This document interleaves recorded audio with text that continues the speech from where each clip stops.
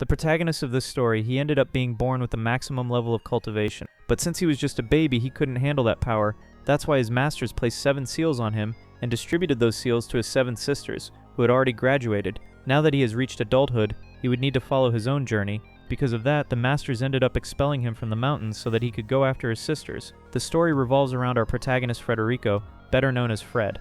He was going after each one of his sisters to be able to release his power, but meanwhile we see that each one of them got involved with mafia families, so he's going to need to save them. This story is really good, guys, and I'll leave in the description the time when each part begins and also the final part, since we ended up summarizing the whole story. As usual, leave a like and a comment and also some hype in case you're watching on your phone. This helps the channel a lot. Subscribe too if you haven't yet, and without further delay, let's go to the video. Our hero was raised in the mountains and was now heading to the city. This was because he found out he had 7 older sisters waiting for him. And since the boy was in the prime of his youth, he got very excited. His eyes sparkled at the thought of this idea. In his imagination, he pictured all his sisters as beautiful. This happened because he was an orphan and was raised by masters in a sect in the mountains. And when he found out about his other sisters from the sect, he immediately fell in love with the idea. That's why he rushed to the city in search of them. You'll see how awesome this protagonist is. And to get to the moment where he meets his waifus, we need to learn more about his journey. The story begins with the old masters sending him away. Frederico, which is the name of our hero, didn't want to leave the mountain because he was worried about the masters. However, they all hid to pretend they no longer cared for him. And our hero knew the masters were doing this. We see those who had taken in little Frederico, and they comment that the boy was very well trained. Now he would have to embark on this new journey and live on his own. Fred knew his masters were hiding because they didn't want to say goodbye to him, and the sect members even slammed the door, putting on a show so Fred wouldn't suffer from leaving them. He gives an awkward laugh, saying he knows their plan. Then our hero kneels and thanks them for all these years, as he was an orphan and was taken in by the sect. Later he arrives at the city station, having never left that mountain before. He couldn't imagine what the people in the big city would be like. At that moment he notices a very beautiful girl, and I can't stop staring at her. You already know very well where he's looking, and this ends up making the girl uncomfortable, asking if he's never seen large melons before. He says her meridians are blocked due to excessive weight, and this will cause complications. The girl wonders how he knew she had problems. We already see here that our hero's training was impressive, and Frederico wasn't just any man. And so he continues his journey. Since the trip was a bit long, he ended up staying in a room on the train. He remembers that his master had given him some tips on how to meet his martial sisters. When he arrived in the city, he would meet the 7th sister. Upon receiving an amulet, he should show it to the girl, and before leaving, the master warns him about the adult book they found under his bed. Of course, he wouldn't want anyone to see that and makes an excuse, saying it was classic literature. However, his master says the martial sisters are much more beautiful than the girls in that book. And of course, Frederico isn't foolish and starts imagining things. It was thanks to his fertile imagination that he became super motivated to find them. For a moment he thought it was all a lie, but now he was starting to believe. It would be amazing to have martial sisters, and he even comments about the money he received. All that money was to be spent until we found the 7th oldest sister. Very curious, he opens the envelope to check how much was inside. There was about 500, and he gets excited, saying he only spent 20 per month in the mountains. At that moment he hears a voice from the other side of the door, and a very beautiful girl appears, saying they will be travel companions. The smelly Frederico immediately falls in love, thinking all the women in the city are this beautiful. If he came to my city, he'd be disappointed, and return to the mountains in less than 30 minutes. Don't ask where I live because you'll regret it. He even starts imagining in his head that this could be a romantic encounter, but to ruin everything, the girl's grandfather was with her, and he makes this sour onion face. The old man greets the boy, and he immediately notices that the elder is having trouble breathing. Frederico makes a comment about the old man's heart problems. That sounded a bit rude, and Rosina starts getting angry with our hero. However, the old man knew this boy was different, so our hero covers it up, saying he was just imagining things. A few minutes pass and the girl says she's going to lie down on the top bunk, and since Fred isn't foolish, he immediately starts observing the scene, but at that moment, the old man feels a sharp pain in his chest. He starts coughing as if it's something very serious. The one with pink hair comes down the stairs and asks if her grandfather wants some water. After laying him down on the bed, she says she'll go get help. Desperate, the girl calls a staff member and asks her to fetch a doctor. That girl was from the Yu family, a very important family. That's why the staff member runs off to get help, as the old man was very rich. Even in these stories, the life of a rich man is worth more than us mere mortals. The girl runs to her grandfather, trying to comfort him, very worried. Our hero, having ancient training, knew what needed to be done. However, he was warned by his masters not to get too involved with the women in the city. The old man continues coughing heavily. However, Frederico also learned that he should help people. But at that moment, an arrogant doctor enters the room. Rosinsha becomes very hopeful, expecting treatment for her grandfather. This useless doctor asks about the patient's condition. Since the girl isn't a doctor or anything, she says she doesn't know much, but her grandfather fainted. In reality, this guy should be checking the patient's condition, not asking others what's wrong with the old man. After looking around, the doctor says he can't make a diagnosis just with words. The girl gets worried and starts asking what needs to be done to save her grandfather's life. The girl asks how she's supposed to get a test when he just got sick less than 3 minutes ago. But this slimy doctor keeps saying nothing can be done without a detailed analysis. He even says that he's the director of the district hospital to show that he has credibility. At that moment, the old man starts coughing even more, and his face turns purple. Fred knows the old man's symptoms are worsening and that he won't last long, and the girl insists that the doctor save her grandfather. So this jerk of a doctor leaves, saying he can't do anything. When he steps outside, the staff member explains who the old man is. She says that's Mr. Yu. This leaves the four-eyed doctor completely shocked. He asks if the woman is sure, and she says yes, and that they are very rich. So the shameless guy goes back inside the room, saying he'll make a good impression. What he really wanted was to pretend he'd save the old man and says he'll perform first aid. He climbs under the bed and starts doing chest compressions. Since our hero is skilled in Chinese medicine, he knew that would make things worse. So he asked the doctor not to do that, otherwise the old man would lose his life. The blockhead asks who this boy is to challenge his methods. He even asks which hospital the boy works at, trying to humiliate him. Very humbly, Fred says he's just a student of Chinese medicine. But since this is somewhat taboo in China, and people don't take it seriously, the doctor starts mocking him. Trying to belittle the boy, he says that he has over 10 years of experience as a doctor. However, Fred says if he continues with those chest compressions, the old man will die. At that moment, the doctor realizes the boy is right, but he can't just stand there doing nothing, as he wants to make a good impression on the Yu family. So he goes to the pink-haired girl and tells her not to worry, as he'll save her grandfather. What he really wanted was to pretend he was doing something so that, in the end, the Yu family would owe him. When he mentions saving Mr. Yu, the girl wonders how the doctor knew her surname. And since she isn't foolish, she starts connecting the dots and imagines the staff member told the doctor that boy didn't know who they were, and yet he still wanted to help. She also remembers that about 15 minutes ago he had said her grandfather had heart problems. That's why she goes to the doctor and tells him to wait. Then she turns to our protagonist to ask for his help. The girl asks if what he said earlier about her grandfather's illness was true. Frederico is startled and says he could help with traditional Chinese medicine, and now he's the one mocking the doctor, saying traditional methods are better than modern medicine. And for those who watch Karate Kid, you know very well that Chinese medicine is powerful. With tears in her eyes, she asks if the boy could save her grandfather. He tells her not to worry, as it's just a heart function issue, and he can save him. Full of hope, she asks if he can do it. However, the doctor doesn't want to lose credit and starts saying Chinese medicine is dangerous. She calls out this shameless guy, saying he's being arrogant, but after the staff member explained who they were, the doctor came running back with his tail between his legs. The girl turns back to our hero, and since she's very beautiful, there's no way our protagonist could refuse her request to save the old man. If a girl like this asked you for something, I'm sure you'd do anything. The boy wanted to help and was just waiting for her to ask. He found out she was someone important and probably very rich, but he wasn't interested in that.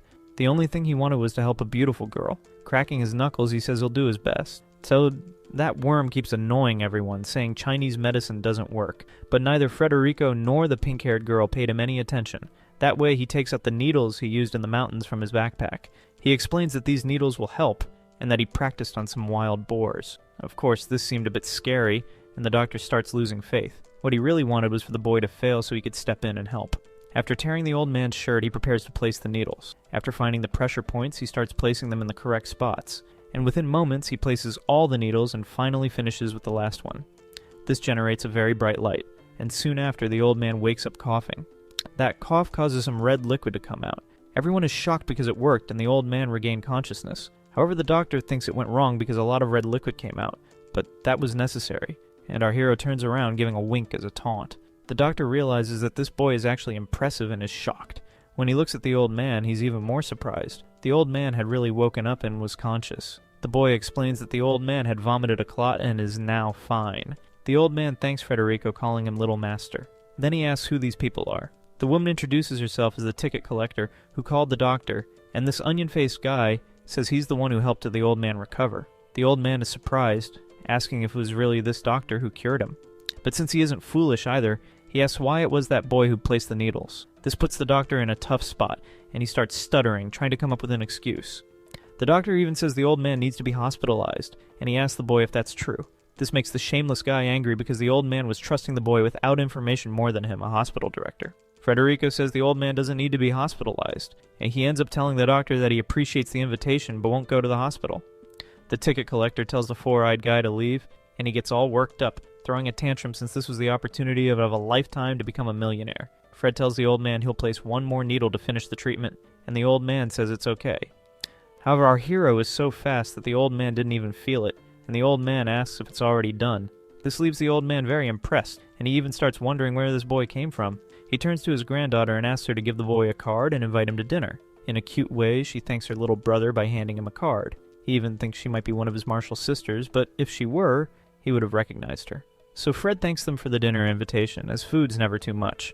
The girl starts laughing because his accent is a bit different since he lived in the mountains. To ruin the moment of relaxation, that doctor arrives saying he's going to call the police. He says it's a crime to practice medicine without a license. Confidently, our hero says the police will arrest the doctor because he's a criminal, and they start insulting each other, and the doctor calls the police. Coincidentally, at that moment, the train starts braking. The loudspeaker tells passengers not to worry, as it's a temporary stop. A police officer appears saying it's a routine inspection. That shameless doctor says this punk was practicing medicine without a license. When looking at this doctor, one of the officers recognizes him. The authority says justice is being served for non-bailable crimes, and they immediately handcuff him.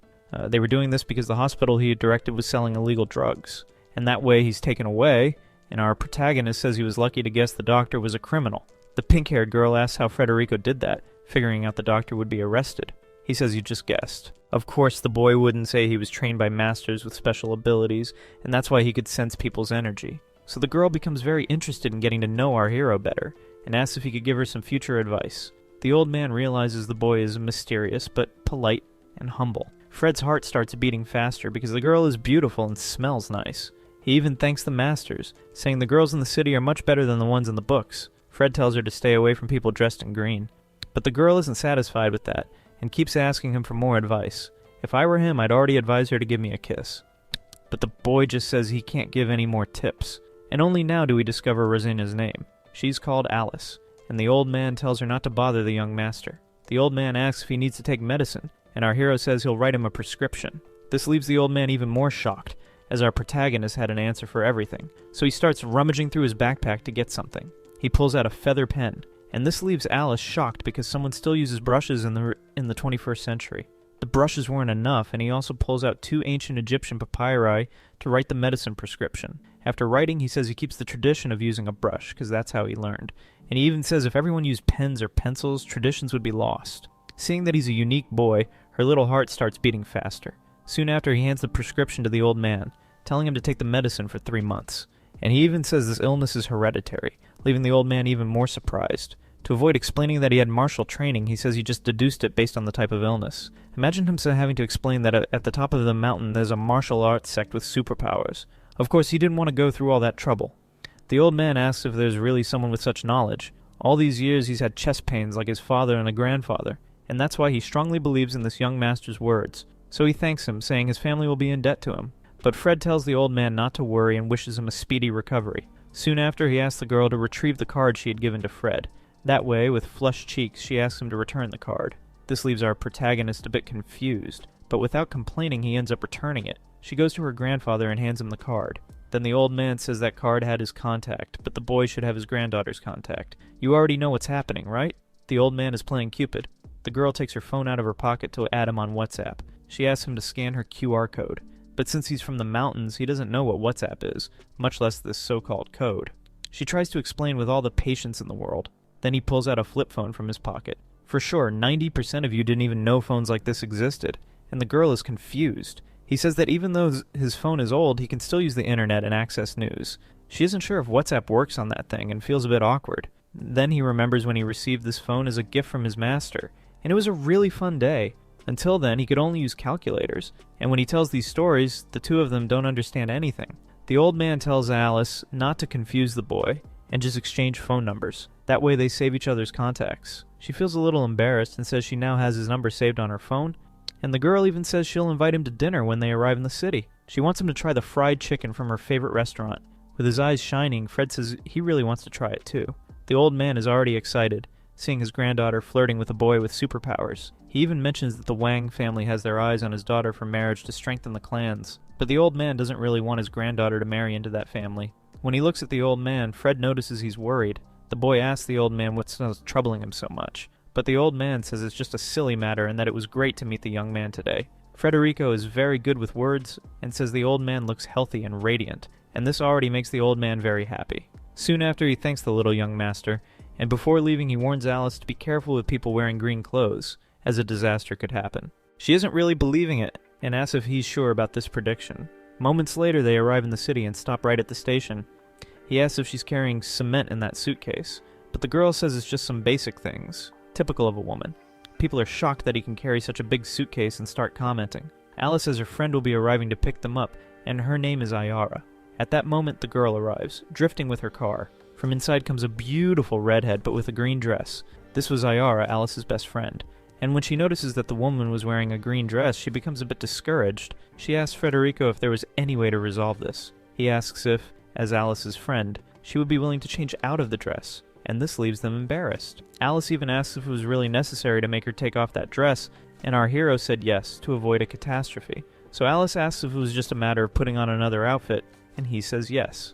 This makes Ayara a bit jealous, and she even wonders why her friend is so close to a boy. Then you come running, saying you have something important to tell Ayara. What the redhead wanted to say was for Alice doesn't not to trust men, but Alice speaks first, saying that Ayara needs to change her clothes. This leaves her a bit embarrassed, not understanding the reason. Alice mentions that she knows her friend has several nice outfits in the car, and just needs to change. It was true, but it was very strange for someone to say that. Since she trusted her friend very much, she said it was okay to change, and Alice starts celebrating because everything would be resolved smoothly. And so they get in the car. The redhead asks Alice about her relationship with that boy. She says they just met. But Ayara doesn't believe it much because they seem very close. When they look outside to gossip about the boy, he's no longer there. The redhead even wonders what happened to him. Alice mentions that they met on the train and her grandfather spoke highly of him. Then Ayara tells her friend not to trust men because they seem nice but are all bad. Alice is already missing him and starts wondering why he left without saying goodbye. In fact, Federico didn't want to bother them, and it was inappropriate to see a girl change clothes. So he immediately turns on the GPS, looking for the apartment his master had rented. A taxi driver appears, asking if he is new to the city and if he needs his service. Fred says his destination is only 14 kilometers away. He even tells the boy to get in the car because 14 kilometers is too far. But Fred says he doesn't need a taxi to go to a place so close. The taxi driver asks if he's going to run there, and that's exactly what our protagonist was going to do. He says that in the mountains he would run 20 kilometers and not even sweat, and as he stretches he starts running like crazy. The crazy one was very tough and leaves the dust behind, and the taxi driver wonders if the boy is a mutant. In this way he runs through the whole city, causing strong winds. It looked like the Flash from Dandadan. And so he arrives in the residential area. Even though he had never been around the city, he knew how to get around very well, and quickly finds the apartment. That was the Redwood residence, and an elderly couple confirms the name of the place. The old man still says these apartments are very old, but the boy doesn't care, he just wants to meet his Marshall sisters. And the elderly couple keeps saying that young people these days are leaving home too early to work, and they mention that this neighborhood is far from the industries. But our protagonist didn't come to work at all. He came to try to get a girl. He remembers what his master said when he mentioned that the rent included Wi-Fi, and he gets excited because the internet in the mountains was very slow. His master had said the Wi-Fi internet was 2 megabytes, and that was a lot. Little does he know how 5 megabyte internet is here in my city, and it's top notch. I doubt you have faster internet than mine. Here it doesn't even take 12 hours to upload a video to YouTube. If you want to know the name of my internet provider to get one just like it, ask in the comments and I'll respond. And so he goes up all happy, imagining he'll be in paradise. After confirming the room number, he prepares to knock. At that moment, a very beautiful woman named Diana emerges. This woman is incredibly gorgeous, and our protagonist can't stop admiring the scenery. With flushed cheeks, he asks if this is the house he rented, and introduces himself. She confirms it is and says she is the landlady, Diana. The seductive woman invites him in. She explains he can use the clothesline on Monday, Wednesday, and Friday. Blushing, he stares at those clothes, feeling embarrassed. He has never seen such diversity, and she asks why he's drooling. Awkwardly, Fred says it's nothing. As he opens the bedroom door to store his backpack, he smells lavender, a scent so pleasant he could enjoy it forever. The scent comes from Diana's clothes. He feels lucky, and he hasn't even met the Marshall sisters yet. She mentions this is her room. He rushes to the other side of the apartment, trying to act casual. After entering, he locks the door. Diana is excited. She mentions she likes rustic, introverted men and finds him handsome. But then he opens the door and she's curious. He actually wanted the Wi-Fi password. She spells it out, blushing because she finds him cute. A spark ignites between them. After a few seconds of staring, he becomes even more embarrassed. He returns to his room and locks the door. Diana says it will be great sharing the apartment with him. She hadn't imagined her guest would be so handsome. At night, he lies down to rest after a long day. On the first day alone, he met 3 goddesses more interesting than those in books. Taking the amulet from his pocket, he wonders what the 7th sister will be like. He extends his hand, trying to use his future seeing power. After charging some energy, he concentrates. Despite his efforts, he can't envision the sister's appearance. All he knows is that she is a wealthy businesswoman. Just imagining her body excites him, but his masters blocked his energy to prevent him from knowing their looks. He tries hard but fails. Discovering she's a businesswoman, he searches online. Unfortunately, most businesswomen are much older. He gives up searching for the 7th sister. His stomach growls with hunger. He decides to grab a bite in the kitchen. He checks if Diana's around, feeling shy. In the kitchen, he encounters an electric stove he has never seen before. Watching some online videos, he learns how to turn it on. The flame appears like magic. He celebrates as if it were a magic trick. He boils water, cooks pasta, and adds some seasoning. Quickly, his meal is ready. His eyes gleam with hunger. After tasting it, he declares himself a great cook. As he eats, he notices the unusual silence. In the mountains, things were never this quiet. He was always surrounded by his masters and now misses that. He hears a noise at the door. It's the voices of 2 women. There stands Diana with a friend, who seems more like a wildcat. Diana's friend asks who that boy is and looks scared. He tries to explain, but the woman runs away, leaving Diana on the floor. Federico is confused as he didn't say anything and the girl fled. Seeing Diana on the floor, he wonders what happened. Using his spiritual vision, he senses something wrong. He tries to sit her up, but she's unconscious. There's an energy block in her neck, and he realizes someone has poisoned her. This seemed like something quite dangerous, and he becomes worried. Diana is gasping for breath, her heart pounding. She has a very high fever, her body shaking. After pressing some energy points on her back, she vomits. Some pills fall out. He realizes it wasn't poisoning, but an illegal drug. It was a very high dose, and the other pills had likely already been digested. With tears in her eyes, Diana, in pain, asks him to call a doctor. He says a doctor won't be able to save her, as the substance is already in her blood. She has at most 10 minutes to live. The girl is already accepting her end, but the pain is intense, and she can't hold back her screams. This happened a few hours ago when a mobster came to her bar. She didn't want to drink that wine, but he forced her. This girl had suffered a lot since birth, abandoned by her mother. Her mother was a gold digger who chased after men. Just by looking at the woman's face, our protagonist knows she's had a tough life. He decides to help her, as it's his duty to save lives. He feels her pulse and tells her not to worry, as he can help. Diana doesn't fully believe him but has no other choice. The boy says her pulse is still clear so he can eliminate the toxin. To perform the procedure, he starts to remove her blouse. At that moment, Diana thinks all men are the same. But our protagonist means no harm. He just needs to see the energy points to place the needles. Since the toxin's advanced, needles alone won't suffice, so he grabs a scalpel. He tells her to hold on as he'll perform a small surgery. After a few seconds, he managed to eliminate the toxin and close the incision with stitches. He tells her she needs to rest it to regain her strength. With the toxin removed, she stops feeling pain. Like a true gentleman, he carries her in his arms, saying he performed a small surgery on her. The girl is smitten, thinking he is truly a man of dignity and respect. He carries her to the sofa to lie down. As he lays her down, he tells her to stay calm while he fixes some things. Her cheeks flush with relief, feeling safe now. Suddenly, someone starts banging on the door angrily. It's the voice of that friend, saying, "There's a man with Diana in the apartment." Diana says these people are the ones who poisoned her. Federico asks if she wants him to open the door. It seems her friend has brought a man with her. Diana tells him not to open it, as they are bad people. She's scared because they are very dangerous criminals. The girl had managed to open a bar near her apartment. A few hours earlier, she was there preparing to open her business, but her friend arrived with some thuggish mobsters. The man threw several bills onto the counter. Diana was already worried as these guys had a terrible reputation. He ordered the strongest drinks she had, and what they wanted from Diana I can't tell you. But they were demanding something very invasive that would ruin her reputation. Her friend, who got her into this mess, whispers in her ear. She says if Diana agrees to go out with the mobster and do whatever he wants, she'll make a lot of money. But Diana is an upright woman and won't sell her body. This makes her friend angry, calling Diana a goody two-shoes. They start fighting, and the mobster watches it all. He has some pills, saying he'll put them in her drink to make Diana want him. He drops them into the glass and offers it to her, telling her to drink. Diana isn't foolish and knows something is in the drink, but she's afraid to refuse. Everyone starts pressuring her, saying if she doesn't drink, they'll destroy the bar. What she wants at this moment is to beat up her friend. Pushed to the extreme, she ends up taking the glass and drinking. Just a few minutes later, she starts feeling unwell. This is the story she tells our protagonist, who, when he notices, is devouring a watermelon. Hungry, he asks if she wants him to call the police. She says the police won't solve anything. The mobsters are too influential. The girl is still weak, her legs numb. At that moment, he appears to support her. He's the last romantic on Earth and says that he's by her side to help her with whatever she needs. Just then, the shameless ones manage to open the door and to become nervous. Poor Diana asks how they dared to come to her house. Her friend says she thought there was a criminal and called for help. He asks who this girl thinks she is to call him a criminal. She says she was just worried about her best friend. She even pretends to be innocent, calling Diana to come with her, saying this blue-haired boy isn't trustworthy. Without hesitation, Diana hugs our hero and says he is her boyfriend and that she told him what happened at the bar. Her friend says nothing happened and that they didn't poison her. The shameless mobster can't understand how Diana's still alive. Diana insists it was them who poisoned her.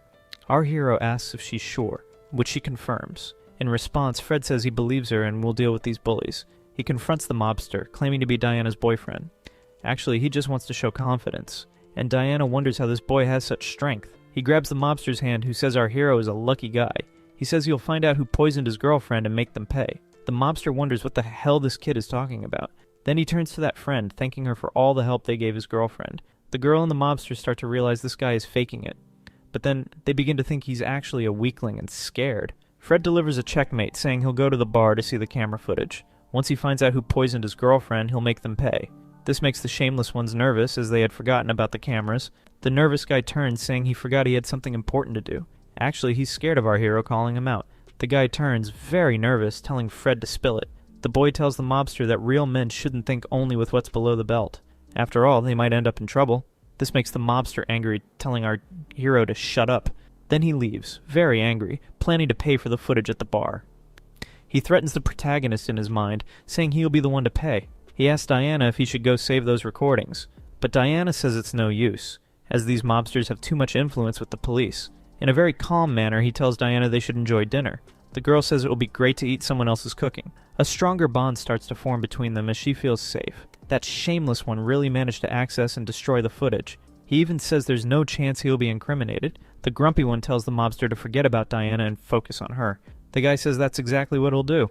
So, the two of them leave to relieve some stress. Minutes later, he is frustrated. Now, another question. What happened and why wasn't it working? Actually, he couldn't perform and says this has never happened to him before. Then the mobster remembers what our hero said about not thinking with what's below the belt. He starts to realize it must be something that kid did. Punching the wall, he says he'll make that brat regret it. Back at Diana's apartment, they are having dinner. She says the smell is delicious. As moment she tastes it, she feels a delicious flavor. The boy asks if it's good. She says she's never had such delicious pasta. Fred asks if her parents didn't make pasta for her. At that moment, she freezes, saying nothing. This makes him apprehensive. Diana reveals she has no family. Her father passed away long ago, and her mother abandoned her at an orphanage. He was also an orphan and asks more about her mother. She explains her mother was a gold digger, marrying men for inheritance. After her father died, her mother started dating other rich men. Fred realizes that even though his life was tough, hers was worse, but the girl tells him not to pity her, as she worked hard and opened a bar. She's independent, having fought for everything she has. Gradually, Diana becomes drowsy from the surgery. Before falling asleep, she says she's very afraid of the mobsters. He knows he must do something to protect her, as she'll never have peace. He carries her to bed, promising to protect her. Her face begins to glow. He notices this only happens in people with special energies. This golden hue with a white aura symbolizes a healing ability. He lays her down and watches her, confirming she has an exceptional body. His master said these special people were great for cultivation. But his third master warned that these women would be the most complicated. His heart races at the thought of cultivating with her, but he slaps himself, remembering he is an honorable man. He leaves, thinking about finding the seventh sister. Diana wakes up seconds later. She was only pretending to sleep. She realizes Fred is a good man, as he didn't do anything inappropriate. She falls even more in love, seeing him as a man of dignity. She indeed has a special body, already healed. However, her self-esteem is low, and she thinks she's not good enough for him. The next morning, he wakes up to the smell of coffee. Diana says that since he made dinner the night before, she wanted to surprise him. There's a table set with tea, bread, and pastries. She's eager to see him eat and asks if he likes it. Fred, always honest, says the taste is average. Diana smiles, blushing, and admits she bought it from the bakery. He is surprised she's already recovered, confirming her special body. He asks what other surprise she has prepared. She says she noticed he isn't an ordinary man. Without a doubt, he will make a name for himself in this city and become famous. So before that happens, she wants to be his friend and offers 6 months of free rent. He is thrilled, as half a year of free rent is fantastic. He starts calculating how much money he'll save. She didn't expect him to be so happy. Once again, the shameless mobster appears, ruining the mood. He is at the door causing trouble, and Fred stands up. Diana tells him not to bother and to ignore him, but Fred knows it's because of the handshake he gave the mobster the night before. The woman asks if he poisoned the man, but it was something much worse. He admits he took away the mobster's abilities. The girl falls even more in love, realizing he did it to protect her. The shameless mobster appears, asking what Fred did to him. Our hero feigns ignorance, saying he did nothing. The mobster grabs him by the collar and starts threatening him. Fred slaps his hand away and asks if the mobster has any proof. Besides, falsely accusing someone is a crime. Seeing Fred isn't backing down, the mobster gets angrier. His henchman asks permission to beat up our hero.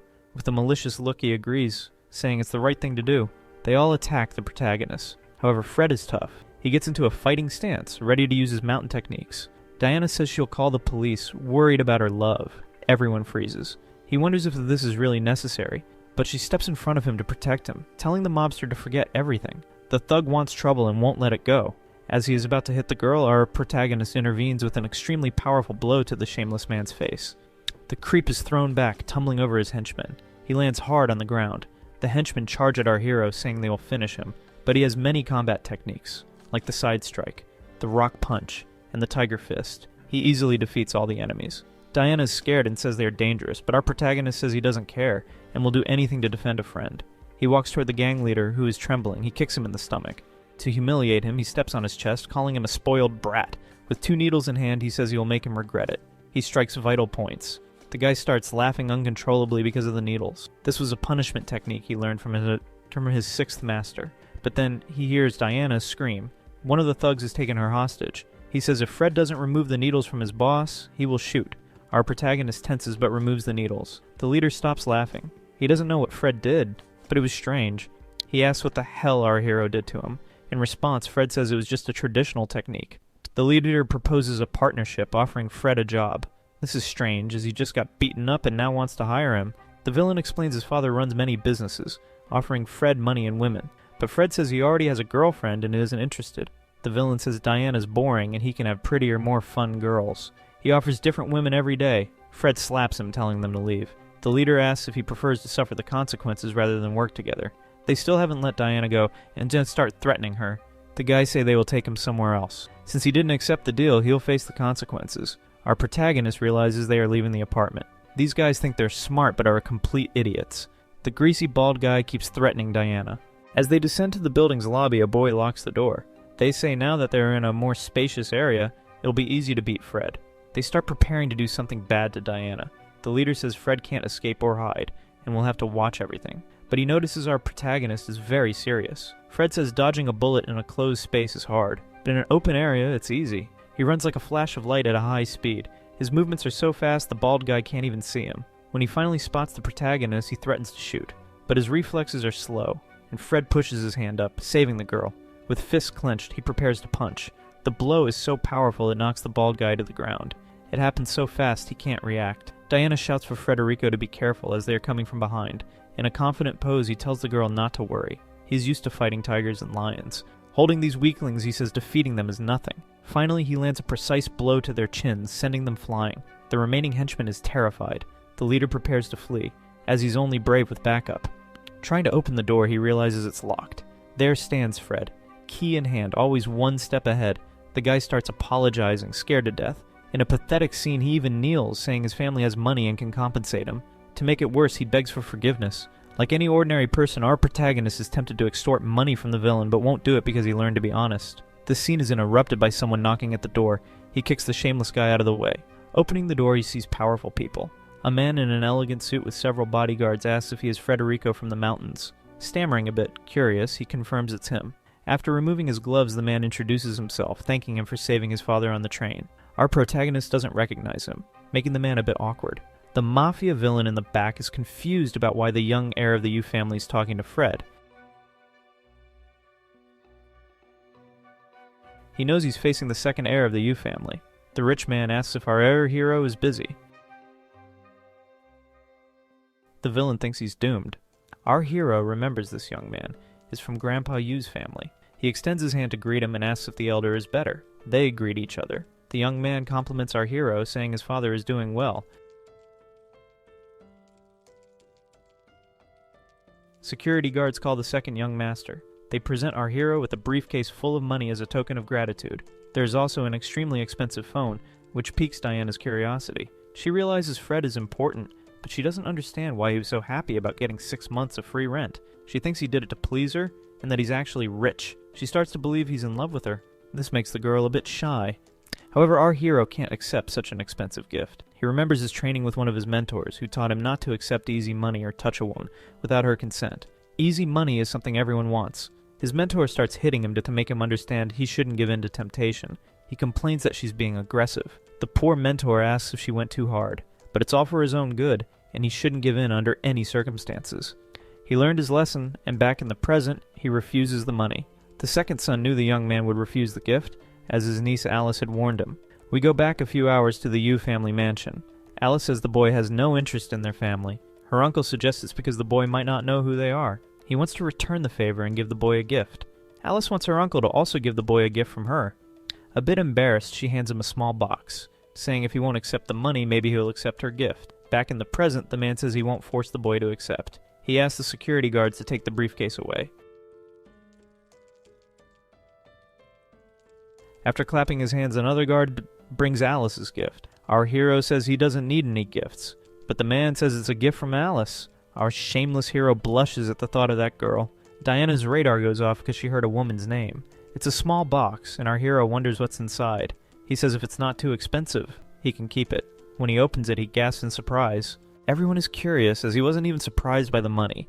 The gift is a coupon for 3 free burgers. There's also another item in the box. It's a note with a phone. Alice handwrote the note saying the phone is old but has internet, and if he doesn't want it, he can throw it away. Alice's uncle doesn't understand why the boy would accept an old phone when he refused a new one earlier. With a smile, Federico says he will accept these 2 gifts. The second son is confused. Our hero gives a thumbs up and asks to thank Alice, saying he liked the gifts. The man is bewildered and thinks our hero values friendships over material goods. He asks Mr. Fred if he wants him to deal with this trash. Our hero looks at the idiot and sees him trembling with fear. The guy starts thinking he's doomed. His henchmen pretend to be dead to avoid consequences. Angrily, the guy kneels, begging for forgiveness. It's very embarrassing, and everyone is speechless. Our hero says he doesn't need this man's help. After thanking them, they say it was great meeting him. As he leaves, the young man realizes Federico isn't just an ordinary doctor. This guy has various martial skills, defeating the mobsters alone. While drying his hand, he mentions his father said this guy was incredible. He needs to recruit Fred before his older brother, Alice's father, does. There's probably a family feud going on.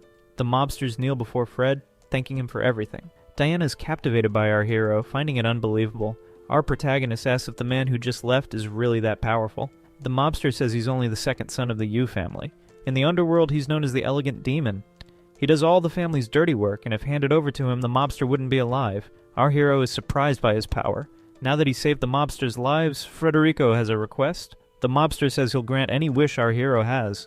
The first request is to leave Diana in her bar alone. The guy swears not to interfere with the girl's life or let anything bad happen to her. Secondly, our protagonist wants information about famous women in the city. The guy is surprised, because Fred said it in front of his girlfriend. Fred wants to meet famous young women between 21 and 25, and they must be beautiful. Nervously, the guys say they'll carry out this mission. Federico tells them to leave.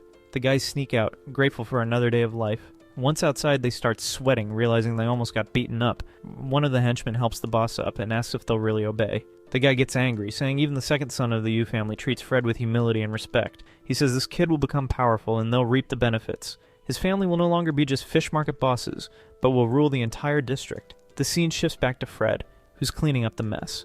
Diana's worried because our hero doesn't seem interested in older women and she's already 26. Meanwhile, he's thinking about finding the seventh sister.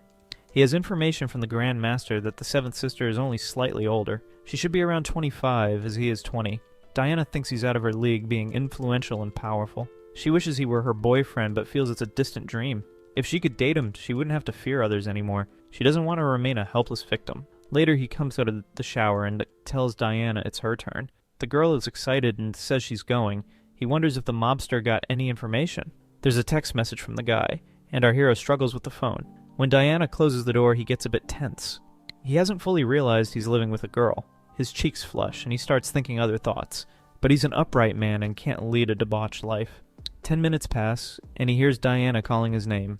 He wonders if he should respond, knowing she's trying to seduce him. She shouts from inside, telling him to open the door. He can't stop thinking about her, as she's very beautiful. With trembling hands, he says he'll check what's happening. Opening the door, there she stands. The girl holds a bottle, her cheeks flushed. This leaves him deeply smitten and he even gasps. She asks if she's too old for him. He says no, and besides, she's very pretty. Diana had a few drinks and was worried about what our hero said earlier, mentioning she'll be 26 next year. He didn't realize that this hurt her, and this explains there's a reason he's looking for these girls. At that moment, she starts feeling dizzy. The bottle falls to the floor. Like a true hero, he catches her to keep her from falling, facing each other. The scene is incredibly romantic, leaving Diana blushing. She asks if he really thinks she's pretty. He says she's beautiful and apologizes if his comment hurt her. He keeps saying he should act respectfully and not be smitten, but she smells so good. Then the girl asks if he could be her boyfriend. At that moment, she drops the towel, creating an awkward scene for Fred. His face turns red and he gasps. Quickly, he rushes to grab the towel. The girl holds his hands. She says he can relax because she did it on purpose. He knows she drank wine and says he can't do anything. But Diana takes a deep breath and says she's fully conscious. The boy is very tempted to continue, but his training prevents him. He's in the prime of his youth, making it hard to control his instincts. He remembers a training session with his master where he found an injured piglet. The master asked if Fred wanted to save it. The boy says yes and will use his medical skills. The master encourages him to proceed. Fred responds that he must always act with compassion, and as that's a doctor's duty. The old man with a wise look says he should go ahead since it's his choice.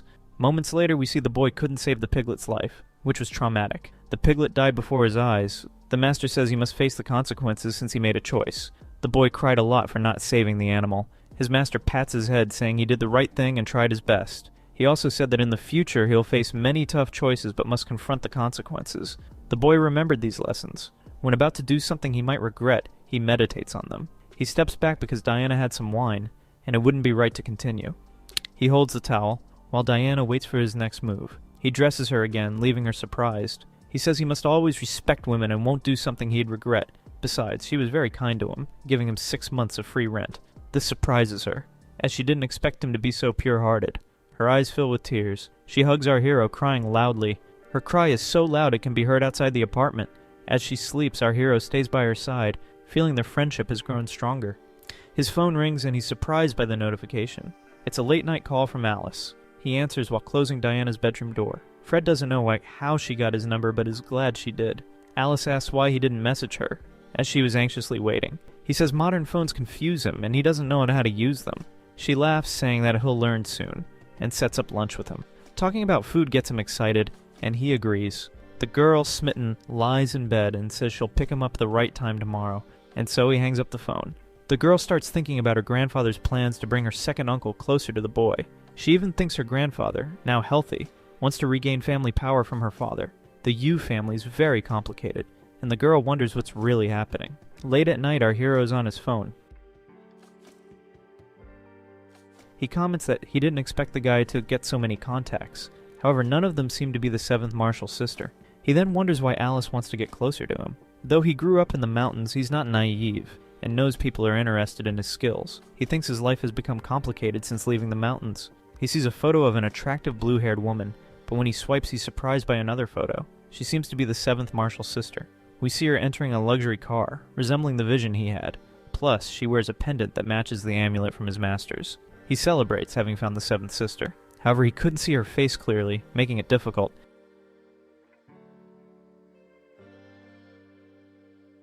He says he'll check the photo to see who the red-haired woman is. One of his companions asks what he's doing. While he yells at the woman, our hero is bored on the other end. He checks all the photos and says he doesn't know where that photo was taken. Fred asks if he's lying. The guy, embarrassed, says it's not a lie. He genuinely doesn't know. Before hanging up, he says he'll find out more about the woman. Now that he knows more about the 7th sister, he's anxious. He tosses the phone on the bed, feeling like he's back to square one. He lies down, eager to find the 7th sister. He remembers he has a date with Alice tomorrow, and she might recognize the place in the photo. With her influence, she can help find the 7th sister. The next day, he wakes up and prepares breakfast. Alice wakes up to a delicious smell. She gets up to check and sees our hero cooking. He says he made a nutritious broth to aid her recovery. Diana mentions he's a great cook and whoever marries him will be lucky. He says he's not a good cook and only knows the basics. Someone honks outside and Diana gets curious. Our hero looks out the window and sees it's Alice. She's in a luxury car, which startles him as it's quite early. Diana asks who it is and he hesitates to answer. Downstairs, Alice shouts for our hero, saying they have a date. He quickly gulps down the soup, not wanting to make Diana jealous. He rushes out, telling Diana he'll be back soon. Poor Diana feels sad for not getting to spend time with him. Looking at the soup, she says they are not from the same world. Downstairs, Alice says she'll give him a city tour before lunch. She says the city is huge, and he'll enjoy seeing some places. They speed off through the city. So this is normal for her, but for Fred, who grew up in the mountains, it's exhilarating. She says he lives too far away. He responds that his masters chose the location and it is comfortable. She offers him to stay with her, as her house is big and she won't charge rent. He declines, feeling it could be another problem. He doesn't like the feeling, as she's intelligent and seems to have a plan for him. He even says free things are often the most expensive, and he doesn't trust her proposal much. However, she seems pure-hearted and just wants to enjoy the day and have fun with him. They speed off. They stop at a shopping mall. She elegantly exits the car and hands the keys to the valet. Meanwhile, our hero is stuck inside, unable to open the door. She shows him how to open it. She mentions many people struggle with their car doors. He feels a bit embarrassed and thanks her, saying he had almost jumped over the car. She says the day will be fun, and she'll buy him new clothes. She grabs his arm and drags him along. She asks what brands he likes, leaving him clueless. He doesn't know any brands. To him, clothes are all the same. Fred doesn't care much for clothes and tries to tell her, but she insists he try some on. Looking at our hero's face, she wonders what style suits him best. She grabs his hand and drags him again, determined to find him a nice outfit. He's struck by how beautiful she is, his heart racing. They pass by several stores. None seem to catch his eye. She starts thinking about what style would suit him. Then she has a brilliant idea. He tries on a casual outfit and looks like a model. Finally, after trying many outfits, he likes this one. The saleswoman seems friendly, but finds this irritating, thinking he can't afford it. She comments that if it were that girl, she'd be more eager to help. Fred asks about the price. The saleswoman says it's $7,700 with a 12% discount for members. She's annoyed, thinking he won't buy it because it's expensive. He feels a bit embarrassed. $7,000 is a lot. He mentions that in the mountains they wouldn't spend that much on food in the year, but Alice quickly pulls out her phone ready to pay. The saleswoman feels slighted, as Alice treats the amount casually. She pays in full, revealing she's a millionaire. She asks the saleswoman to wrap up the clothes. Our hero is curious, as she just scanned and paid. She explains that's how things work and she'll teach him later. Plus, she added money to his phone account. He tries to find his balance. When he sees $10,000, he's shocked. He exclaims, asking if it's really $10,000, drawing curious looks. She confirms, and he insists he doesn't need that much. Alice paid for the clothes with her own money and added more for him to use during the day. He says he can't accept that amount and tries to return it. She responds that it's her way of showing gratitude. She explains that on that day, he warned her to stay away from people in green, saving her life. She witnessed an accident. She didn't expect that just changing Ayara's clothes would be enough to save her life. She thought he wasn't serious, but what happened made her believe. A few days earlier, when she was with her friend Iara, they'd witnessed an accident. She didn't fully understand what happened, but only had minor scratches. A man with sunglasses appeared. He pointed a gun at the girls. She thought it was the end. They screamed in fear. On a phone call, someone asked if the woman was wearing black. Someone on the call mentioned a woman in a green dress, and the criminal realized that he had the wrong person. And so, he gets into the car and drives away. By changing clothes, the criminal got confused, and they felt relieved. Ayara hugged her best friend tightly, saying that thanks to Alice, she was still alive. At that moment, Alice realized Fred was right, and his advice had saved them. Therefore, she wanted to gift him that amount because her life was saved by our hero. He asks if she wants more insights to understand that criminal. She says yes, wishing to uncover who was behind it all. Fred warns he will try and begins his meditation. He learned from his masters in the mountains not to use his powers trivially, but since this involves someone's safety, he needed to use his abilities. Alice is surprised to see the Chinese techniques. After meditating a bit, he discovered everything, and she becomes curious. He says this matter doesn't directly involve her, and interfering can make things worse. She asks if there's no way to resolve this and is worried about Iara. He feels sorry, as the only thing he could sense for now is the energy flow. Alice sighs deeply, knowing that meddling too much could bring trouble to her. She holds our hero's arm tightly. She notes it's almost time for them to eat, and they head out. In his mind, he thinks that even though Alice is friends with Iara, there's another side to that redhead that the girl doesn't know. The art of foresight couldn't be used indiscriminately, as it could lead to devastating consequences. They arrive at a restaurant where a woman in traditional attire welcomes them. He is shocked, as it seems very expensive. The girl tells him not to worry, as she will pay, and he should enjoy and eat plenty. With a smile, he agrees to eat a lot. The place is cozy, and Alice orders every dish on the menu. The waitress says the portions are large, and they might not finish them. He confidently says he can eat all the restaurant's food. He mentions he once ate a whole wild boar from the mountains alone. Alice confirms with the waitress to bring one of each dish, saying that they will eat it all. Our hero comments that she's very generous and also rich. The girl is smitten because he called her generous. He says just by looking at her, he imagines she has around 2 million. This makes the girl giggle, as she has much more than that. 2 million is nothing to her. However, she simply says that her family has more money than he can imagine. She also promised to fulfill 3 wishes for him, no matter what he asks. He thanks her, saying he will make his wishes wisely. The girl hopes he will wish to be with her, as that would be her greatest wish fulfilled. She's very interested in learning more about our hero, finding him fascinating. At that moment, a woman with purple hair, accompanied by a man, passes by the door. She notices Alice and turns back to check if it's really her. The woman becomes angry, as Alice is intended to marry her third brother. She belongs to the Wang family, as Grandpa Yu mentioned on the train. The woman sees this as an affront to her family and comments to her companion. She finds it unacceptable that the Yu family is disrespecting the Wang family by having Alice with another man, and she decides to confront them. The arrogant woman storms in, kicking the door open, looking for Alice. Alice turns, startled, and our hero becomes curious. The loud mouth declares Alice is to marry her third brother and shouldn't be out with other men. Alice grows worried, recognizing Xian, heir to the Wang family, a very influential figure. The Wang family controls many industries essential to the Yu family, so Alice shouldn't provoke them. She's only out with Fred today and doesn't want him involved in these disputes. Alice insists they're just friends, with no romantic interest. Our hero notices his friend is in trouble, but Xian won't accept Alice being out with any friend, calling it disrespectful. She threatens to end Alice's friendship with Fred, calling him a wimp. Fred, feeling strong, whispers to Alice, offering to remove Xian if she's bothering them. Alice, though scared, grows irritated by Xian's persistence. Xian becomes angrier when Alice refuses to dismiss her friend. To end the argument, Alice reveals she hasn't accepted Xian's brother's marriage proposal. Someone stands up, asking if the Wang family still practice arranged marriages like in feudal times. Xian, furious, asks if Alice dares to defy her family. Turning to her companion, she orders him to deal with Fred. The man cracks his knuckles, boasting he will crush Fred with one hand. He lunges at Fred, trying to grab his clothes. With a simple tap, Fred disarms him, leaving the man trembling. The man asks what Fred did, as he didn't see it coming. Fred says he merely retaliated. The man thinks he can overpower Fred and attacks again. Fred grabs his wrist and emits energy waves, paralyzing him. The man starts shaking in fear. Fred realizes the man is physically strong but spiritually weak. The man breaks free and tries to punch Fred. With just his palm, Fred sends him flying. The man crashes to the ground like a sack of potatoes. Fred explains to Xian about spiritual deficiency, using a metaphor. He says the man's cannon is rusty, unable to fire cannonballs. Xian is shocked, as her boyfriend has been struggling lately. The man claims he's just tired, but Fred reveals he sensed recent activity. Xian denies involvement and, trusting Fred, checks her boyfriend's phone. The boyfriend runs away, refusing to hand it over, clearly hiding something. Xian chases after him, vowing to eliminate him. Fred remains humble, denying any special abilities. Amidst the chaos, a waitress announces their food is ready. Hungry Alice and Fred celebrate, eager to enjoy the delicious meal. A feast of every dish in the restaurant is served, leaving our hero's mouth watering. Alice thanks Fred for his help, but assures him he didn't need to get involved. His master taught him to always help friends in need. This leaves Alice embarrassed, realizing she's special to him. He continues eating the pork, praising its flavor. Let me explain, it's seasoned with fish powder. This excites him, as he never imagined seasoning meat with another meat. Alice wants to learn more about Chinese medicine and asks how he knows so much. He says it's not that hard. A bit embarrassed, she asks him to teach her.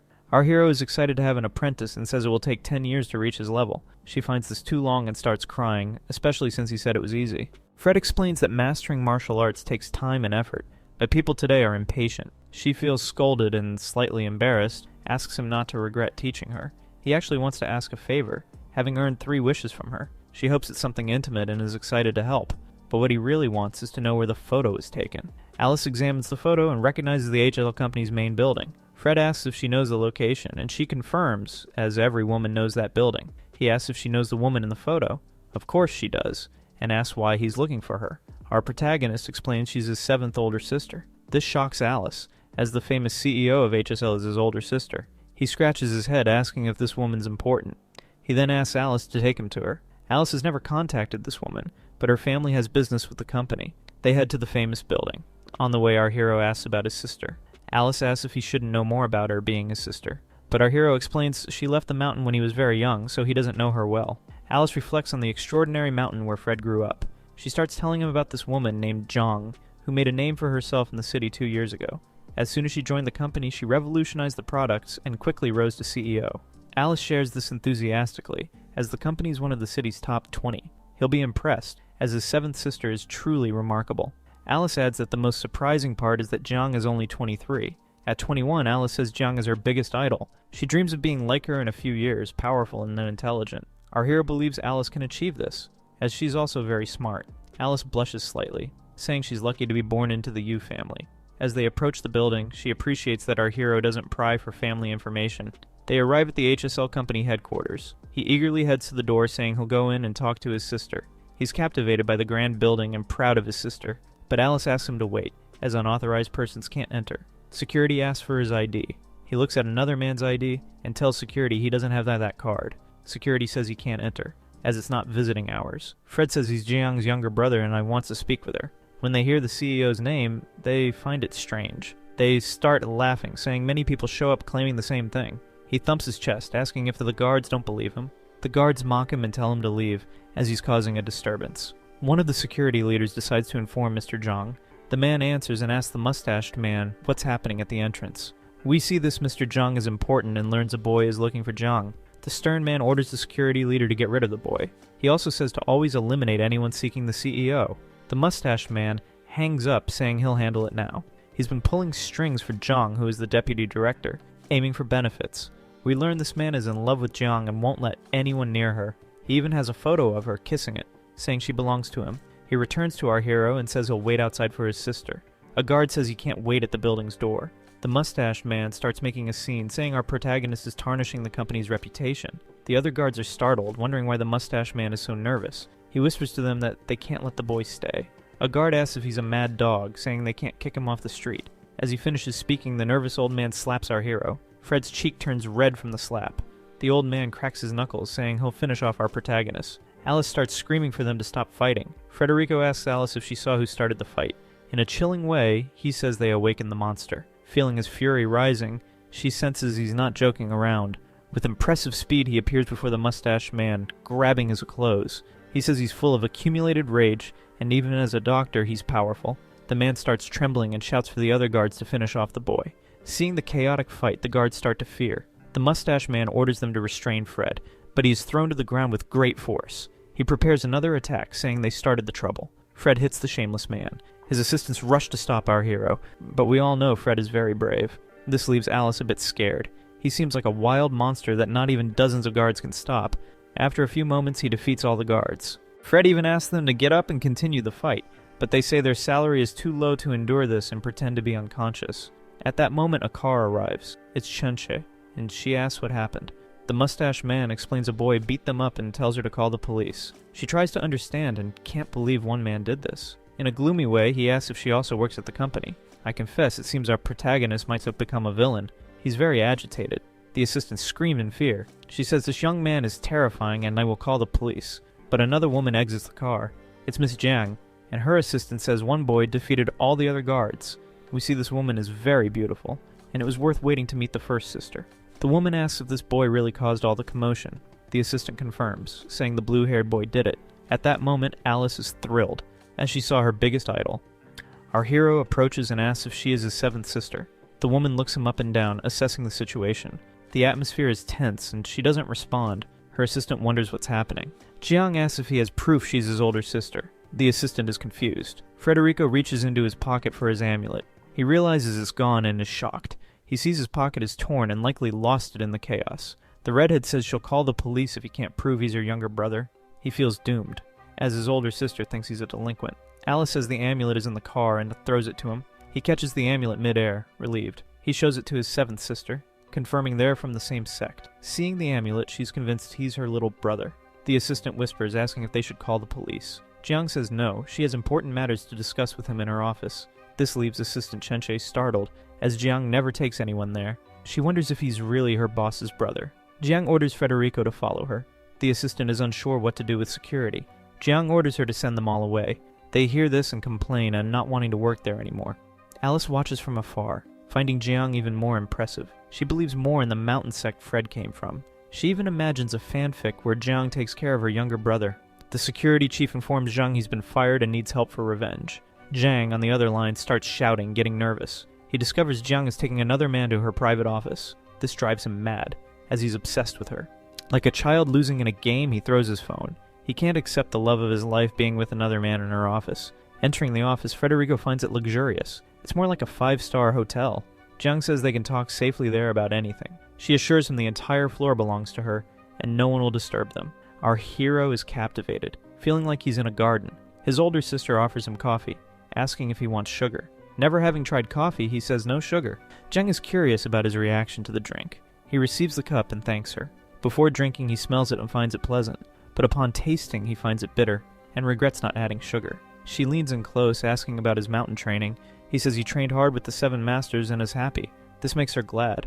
Suddenly, she pulls up his sleeve to check something. He blushes, asking what she's doing. She says she needs to confirm one more thing to be sure he's her little brother. She remembers him as a baby, left at the sect's door. He cried a lot and had 2 birthmarks on his right arm.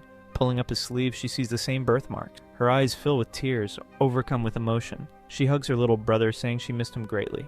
Jung says she waited for him all this time, leaving Fred a bit confused. It's strange the masters hid her presence for so long. Even using his power, he couldn't find information about her. Jung then asks if our hero really knew nothing. He doesn't understand, so she asks him to use his power on her pulse and check for himself. Fred imagines she might have a spiritual deficiency. He sits down to examine his sister's health. After some time, he asks if the masters knew about her condition. She confirms they did, but couldn't cure her extreme cold constitution. Our hero remembers his master teaching about celestial deficiencies and realizes he studied this ailment to cure his sister. She asks if he also finds it complicated to resolve. Fred explains that in traditional Chinese medicine, there are 2 types of ailments: celestial and terrestrial deficiencies. Both are difficult to cure, and she mentions trying various remedies without success. He admits the treatments are complex, but suggests a way to resolve it. She's curious, but he shows hesitation in proposing the cure and ends up asking if she's married. She says she isn't, as she hasn't found anyone suitable for dual cultivation.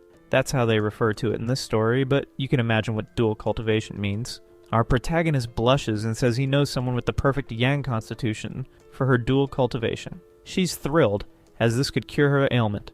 To ease things a bit, Fred explains that the cultivation doesn't need to be extreme and can just be an energy exchange, if you catch my drift. This makes Jiang a bit embarrassed, and she asks if a simple kiss would suffice. He confirms and says they need to do it as soon as possible to prevent her condition from worsening. Fred tries to avert his gaze, as the topic's quite embarrassing. His sister says they need to find the person he mentioned as soon as possible. He explains she needs to perform this cultivation twice a day for 6 months to cure her ailment, and she agrees. He ends up spilling his coffee. She asks why he did that, and he says it's nothing. Just thought she might find another way to solve the problem. Since she wants to resolve it faster, they could do the intense cultivation, which might work better. Jiang says her masters told her she'd only survive until 27 due to her ailment, so she's in a hurry. Our hero knows this is true, as most people with this condition pass away young. She slams her hand on the table and says she'll organize a search for someone with young energy. She thanks him for sharing his knowledge and promises to give him what the masters asked her to keep for him once she's better. Our protagonist says that's not important now. They should focus on her health. He asks if she's ready for the cultivation, and she says she has no choice. His sister hadn't paid attention when he mentioned he already knew someone with yang energy. When he mentions it again, she's excited and offers him a great reward. However, he doesn't mention it's actually a woman and is afraid she'll refuse. But when she hears it's a woman, his sister is relieved, as she'll maintain her chastity. He's relieved she accepted it well and says she's very proper. Jiang says she's saving herself for her future husband. She won't use her body for benefits and has preserved herself. This makes Fred admire his older sisters even more. They exchange contact information, and our hero finds her status a bit strange. Still, he accepts the friend request. Before leaving, he says he'll update his sister later after sorting things out with his friend. As he's about to leave, she asks if he's not curious why the masters wanted him to meet her.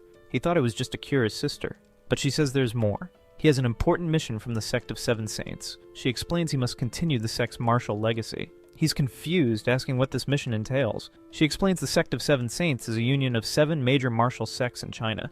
He's skeptical, as his mountain sect seemed like an abandoned village, more like an internet tale. Still, he won't disrespect his master's wishes and accepts the mission. She explains he must listen carefully to the instructions and touches the amulet. A portal opens, and she retrieves a letter. It's a message from one of his masters saying only he can complete this mission. He must accept a disciple within 3 months, and once he does, the 7th sister will hand over the supreme treasure of the sect of 7 saints. Our hero is nervous, as he's never had a disciple before. She says this is the first step of the mission, and if he can't find a disciple, he won't be able to establish his own sect. He receives the letter and vows to do his best. She offers him a job at her company. After what happened with her security, he could replace them but would need an interview first. He says if he joins her company, it will cause gossip, which neither wants. Before leaving, he thanks her for her kindness. She watches her little brother go, noting how cautious he is. She's glad he's matured during this time. As his older sister, she knows she can't stand idly by without helping him. She sends him a message, inviting him to dinner at a restaurant and sending 10,000. Receiving such a large amount, he's startled and feels rich. Our hero doesn't like receiving gifts but loves food, so he'll use the money for meals. He decides to go straight to a market to buy ingredients. Leaving the company, he realizes Alice isn't there. and notes it's almost night, indicating he spent a lot of time inside. He sets his apartment address on his GPS to run home, but he hears Alice calling him. She asks why he's in such a hurry and if he didn't expect her to be waiting. He asks if she really waited for him outside. She jokes, saying yes, and that she couldn't have traveled to the future to find him. This makes him blush. She also feels a bit embarrassed, as it's clear she has feelings for him. She apologizes, saying she only waited because she was worried he'd get lost on his way home. He thanks her, calling her a true friend, and invites her to dinner. She accepts without hesitation and asks where they're eating.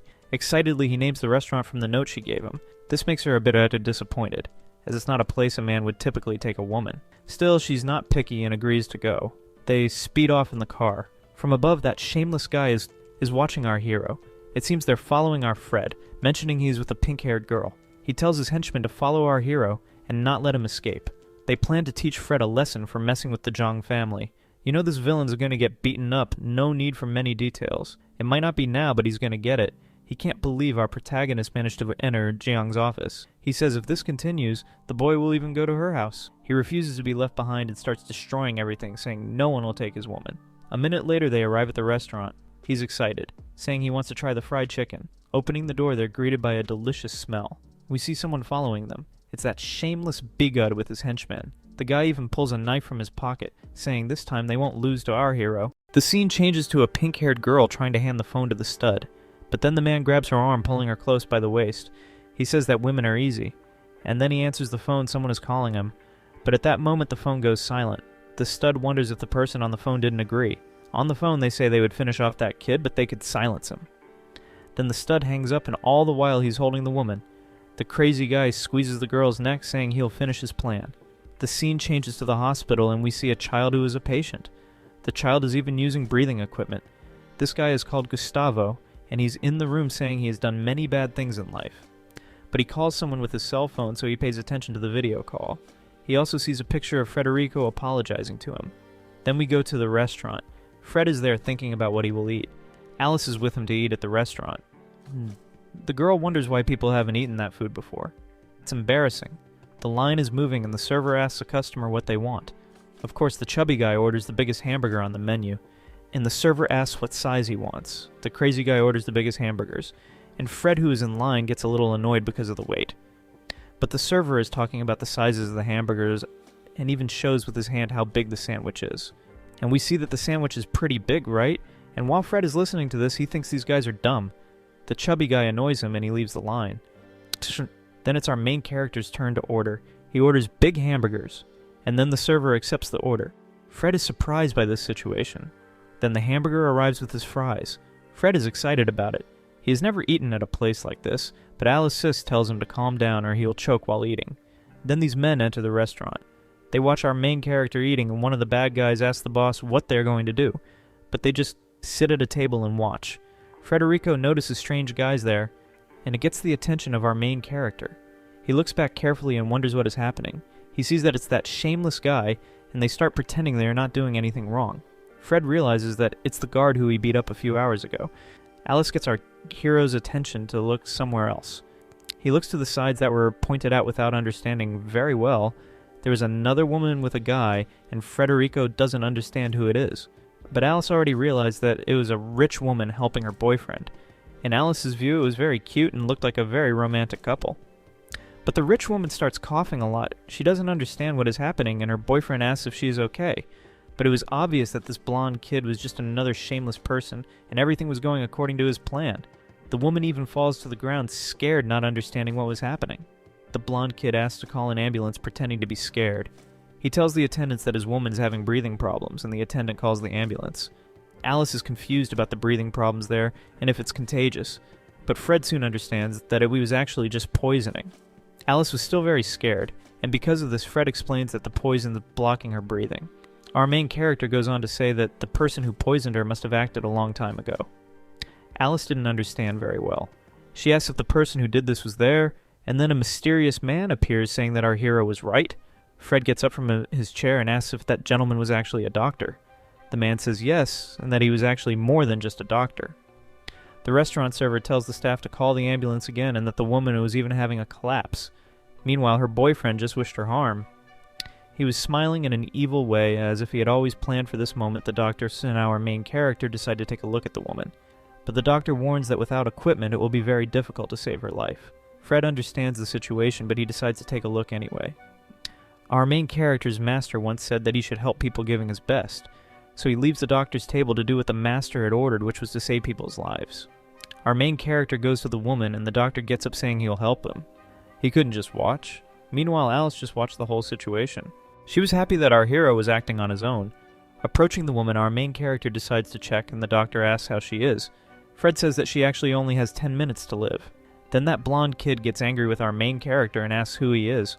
After finding out that the people were doctors, he is a little surprised. Soon after that, the doctor opens the woman's mouth, and our main character decides to check her pulse.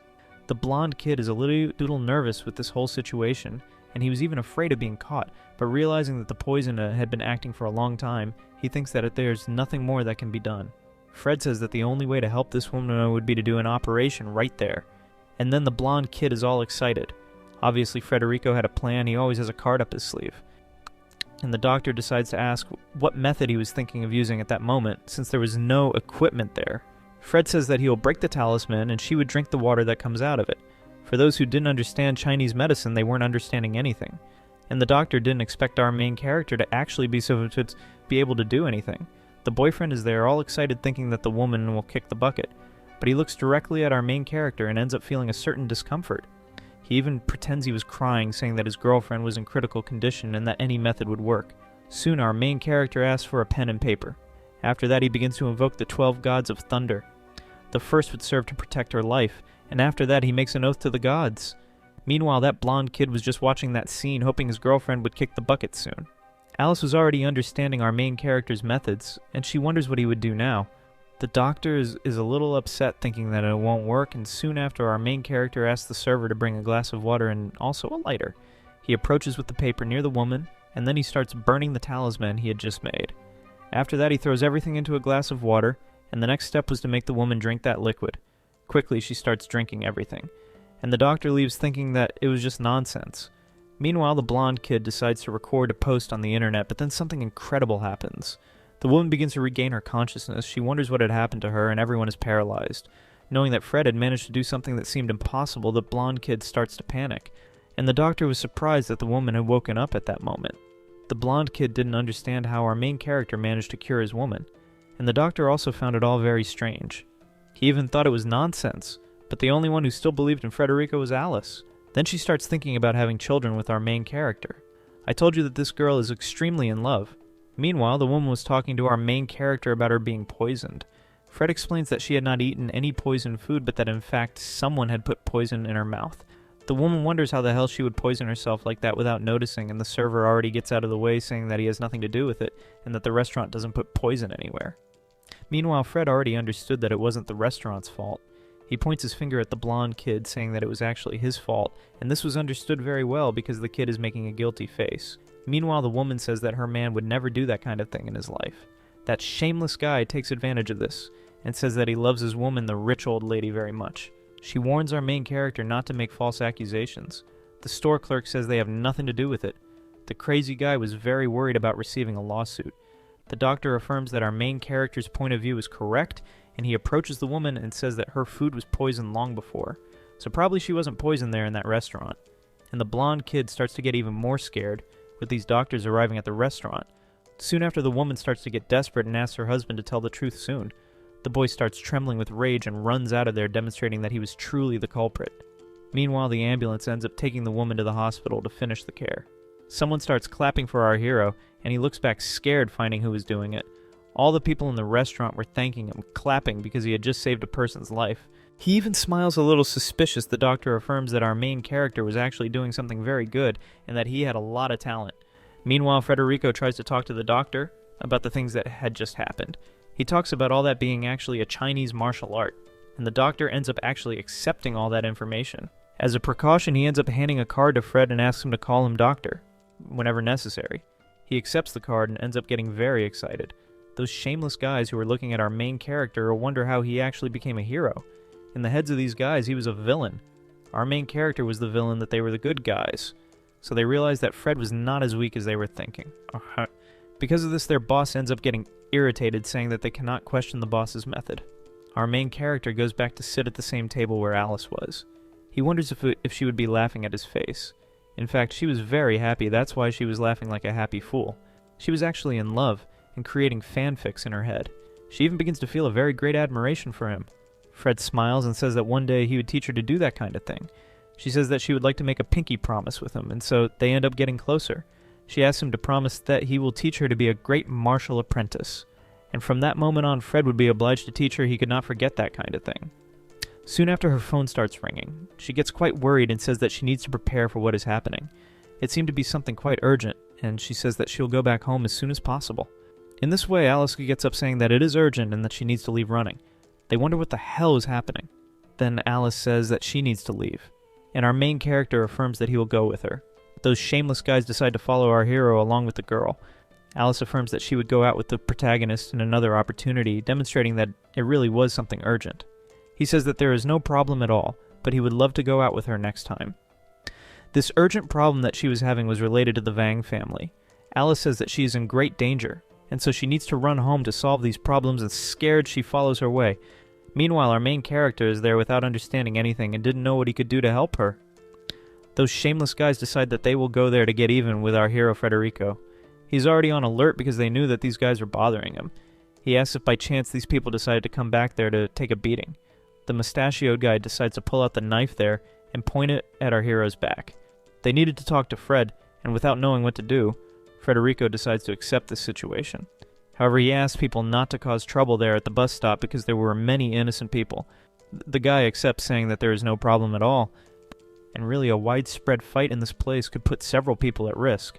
Our main character along with the guys go to another place.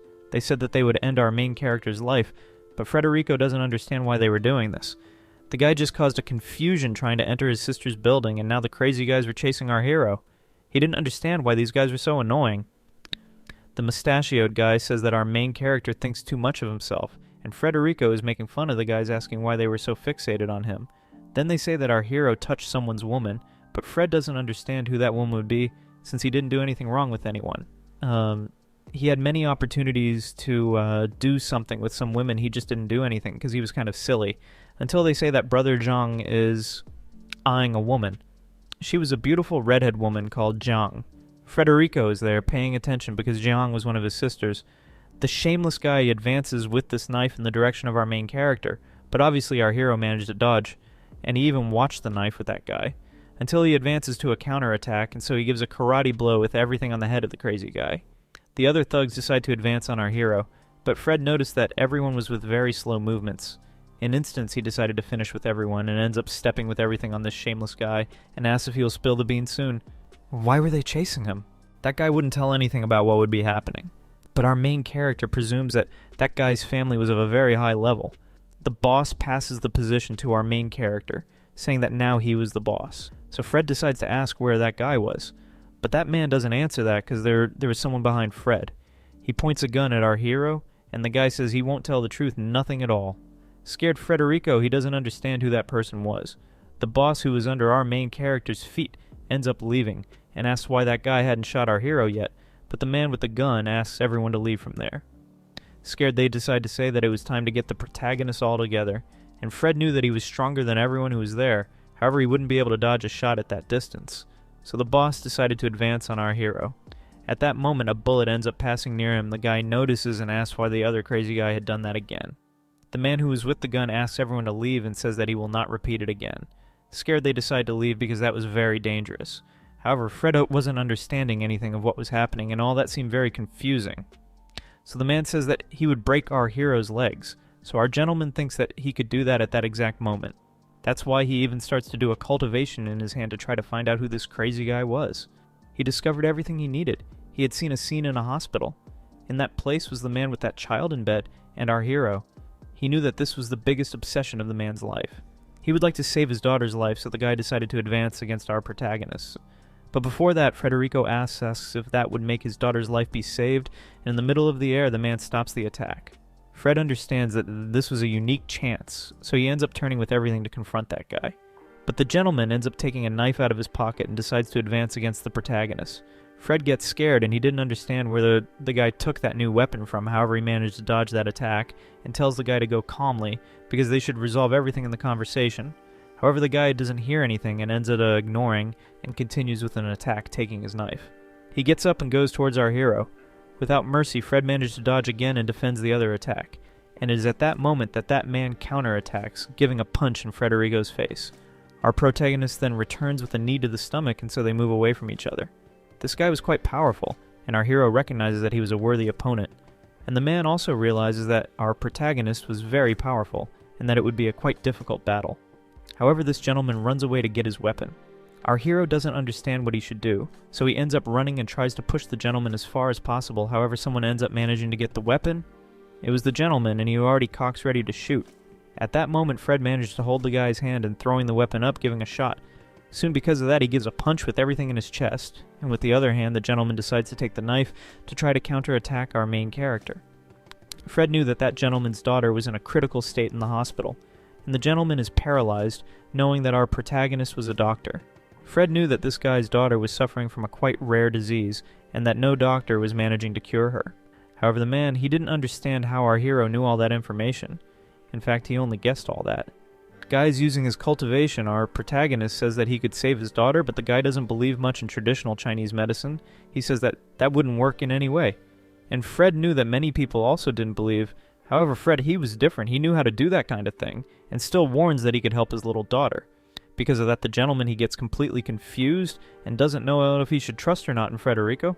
He asks our protagonist where his wife was since she had disappeared some time ago. Our hero says that he has no problem in finding her, and that he will do that at that exact moment. So using his powers, he ends up finding this gentleman's wife. She was in a park near the city center, so the man feels relieved, and even ends up believing in Fred. But it's at that moment that Frederico says that this was the last place that she was before losing her life. The gentleman gets very scared and gets completely shaken, and even lets his weapon fall on the ground trembling. He was in shock. He couldn't believe it. He even starts to believe in our protagonist that he has divine powers, and that he will even be able to save his daughter. Fred was confident that he could really save that little girl. However, he couldn't do that simply for free. The gentleman asks how much money Frederico wants for him to be able to perform the surgery that will save the girl. However, our hero didn't want money. He only wanted to know who was behind all that. The gentleman warns that the boss helped a lot. The staff, then the protagonist, asks if his sense of justice was more important than his daughter's life. The gentleman says that he can't betray his boss since he helped him a lot. Then Frederico smiles, saying that that was a loyal man, and that he admired that in people. However, our protagonist was not going to force that guy to tell things that he couldn't, and so he decides to go to the hospital to save the little girl. The man goes presenting the hospital rooms to our hero, until arriving at his daughter, who is in a terminal state. Frederico watches that with great attention and decides to check the girl's pulse using his powers. He touches his hand on that girl's pulse. He realizes that the girl really had a quite serious disease, and it was a disease that affected her whole body. The gentleman quickly asks if that could be cured, and Frederico says that there's a way to do that. The gentleman asks what that method would be. However, it needed to reach a level of very strong medicine to be able to save the little girl. The father there gets anguished and asks what they should do to save her, and with that, Fred asks him for a little more time. He explains that the girl's body is very weak, and that if he uses his power there, the girl may not resist. The gentleman understands this situation very well, and Fred says that the next time he returns, he'll be sure of which method would be the most efficient to save the girl's life. In this way, he leaves the hospital and starts walking through the streets. He was thinking about which technique he could use to save her life, since if he used the methods that he knows, it could be that the little girl would not resist. Soon someone appears holding a rope, saying to tie that person well. Fred gets curious when listening to these words, since it was something quite suspicious. Looking closer, he realizes that he has already heard this voice somewhere before. The man asks people to be quiet, so Fred decides to check what was happening. He was hungry, but decides to jump the wall to see if there was someone in danger. When holding onto the wall, he managed to jump over it, and so he starts jumping between the balconies. He learned these techniques of jumping there on top of the walls with one of his masters, and at a distance he sees that blonde kid there from the restaurant. His woman was tied up, and Fred realizes that they're setting up something horrible like this. A woman appears asking to release her. Frederico doesn't understand who it could be, and even realizes that it is becoming a quite big confusion. In fact, who was there shouting and trembling with fear was Diana, his friend. And so Fred realizes that there was a kinship between this woman and Diana. The lady who was tied up was her mother, and keeps apologizing. The girl asks them not to do that with her mother, and Diana ends up getting quite scared. The blonde kid asks for a quite big amount of money to be able to release her mother. However, she didn't have all that money and didn't know what to do, and starts crying a lot. So they offer a discount in the value of the rescue. Seriously guys, these people here are quite annoying. If she didn't accept, his brothers would not allow Diana. She starts screaming a lot, saying that she doesn't have all that money.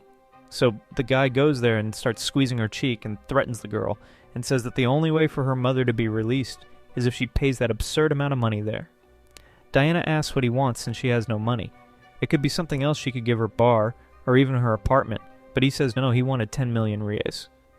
Diana's mother gets desperate and starts telling the girl, don't give that money. Even because Diana wouldn't have 10 million reais to give to this crazy guy, right? And this makes the guy even more irritated. Then the others start arriving, saying that she couldn't escape Diana. She starts to get desperate, since more people were arriving there, and she even thinks that she will have no way out, that she and her mother will go up in smoke. However, in fact, guys, that was just a deception, and she is shocked to know that her mother was also participating in that. Her mother gets up and admits that she did everything as planned. And the boy? He also confirms, saying that everything was alright, Diana. She's scared, not knowing how to react because her mother was participating in this. She realizes that she was betrayed by her own mother and starts trembling a lot. So she decides to ask her mother why she did this. Fred was there from afar watching that whole scene, and he was as irritated as her. Poor Diana was trembling with fear, and she asks for no one to approach, warning that she will call the police, but the man ends up holding her cell phone. The girl gets completely scared, gets all horrified. Her mother said that it was not necessary to call the police, and the blonde kid affirms that it is not necessary, and suggests to finish with Diana right there. The other guys approach to do some evil that I can't say here. And she screams a lot, asking for help. Our main character, seeing all that, he decides that he couldn't support that scene anymore, and ends up jumping down there to hit everyone. He was just passing by there and decided to help. Frederico asks Diana if she was having problems, and she is surprised to see that our hero always appears when needed. The blonde kid too is also surprised, and doesn't know why the hell this kid was chasing him to always end his plans. He says that he couldn't let Frederico leave from there, so he takes a knife and advances against our hero. However, he was very slow and our protagonist was very powerful, and with that Fred gives a simple slap and disarms the guy, throwing him back. Our hero prepares to hit a vital point of him, and the boy starts complaining, saying that it was hurting a lot. And in a confident way, he even starts to boast there of his skills. Without understanding anything, the guy asks Frederico to stop, and I even imagine that he is some superhero or something like that. Walking slowly, Fred holds his shoulder and tells the boy to be quiet. He warns that now he could spend the rest of his life without moving in a bed. The boy is paralyzed without any reaction, and the woman approaches, asking what had happened. Frederico holds Diana's hands and warns that at that moment they would leave. The girl's mother kneels, asking to release the blonde boy, and Diana then approaches her mother. She ends up giving a slap with everything on her face, and the girl affirms that from that moment on she would have no more mother. The woman says that this was not possible, but Diana, crying, she ends up turning around and goes away with a mother like that, who also needs an enemy. Time passes and she and the protagonist go to another place. She watches the wind passing in that anime climate. Frederico approaches and warns that he didn't call the police, and Diana, she ends up thanking our hero. She still affirms that she was abandoned since she was little, and continued saying that she has no family. From now on, she would proceed with our hero, and says that she doesn't need to have a family anymore. The poor girl, she was quite needy, guys, so she tries to jump off the bridge, and our protagonist runs to try to help her. However, it seemed that was too late, and she was already falling. Fred didn't know what to do and gets a little desperate. The girl goes falling in the water and starts to sink. However, Frederico managed to help her in time and takes her to his apartment. He scolds the girl, asking her to never do that again, and meanwhile Diana asks why she had been saved. Fred thinks about what he will say, but he doesn't know very well what to say. He ends up taking her to the apartment and leaves her there. He also takes the opportunity to take a bath, and then warns that nothing is more important than having self-love. And Diana? Poor girl. After having passed all this, she just stays there watching the situation, then tries to hit on our protagonist as always, right guys? But at that moment, someone ends up calling them our main character. He takes the cell phone to see who is making the call. Diana, she gets a little upset for having been interrupted, let's say, and our protagonist answers and already goes asking who is it. It was the seventh sister Jiang who was calling him there. The protagonist gets excited to know that it was she who was calling him on his phone, so she asks how his cultivation was with the staff of the rooms. Diana hears and asks if it was with her that our protagonist was talking. At that moment, he ended up being a little careless and almost let her hear the cell phone there. Fred takes it off the speakerphone and keeps saying that the signal was terrible. Trying to disguise, he promises that he'll call again when the signal improves Diana. She doesn't understand anything that was happening and gets a little curious. Time passes and he finishes the call, saying that he understood everything. Everything there that his sister wanted to say. A woman on the other side realizes that his voice seemed sad, as if something had happened. He apologizes for leaving Diana waiting while returning to the room. She asks if she can help in some way, and he says that one of his sisters, she has a terrible disease, and maybe would need some help there from Diana. But for that, right? To be able to help his sister, Diana would have to cultivate with her, if you understand me. Diana, hearing this, she said that she accepts any kind of thing to help our main character. If it was to help, everything would be alright. He doesn't understand very well how that was happening, and it was quite easy to convince her. Even so, he ends up thanking for everything. He had put Diana in that quite strange condition there, and he says that he would do anything to help her too. He was not an ungrateful friend. She asked to sleep with him that night, so since he would do anything, Federico doesn't understand why she wants that kind of thing. Time passes and he can't sleep very well. He thought that sleeping meant something else, and I'm sure you also thought. But Diana just wanted to sleep, really. When adjusting, the girl ends up passing over there of the plush duckling. She holds well in Federico's shoulder, and soon after she starts walking with her hand all over his body. The girl's leg also ends up touching some other places, and he feels that he was bound to happen a turnaround. But soon after the scene changes to another city, we end up appearing and takes off her glasses. She thinks if Federico was doing everything right and looking around, she gets a little scared. She imagines that Federico could be fine, and ends up reflecting how he was created by the masters, and if he had had a good training. She still ends up affirming that he was chosen to be the best in everything since he had a lot of attention from the masters. And after getting a little worried there with her little brother, she ends up giving a deep sigh. She laments having found only weak people in her search there to get the cure for her disease. But she remembers that Fred found an ideal person to do the cultivation of yin yang. So basically he was saving her life. Now she even decides to take a pill saying that it is about the destiny of our main character, and still comments that this destiny, if it is not very well controlled, can lead him to lose his life. Time passes and finally arrives the day of Diana's cultivation there with Zhang, the main character. He managed to sleep a little, but his blood flowed very fast throughout his body. Seeing Diana sleeping, he ends up poking her to see if the girl would wake up. At that moment he remembers that the disease there of the little girl called Praga could be treated in a quite strong way. Using an ancient medicine that he had already studied, he could cut the flow of energy that passed through her body, thus making the disease be stabilized. So he gets up running and asks why he hadn't thought of that before. This ends up waking up Diana, who asks what was happening. He thanks her for having slept in his arms since it made him remember this ancient technique. He warns that there is something very important that he needed to do so. He runs away. Diana gets a little confused with this situation, but couldn't do anything. Now our protagonist goes running there to the city center. He already calls the little girl's father, is waiting for him there at the hospital, and warns that he is running as fast as possible there, because he discovered a way to save her life. Women who come running realize that his speed is very high and ask how he managed to run so fast. He apologizes for causing a disturbance. But it is that Federico had found a way to cure that guy's daughter, so he was determined enough to proceed to the hospital to cure the little girl. That was very good, so he was very excited. He should be very worried thinking that he would not be able to save that poor little girl. Arriving at the hospital, the staff was already around, and he says that he ran about 30 km to arrive at the hospital as fast as possible. The man ended up getting scared with Fred having run 30 km, and he didn't believe in that. He keeps thinking what kind of person Federico was, so he decides to check the girl's pulse again, who is breathing by machines. He says that her pulse is getting weaker since the day before. The man can't believe and asks how this kind of thing can happen. Fred says to call the care immediately, and the man ends up calling a doctor there at that exact moment. The doctor approaches Fred and asks why he wants to use the operating room. Our protagonist says that he is a doctor too, and that he needs to treat that patient with extreme urgency. That doctor can't believe and asks in which hospital our protagonist works, and asks if he has there a medical license. The man says that his daughter would not survive that night, and it was to do that as fast as possible. However, the doctor warns that he was only following rules. The guy already knew even that the little girl would not be able to survive that long, and tried to tell the gentleman that if it were not for the boss's help, his sister would already be finished. The doctor ends up taking a punch in the face with everything since he was there trying to hinder our own to save the girl's life. He still warns that that guy didn't deserve to be a doctor since he was not worried about the patient's health. And after taking the punch, he flies out of that room and hits the wall with everything. As soon as he gets up, he says that he'll call the police for our protagonist. The doctors who are passing in the corridor ask what that guy would be doing. Soon he calls everyone there to do something. He says that the relatives of that patient were hitting him, and the other doctors start to get irritated with everything. Doctors know guys.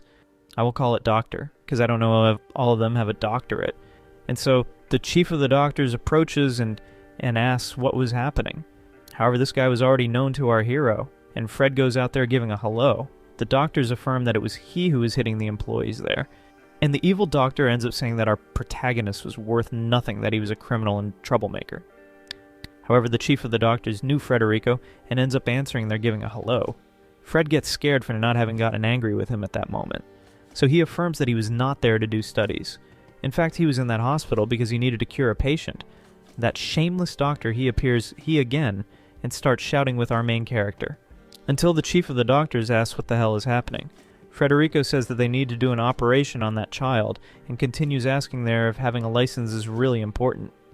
The chiefs of the doctors stay quiet there that he's a friend of our main character until the trash doctor.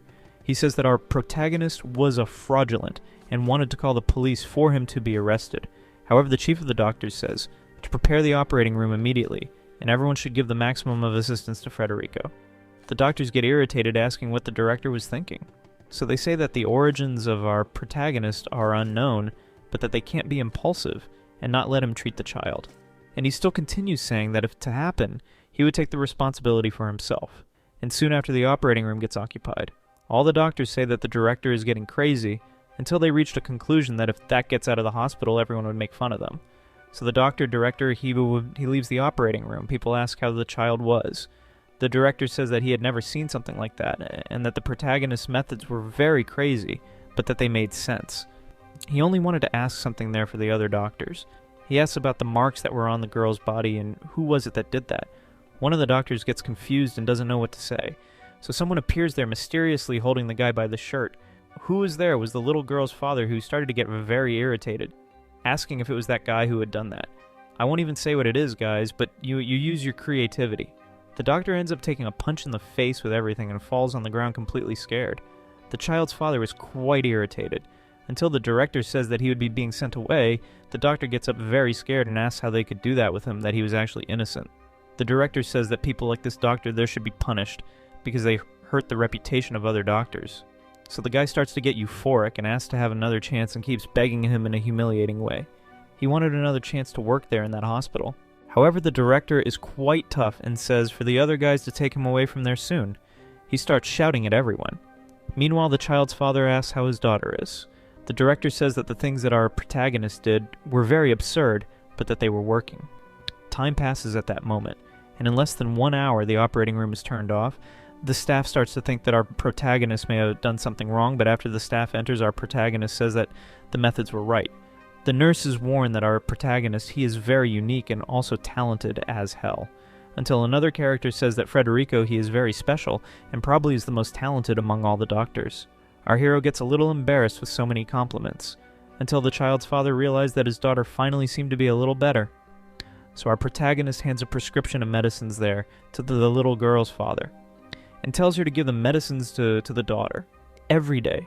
The child's father starts crying a lot and kneels, saying that he would remember our protagonist for the rest of his life. He still says that this is not an exaggeration and that he didn't need all that. The director says for the child's father to take the little girl, and anything could go to the office to ask for help. Frederico says that he will also appear there at any moment if needed. So time passes and Fred goes to the director's office to have a tea and chat. The director already hands a glass of chamomile tea to our protagonist, and Fred realizes that this tea really was very tasty. However, the director wanted to go straight to the point. The director asks if our protagonist will want to work at the hospital. Fred even chokes with the tea that he was drinking, and so someone was outside the room listening to everything. The woman got a little scared and asked the reason of the director to want a disciple.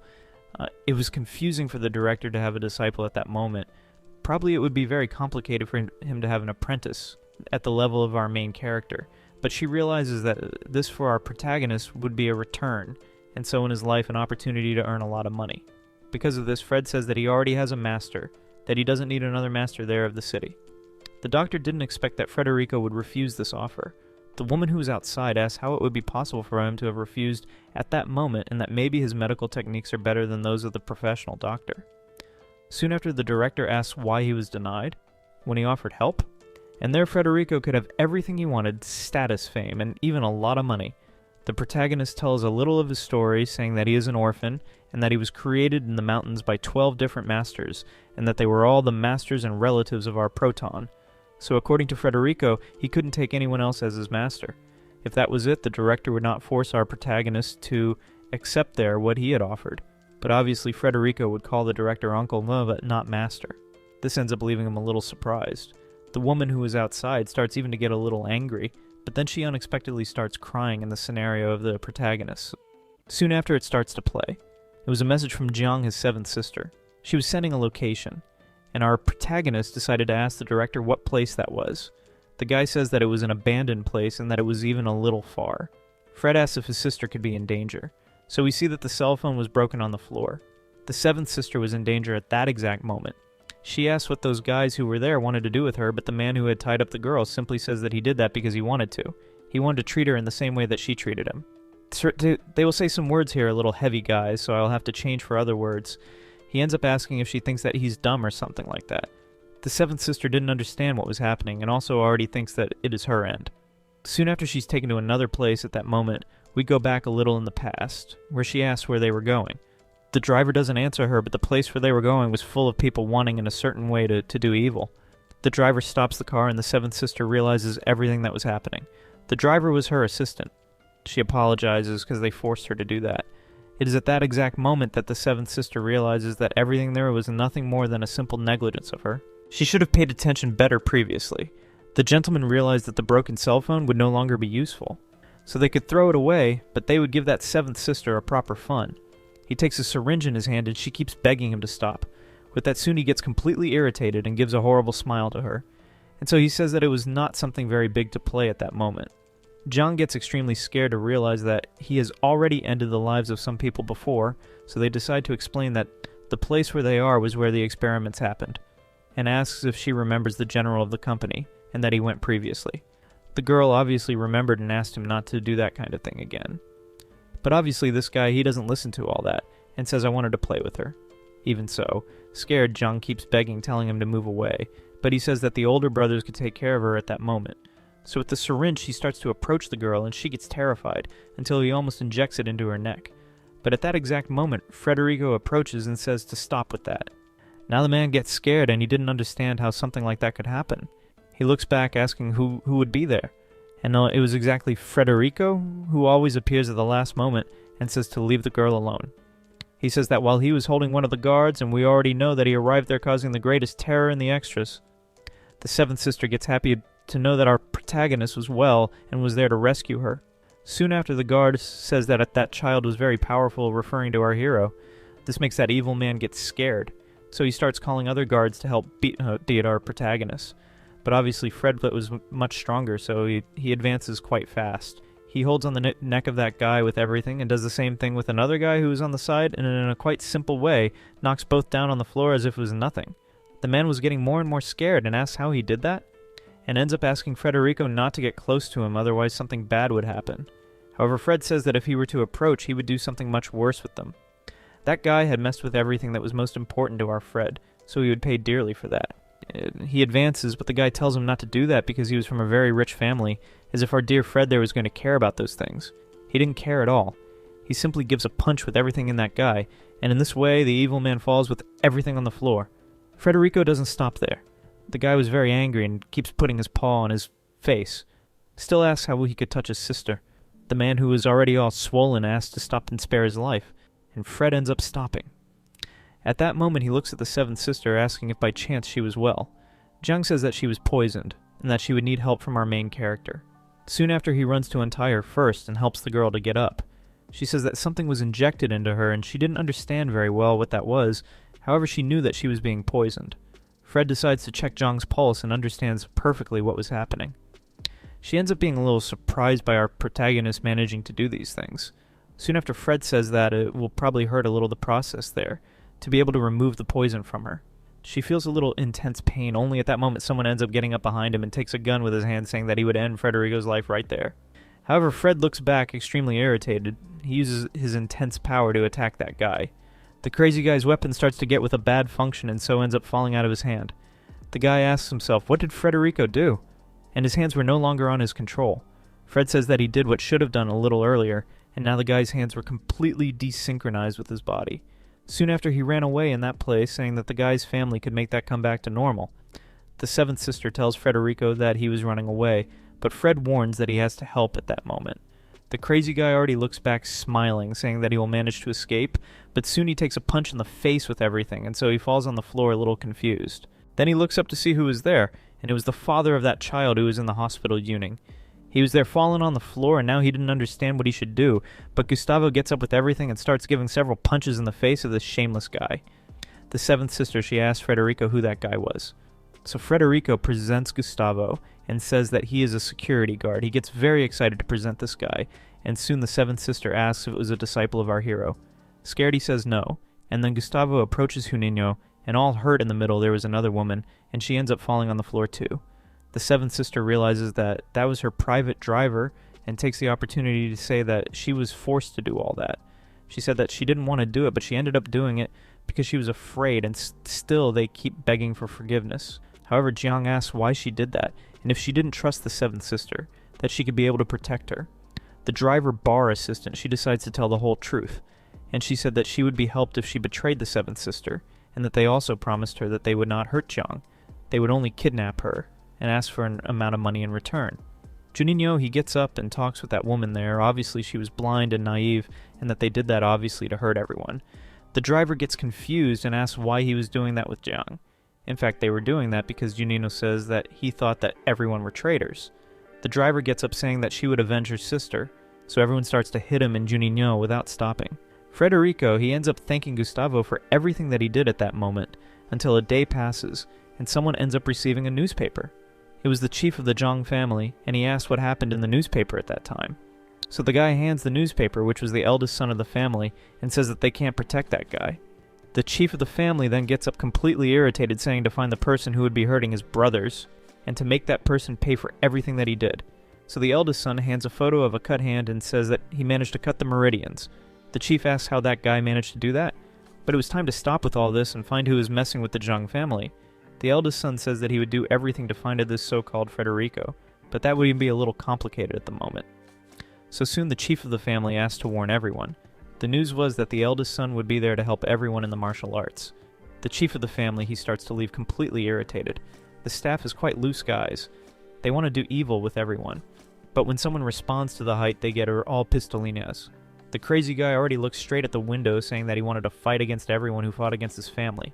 So he asked to separate a staff there to search for Frederico. The scene passes, and we see the scene of a quite elegant place. A huge house where the owner was received Diana. She was there accompanied by our hero at that unusual moment. Fred, he comments that this was the right address that he had received there on his cell phone, and they had also arrived at the exact time. However, someone ends up calling attention to Frederico, and he gets completely scared. Soon after, the guards ask him to put his face there to do the facial recognition. Fred only answers that he was there because he knew someone, but it is that he should do the facial recognition first. But he was not understanding what that was. He asks if this will cause some problems there for his meridians, and Diana soon realizes that our protagonist really was a complete madman who didn't know anything about technology. The guards tell him to leave soon from there. If he doesn't manage to do this facial recognition, he should bark out, but someone approaches saying to let them enter. The guards get confused with who could have appeared, and it was exactly the seventh sister, Jiang, who was there. He was a little scared and said that everything was fine, trying to give a disguise. Soon they run quickly to release the gates.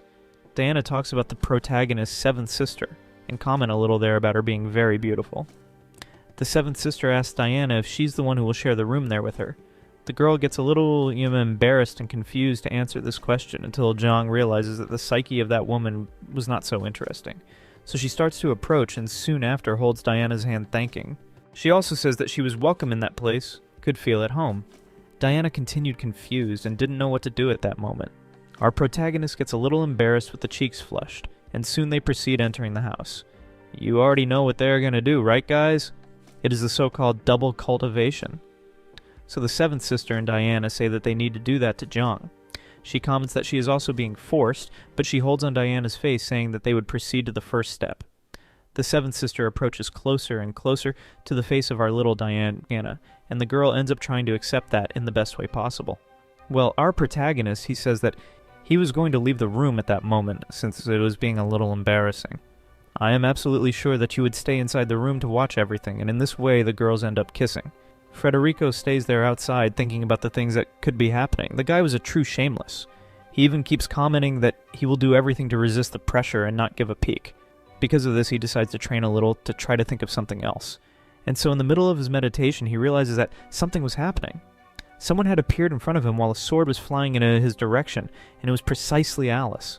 Perhaps this may be just a false illusion, and not a representation of the future. The seventh sister, she leaves the room saying that they finished with the cultivation and that now she would take a bath and then sleep to rest. Fred kept thinking about the things that had happened in that room, and so Diana decides that she would also take a bath together. Frederico gets crazy there, trying to understand if he heard correctly. A little later they will eat, and Diana says that it was very fun on our main character, and he even gets a little jealous guys, saying that they are very close, and that they are very friendly for his taste. Diana says that he doesn't understand that this is a woman thing, and Fred ends up trying to accept all that. At that moment, someone ends up calling him. As soon as he answers, someone says on the other side of the line that he needed to talk urgently with our hero. The protagonist warns that he was eating and could not be now, but the person says that it was about the Zhang family, and this would cause problems for our main character. Fred decided to run to the place where Tuk-Tu was mentioned, and so he stays looking around to find someone. Alice was there and decided to call his attention soon. Our protagonist asks what happened. The girl questions if it was he who was solving the situations with the member of the Zhang family, and Fred remembers the incident that was happening. She says that something was recorded there that was shown to the chief of their family. The crazy guys there cause a confusion and then get pistols wanting to charge the justice of others. I tell you, these guys there are very loose. The protagonist says that a revenge would probably happen, and Alice explains that that was not something so simple, since their family was complicated and powerful, and that actually a widespread fight between the families could happen. Alice continues explaining that that could cause problems for many people. However, Frederico says that they're masters in martial arts and everything would be fine, and that even he would be able to resolve the matter. However, someone ends up entering in the middle of the conversation. Frederico and Alice ask themselves, who could it be? And here he was, the guardian of the Zhang family, Rodolfo. Alice knew Rodolfo once he already went to the banquet of the families. He was very clever and powerful, and was also known as one of the people who destroyed the Black Organization. Soon the protagonist asks if he was there to do a revenge of the family. Rodolfo asks what else he would do, so he starts using his aura and also his power. He advances to give a punch with everything on them, saying that our protagonist hurt one of his brothers. However, Frederico would not let this so simple, and ends up holding his punch as if it was nothing. Rodolfo continued saying that it was very strange our protagonist having so much power like that, and it advances to try to give another punch in the face of our hero. At that exact moment, the protagonist managed to dodge the punch, and so Fred explains that everything would end there, right there. He didn't have time to lose with this Zhang family. Rodolfo is not going to let things so simple like that. So he advances again, and this ends up making our protagonist defend the attack and counterattacking with everything there. Alice didn't understand what she should do at that moment. She was just watching the fight happening before her eyes and ends up getting quite nervous. She decides to ask if she could help our protagonist in some way, but obviously seeing that intense fight, she would not be able to do anything that could be useful. The two advance on top of each other without thinking twice, and Fred ends up defending the attacks. Soon after he advances on top again, however, Rodolfo he ends up defending. The fight was quite fierce, and our protagonist ends up being thrown far away. Rodolfo realizes that kid, he has a very intense force. And our main character, he realizes that his arm also was not very well. And if Rodolfo wanted to really start a fight, he should take that even more seriously, otherwise he would lose. Rodolfo stays making an evil face there, and so he undoes his pose, saying that that was all for today, and that in the future they would meet again Alice. She asks if he would do something bad again, and Frederico realizes that this guy only came there to test his strength. The guy asks if our protagonist was hiding some kind of card there up his sleeve, and obviously our protagonist had not demonstrated all his power, and he makes this very clear for this guy Alice. She doesn't understand very well what our protagonist was talking about, only that her cell phone ends up ringing and it was someone sending a message for him. It was Gustavo, and he says that his daughter had already woken up, so he decided to show a photo and both get very happy at that moment. He says that the protagonist's arts are very good and that they saved the life of his little daughter. Only that in the middle there of the live call, someone ends up entering and trying to take the little girl Fred. Seeing that scene, he gets extremely irritated, and soon after another video is sent for him. He decided to open that video soon after, and it was the eldest brother of the Zhang family. This there was the Boladao guy, and his name was Carlos. He tells Frederico that he has 3 more days to appear at their house on the mountain. The protagonist realizes that something was very strange, and Alice says that the mountain was very distant from the city. However, our hero, he would not let that his friend and his little daughter were caught like that. Alice tells our protagonist to ask for help for her grandfather, since her family was also quite powerful, and could help. However, Fred, he was not going to accept this so easily. Obviously, she says that her grandfather could do everything for the family, and so our protagonist realizes that Alice could become his disciple in the future. So he takes advantage of this moment to accept her help. And so we go until the Yu family. Our protagonist realizes that inside everything seemed to be an imperial palace. Her grandfather ends up approaching and asks what are the problems that our hero had caused, and that everything that he did was nothing simple. He sits next to the protagonist and says that they could not do much to help him. The Zheng family was very strong. Besides everything, it was very cruel. If the protagonist moved against this family, he was probably causing the end of his own life. Fred asks if they were so powerful like that for everyone to feel afraid of them. So he thinks that he should meditate a little on the conditions. The grandfather there says that there was not much that he could do against the Zhang family, and that from now on he should demonstrate all the achievements that he did. Frederico, he stays trying to convince the girl's grandfather, saying that he has already saved his granddaughter several times. The grandfather, he had already recognized all this kind of thing, but he says there that he could not even help our main character, since it would be very difficult. The girl asks how he could do this kind of thing, but Frederico thanks for all the kindness of the grandfather and for letting all this kind of thing pass. Basically, our protagonist was causing problems there for the Yu family, kind of unintentionally, right guys? He was only giving a lesson in these loose guys, and ended up generating a war between the families. Alice, she doesn't understand very well what Frederico was talking about, but soon after they leave, and she thinks that her grandfather's plan was very good. It was not told there for us what they had planned, but they had a card up their sleeve. Soon she says that the family would be providing the support for Fred, and he realized all this, and was thanking. However, there was more things that he could do at that exact moment. At that time, he thinks a lot about the operation, and realizes that Alice was a key figure.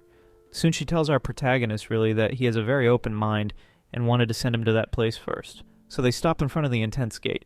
There was our protagonist's exit, so he gives a goodbye to Alice. Was starting the rescue mission of Gustavo and his little daughter, and also the mission to fix this Zhang family of Lucive Hell. At the time of saying goodbye, she ends up saying something very low, and he can't understand very well. Soon after, he says that people don't trust her very much, but that he believes in the girl 100%, and ends up thanking for all the help that she has given, so he leaves that place. Alice, she asks herself what is wrong with her, so she gives 2 slaps on her face, saying that she has never really found someone who had so much interest in her as he has. Alice was in love, guys. Our protagonist had gone to the mountain house of that rival family. There they were playing cards and making bets. So the eldest son, and Carlos, he introduces himself and tells everyone to open the door as fast as possible. The guards, they approach to open the doors, so he enters cautiously. While in the room there was someone handcuffed. It was Gustavo, who was there not understanding what was happening.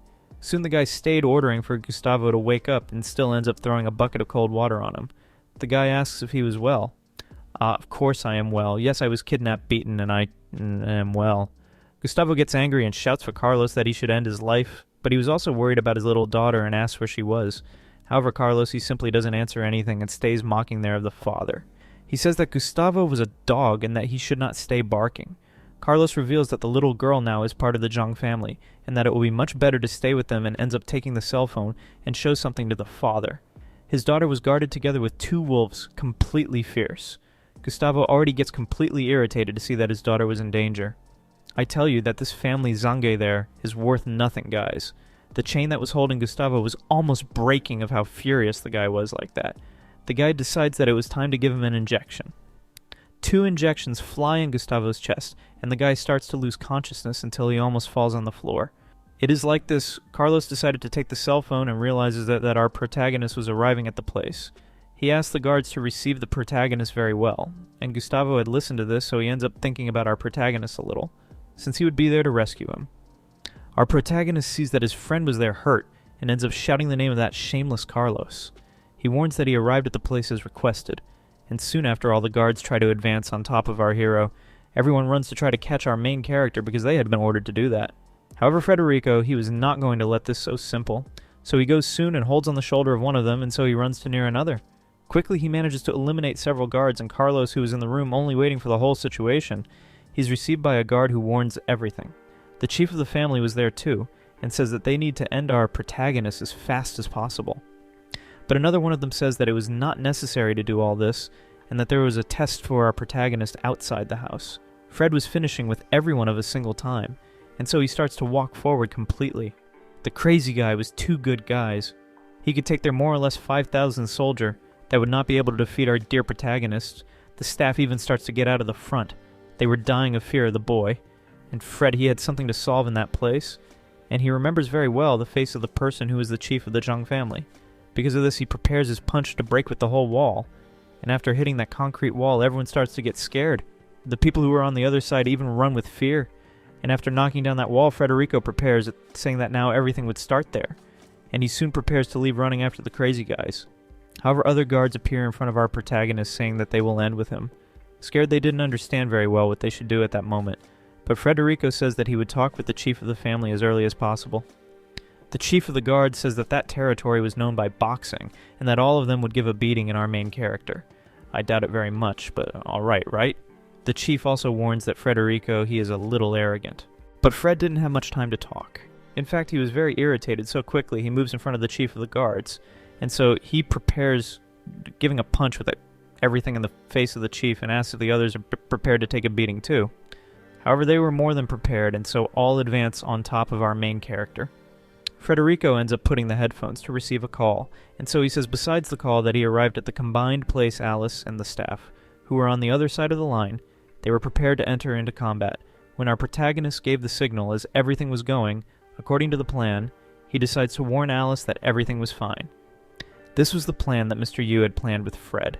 It is clear that the Yu family was not going to be offended like that, and let these guys there get away unpunished. So she warns the other guards to advance all together. Meanwhile, in another place inside the house, there was Alice's grandfather who was completely nervous. He didn't even understand why she wanted so much to go to that place together with Federico. So we go back a little in time when she had prepared and told the real reason. The grandfather, he gets worried about her going to such a dangerous place like that, but she looks carefully at her grandfather. She didn't know how to explain if it was because of Fred or not. In fact, she was super in love, but she didn't want to admit. Soon we go back to the real time where someone had approached to talk with her grandfather. The grandfather asked the guard what he was thinking of all this plan. The guard says that it is important for the family to do everything possible to help Federico, and the grandfather keeps asking if this guy really thinks that, if by chance they should help Federico or not. It is clear that he had to help right guys. Our main character, he only got involved in this mess there trying to help Alice. Soon after, the guard asks about who should marry his granddaughter. The grandfather says that he doesn't know how he would proceed with this marriage matter, but doing a battle with the other family was too complicated and would only worsen things. The grandfather says that the situation would not be resolved so easily, and soon we go back to the scene with our protagonist who is hitting everyone. He lifts one of the guards and asks where the hostage was, but the guard didn't know, so our protagonist throws him to the ground with everything, and he keeps thinking where would the family hide the hostages. He was quite worried about the little girl and her father, so he decides to break another door to enter the place. But after he tries to touch the door, he realizes that it was already open. It is like this. He ends up opening one of them and is well received by people who were with shields, batons, weapons, everything pointed to his direction. Very receptive, these people. The eldest son of the Zan family, and he was soon behind, saying that it was good to meet our protagonist in a place like that. He still says that our protagonist is very courageous for having gone there with empty hands. Irritated Fred ends up holding his own fist, and he calls Carlos by the name, saying that he was completely irritated with him and still says that the guy is a coward. Carlos in turn knew that he was irritating our main character, so he starts to laugh a little. At that moment, the guy says that it was to end our hero's life, and that it was cool to see all that from that angle very close. So the guards prepare to start shooting one after the other. But Fred, he managed to do somersaults and dodge all the shots. Soon after, he looks back to verify what was happening. He had fled a little and apologized for his masters, since a warrior should never flee from a combat. At that moment, he breathes deeply, trying to channel his energy. So he continues dodging all the attacks. Federico prepares to do one of his plans, and so he starts to hit his powers on all the guards who are armed. And he does this with his needles one after the other. He starts to take out, and the staff goes falling on the floor, until proceeding with this, they ask what the hell was happening. The guy's arm was horrible, and the body was not responding right. Everything thanks to those magic needles. After some fall, they realized that their arms were not working. It was as if our protagonist had turned off the neural connection between the arms and the brains. Carlos, he gets scared. He starts to say that it was to end the protagonist as fast as possible. The guy was already starting to get worried, guys. And if you like Federico making some little villains there die of fear, already leave a like and a comment there asking for the next part. He looks to the side, saying for the others to enter the battlefield. The ones who are in reserve start to prepare to enter there in the field, and our protagonist realizes all this. So they start to arrive one by one, and our protagonist gets cornered. Soon after, everyone prepares their weapons and start to give several shots. For the power of our main character, that was too insane, and the bullets were flying all in his direction. However, for some reason, our protagonist managed to change the direction of the bullets. Guys, here it is already turning Matrix, and he makes all those soldiers be hit. For who thought that our protagonist only had the power Zenyo of the needle was very mistaken. Federico. He was behind the door only watching everything. While the guards, they start to fall one after the other without stopping course, he gets extremely scared, and with the pants blurred. He didn't know what he would do now, so he asked for everyone to withdraw from that place as fast as possible. However, our protagonist was already behind them asking where they think they were going course. He didn't understand why Federico was so fast like that, and it seemed that he always had a card up his sleeve. But soon he held a little of his needles and demonstrated all this for them. He throws the needles one after the other, and that guy there, Carlos, he starts to get completely scared. However, the woman who was his assistant, she takes a little knife and manages to dodge all the needles. That guy was very chicken, guys. And the woman stays, telling her master to leave, that she will buy time. Carlos, he puts the foot and leaves running, saying that he would leave everything in the hands of his assistant. Federico realized that that girl was quite skilled, so she tells our hero not to stay so full of himself because she herself would fix him. She says this and still says that today will be the end of his life. After she tells this joke, someone ends up hitting the door with everything. Alice entered with her guards and asked herself where the staff should be. Soon one of the guards ends up feeling that a fight was very close there to them, and Alice gets scared with what was being there existed a child who was caged. Guys, it was like Gustavo's little daughter, and that scene ended up scaring Alice quite a lot. She got a little traumatized that they should proceed to save that child, and Alice, so she runs to save the little girl. As soon as she arrives, she holds the girl. The poor little thing was completely scared and didn't know what to do. However, Alice, she says that it was not necessary to stay in shock that way, and the child starts to cry. So she runs with the little child in her hands, and the chief of the family realizes that there exists a strange movement in the place, and he orders here the staff should take care of that. The swordsman master of the family says that they have a very high opponent in the middle of the field, until someone arrives in the room completely scared. At that moment it was Carlos, and he didn't understand what was happening, but he tells his father that they lost in that part of the garden there from the front, and they took a beating. Enrita, the chief of the family, asks him to calm down and explains everything right. Soon they warn that there is no way to stop Federico. Meanwhile, Alice was running faster than she could. A swordswoman was approaching, saying that she would stop. At that moment, the guards point all their weapons at that guy, and as many people appear, it was a lot of extra money that he would earn. The guy was a mercenary. The guards ask who that guy was, while some were already shooting, but the gentleman, he was not even caring, and holds his eyes, and so his sword ends up crossing the people. The guards take advantage to shoot at the same time, but at that moment his shadow ends up disappearing and appears in front of Alice asking where she was going. The gentleman ends up laughing at that situation, and soon he appears again behind her. The girl looks back confused with what could be happening, and so we go inside a house. It was the seventh sister who was worried about all that. Soon Diana, she appears there in the room, and the seventh sister asks how she was there. Diana gets confused and asks if she was waiting for someone. After that, she says that our protagonist agreed to save her because of this. He's fighting against the Zhang family. In this meantime, she got very worried about our main character, since he would be facing a family that it was extremely powerful Diana. She approaches and puts a jacket on her shoulder, saying that it will be alright. I saw that there was a staff who didn't like very much the climate between the two. I am already from the team that found it a little cool. So comment there, what are you thinking? You shipped the seventh sister with Diana, the seventh sister Zhang. She thanks, saying that she was still worried, but at that moment they didn't know for sure what to do, and soon after she looks to the sky asking for our protagonist to come back and invites. She says that when she was younger she taught our protagonist some techniques in the mountains when they were little, had some techniques that were the first that they learned, and because of this she managed to become one of the seven sisters. However, at that moment she got very worried about Fred, and mainly by the fact of her not managing to use abilities to help him in some way. For who didn't understand, she is sick, guys, so she can't use her cultivation skills. That's why she seems a little weak. But actually it is that she is sick, really. Among all the sisters, she is the most unlucky, the seventh sister. She got a quite rare disease of which makes it impossible for her to use her powers, and also consumes part of her life.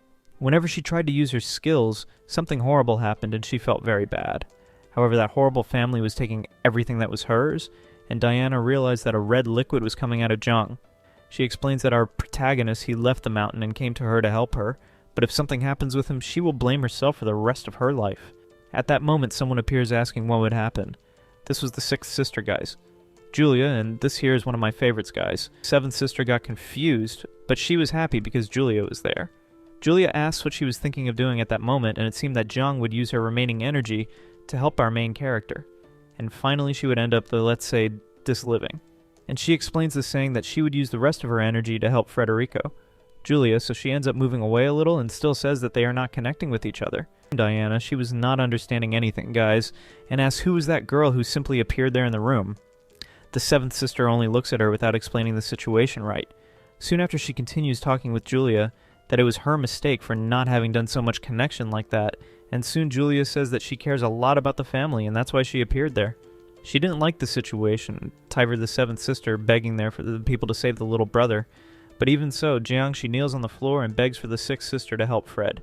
Everyone gets surprised with this scene, and the seventh sister, she continues asking for Julia to save the protagonist as soon as possible. The sixth sister, she stays quiet at that moment, and her shadow starts to disappear at that time. Jiang, she didn't understand very well what was being done, and Julia had teleported, saying that she will get the protagonist back first, and then she will talk about other more important matters. Soon after she teleports again, Diana smiles, saying that our protagonist's family is quite complicated. However, soon the seventh sister starts to get very bad. Diana, she doesn't understand right what was happening, but she knew that Jiang's health there was getting complicated. Jiang, she still says that everything was fine, even so, and that it was time to continue what they were doing. The scene goes back to Frederico's fight, who is watching all that. The woman asks to let her leave, and our protagonist says that he will give 3 hours for her to leave that place. Meanwhile, he goes to the next gate because it was time to do the decisive battle. Gustavo and his daughter should wait for the protagonist at that moment while he enters through the gate. When he entered, 2 people were in the front waiting for him, and they say that they recognized each other again. Soon our protagonist asks where his friends are. Rodolfo answers that he will only let him discover by himself.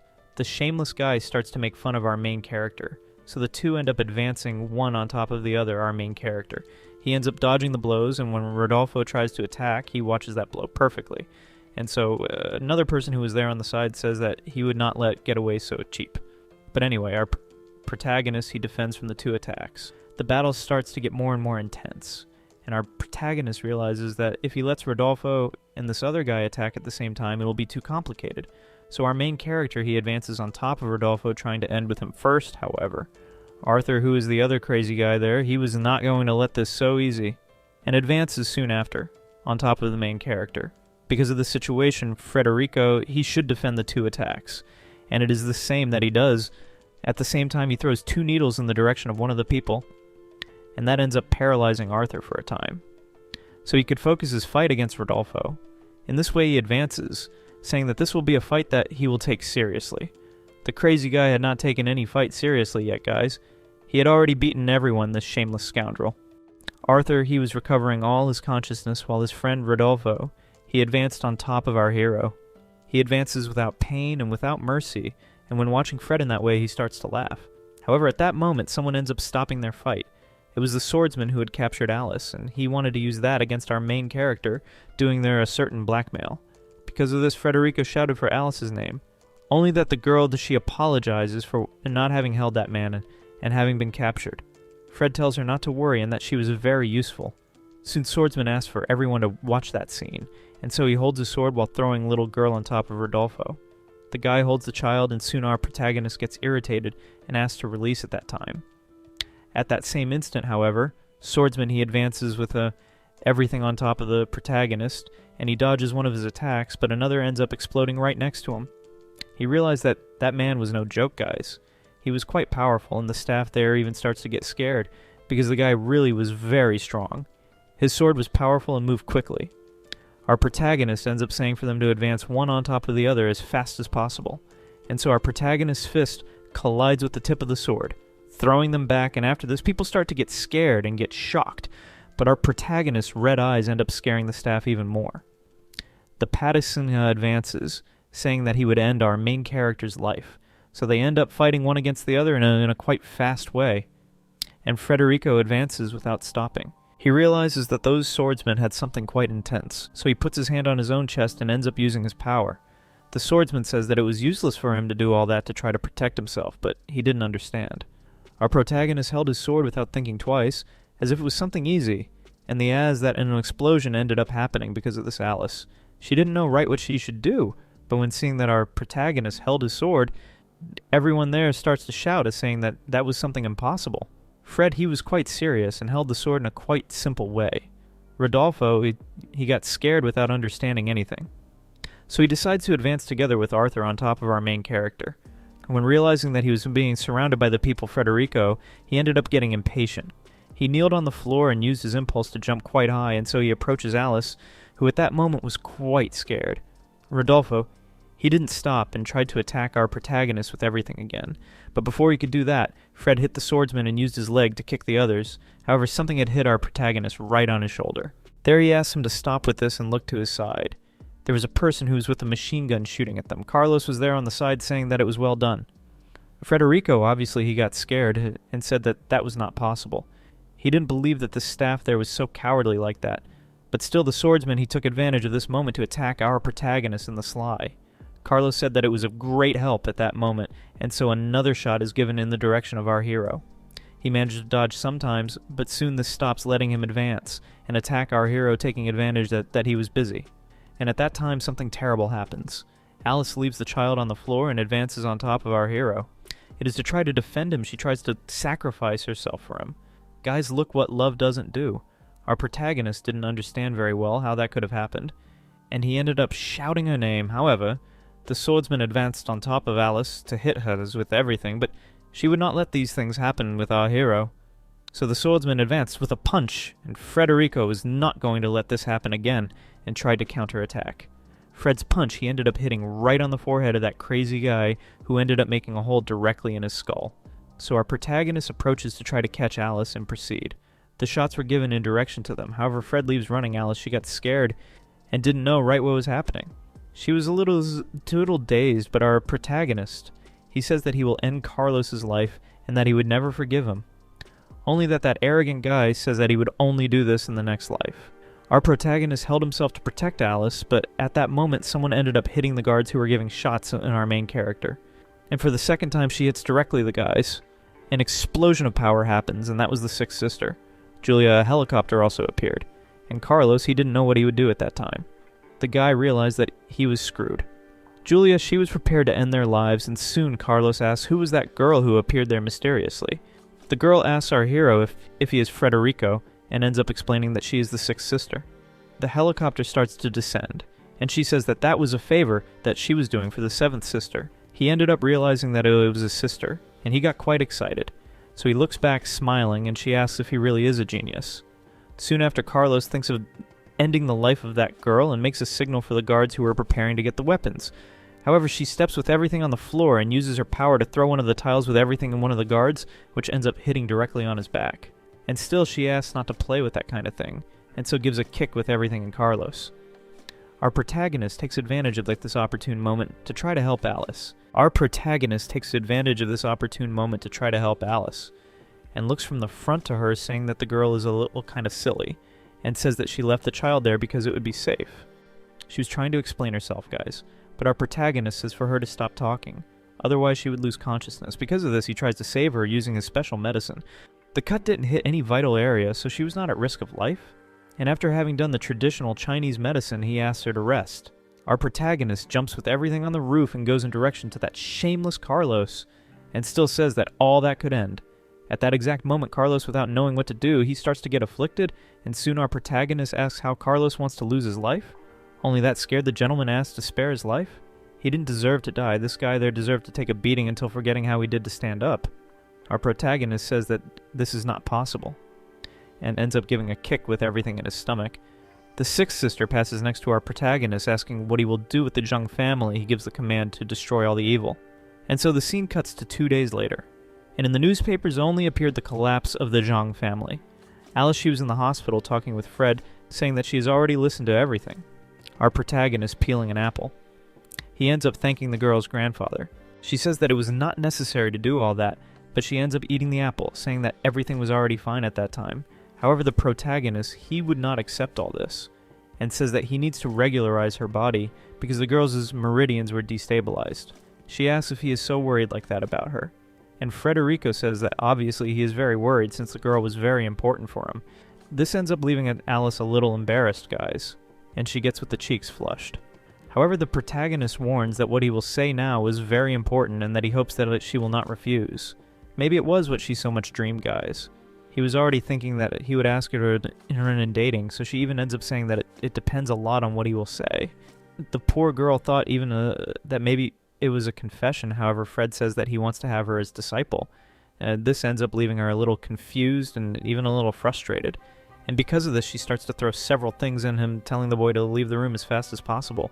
But he says that he was completely serious, and so she throws a pillow with everything on his face while he leaves the room. The sixth sister was there, saying that he can't do this. Our protagonist takes advantage to ask what happened with the seventh sister, since she was not very well of health.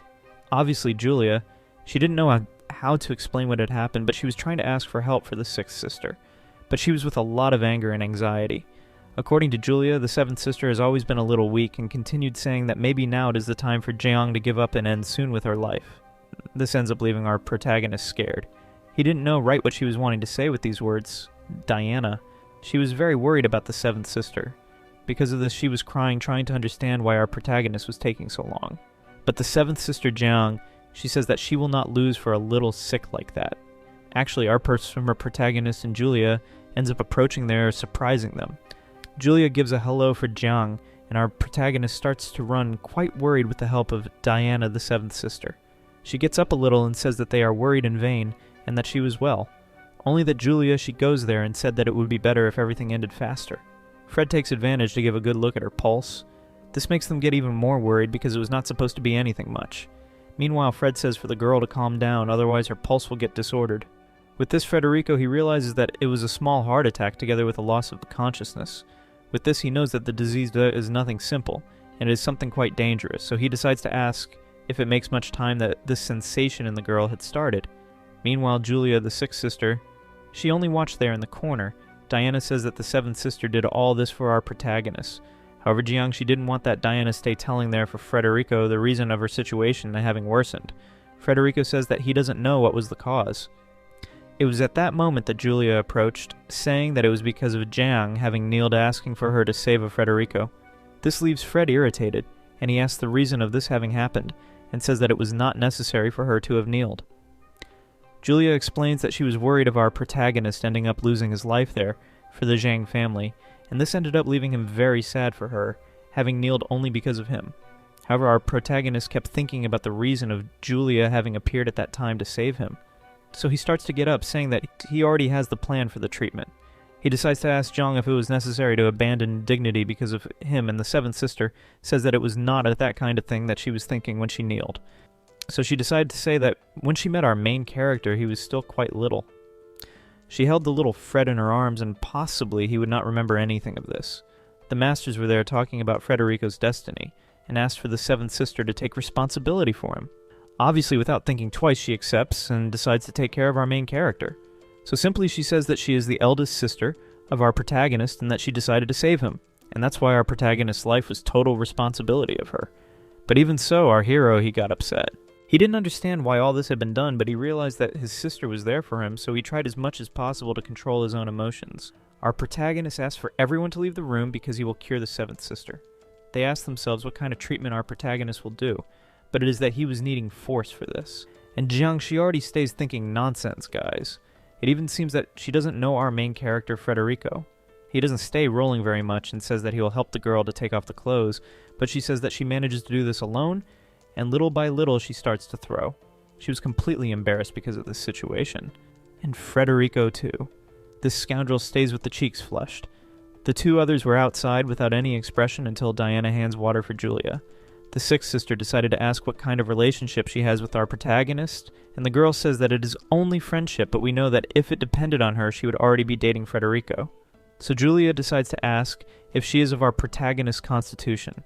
And she still asks herself what kind of thing could be happening there inside, because it didn't make sense. Our protagonist is taking so long so in the water she was seeing the destiny of her brother.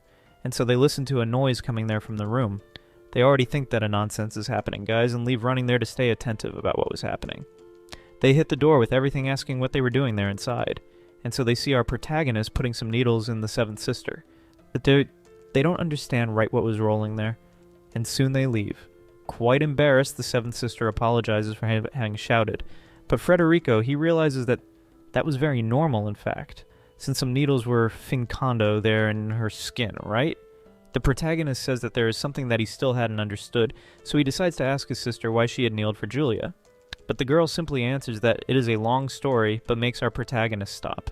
He wanted to know if Julia had an immense power in the martial arts, and that's why his sister had kneeled there before her. Yang says that she trained every day to reach the highest levels of cultivation, and that ended up helping her to become the strongest sister among the seven sisters. She even managed to fight against the masters, of equal for equal, and the golden aura that she had around herself was quite intense, and that made everyone have a certain respect for her. However, there was a day that she realized that she was advancing her own level. This ended up making her fall, with everything on the floor losing consciousness. She was not managing to support the size of power that she had reached. From that day on, she decided that she would train more and more. However, this ended up causing even more problems for the sixth sister, and our protagonist decides to ask what kind of problems and consequences were those, and Jiange says that she didn't care for any consequence. She only wanted to get stronger and stronger. Our protagonist, he gets determined to try to help in some way, even not knowing what consequences were these. So he decides to send one more needle, which was the last there, in Jiang. He also told his sister that he wanted to reverse her situation. The girl gets excited, asking if this was true. So our protagonist leaves the room, and Diana, she already asks if by chance the seventh sister had improved. Frederico says that she needs to rest a lot now, and he decides to ask Julia if he can see her pulse. Without understanding there what was the real reason, she ends up getting a little curious, but it is that he had listened something horrible about the constitution of the two and wanted to try to help Julia. He was not content in saving only the seventh sister, he also wanted to save his other sister, the sixth. And for who was asking it in the comments, no guys, Frederico is not blood brother of them, it is an only brother of consideration since he is orphan and was left there in the mountains. Julia, she asks if it is possible to do this right, cure her situation. And our protagonist says that for sure he can cure her. So he holds in the girl's hands Diana. She stays in the background watching all that situation. An intense glow starts to pass through them. That was the power of our protagonist circulating in Julia's body, trying to analyze her situation.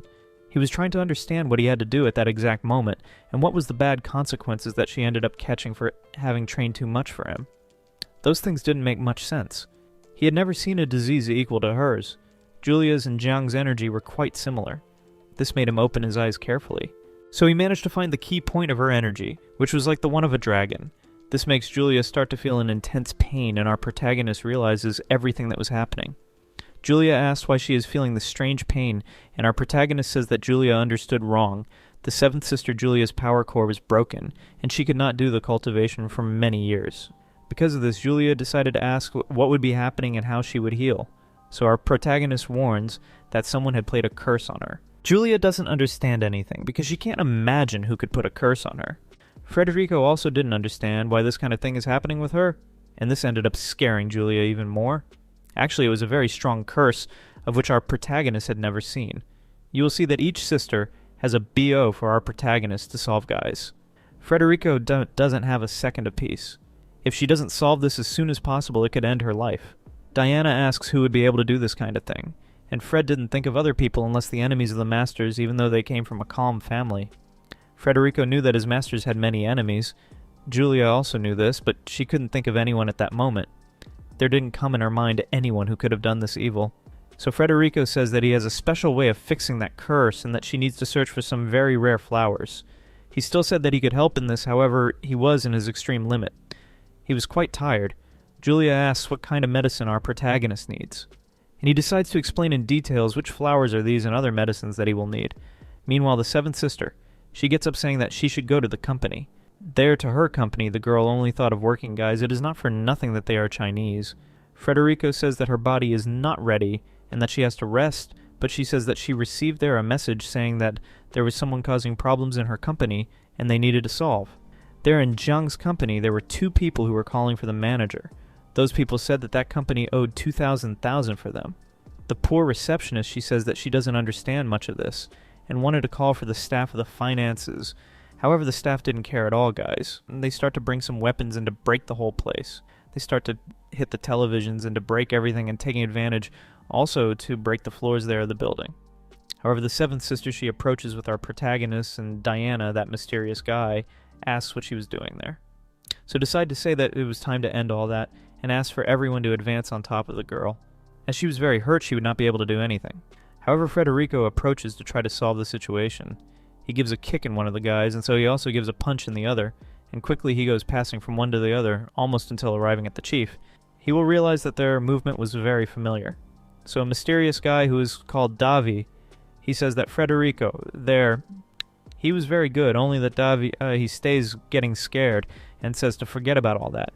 Our protagonist, he doesn't understand very well the situation, and asks if the guy is trying to make him a fool.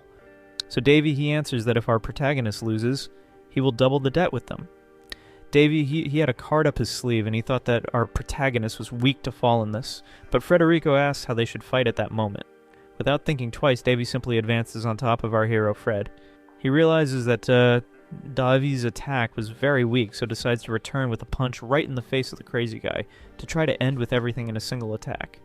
Davy starts to tremble, and even loses consciousness because of this. He says that he will call his master to solve this fight. Fred doesn't understand how that guy had a master being that he was very weak. Davy warns for our protagonist is that his master was quite powerful, so he takes the cell phone and calls asking for help for her. His master was a girl, and she answers saying that everything was fine and wanted to help him. Actually, who is the master of this guy there, guys? It was Julia, the sixth sister. She approaches saying that she will take care of that situation. Davy asks his master why she is already there. This left Federico more confused even, guys. Without understanding why of her being called master by this guy, Julia asks her subordinate why of him being in that place destroying everything. According to her students, they're the guys that they should be training in the academy.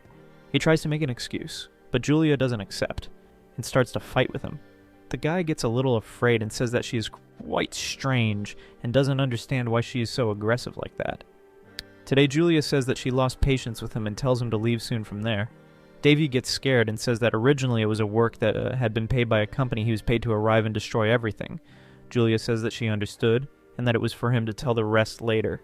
So she apologizes for our protagonist, and also for Jiang for all the disturbance. Davi gets scared to know that our protagonist was her brother, and also of this other girl, realizing that he committed a mistake of attacking these people, and also the company of the seventh sister. He gets scared. Jiang, she says that they need to fix everything, all that was destroyed. So she starts to think of a person who could have paid this guy there, Davy, to arrive until there and destroy the things, and still says that they should have come personally to talk with her. However, Fred, he only wanted to understand why of those people being disciples of Julia. He didn't understand why she had students so weak like that. The girl says that they all are disciples of her, and that for some reason they are weak currently, but she warns that she will deal with them later if something bad happens. At that moment, our protagonist asks if he could visit her academy. However, Julia, she didn't want very much to take them there, guys. But the seventh sister, she also stays insisting to go together. She makes it very clear that she was not very willing to show the academy, but ends up giving in and takes them there. The girl asks for Davy and the staff to take them to the academy to know the place, so the scene changes there. We go to the company that is enemy of the seventh sister.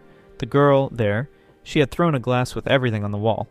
She is Jessica, and she was quite irritated. She was holding a cell phone talking with the staff of another company about how they managed to fail in that attack.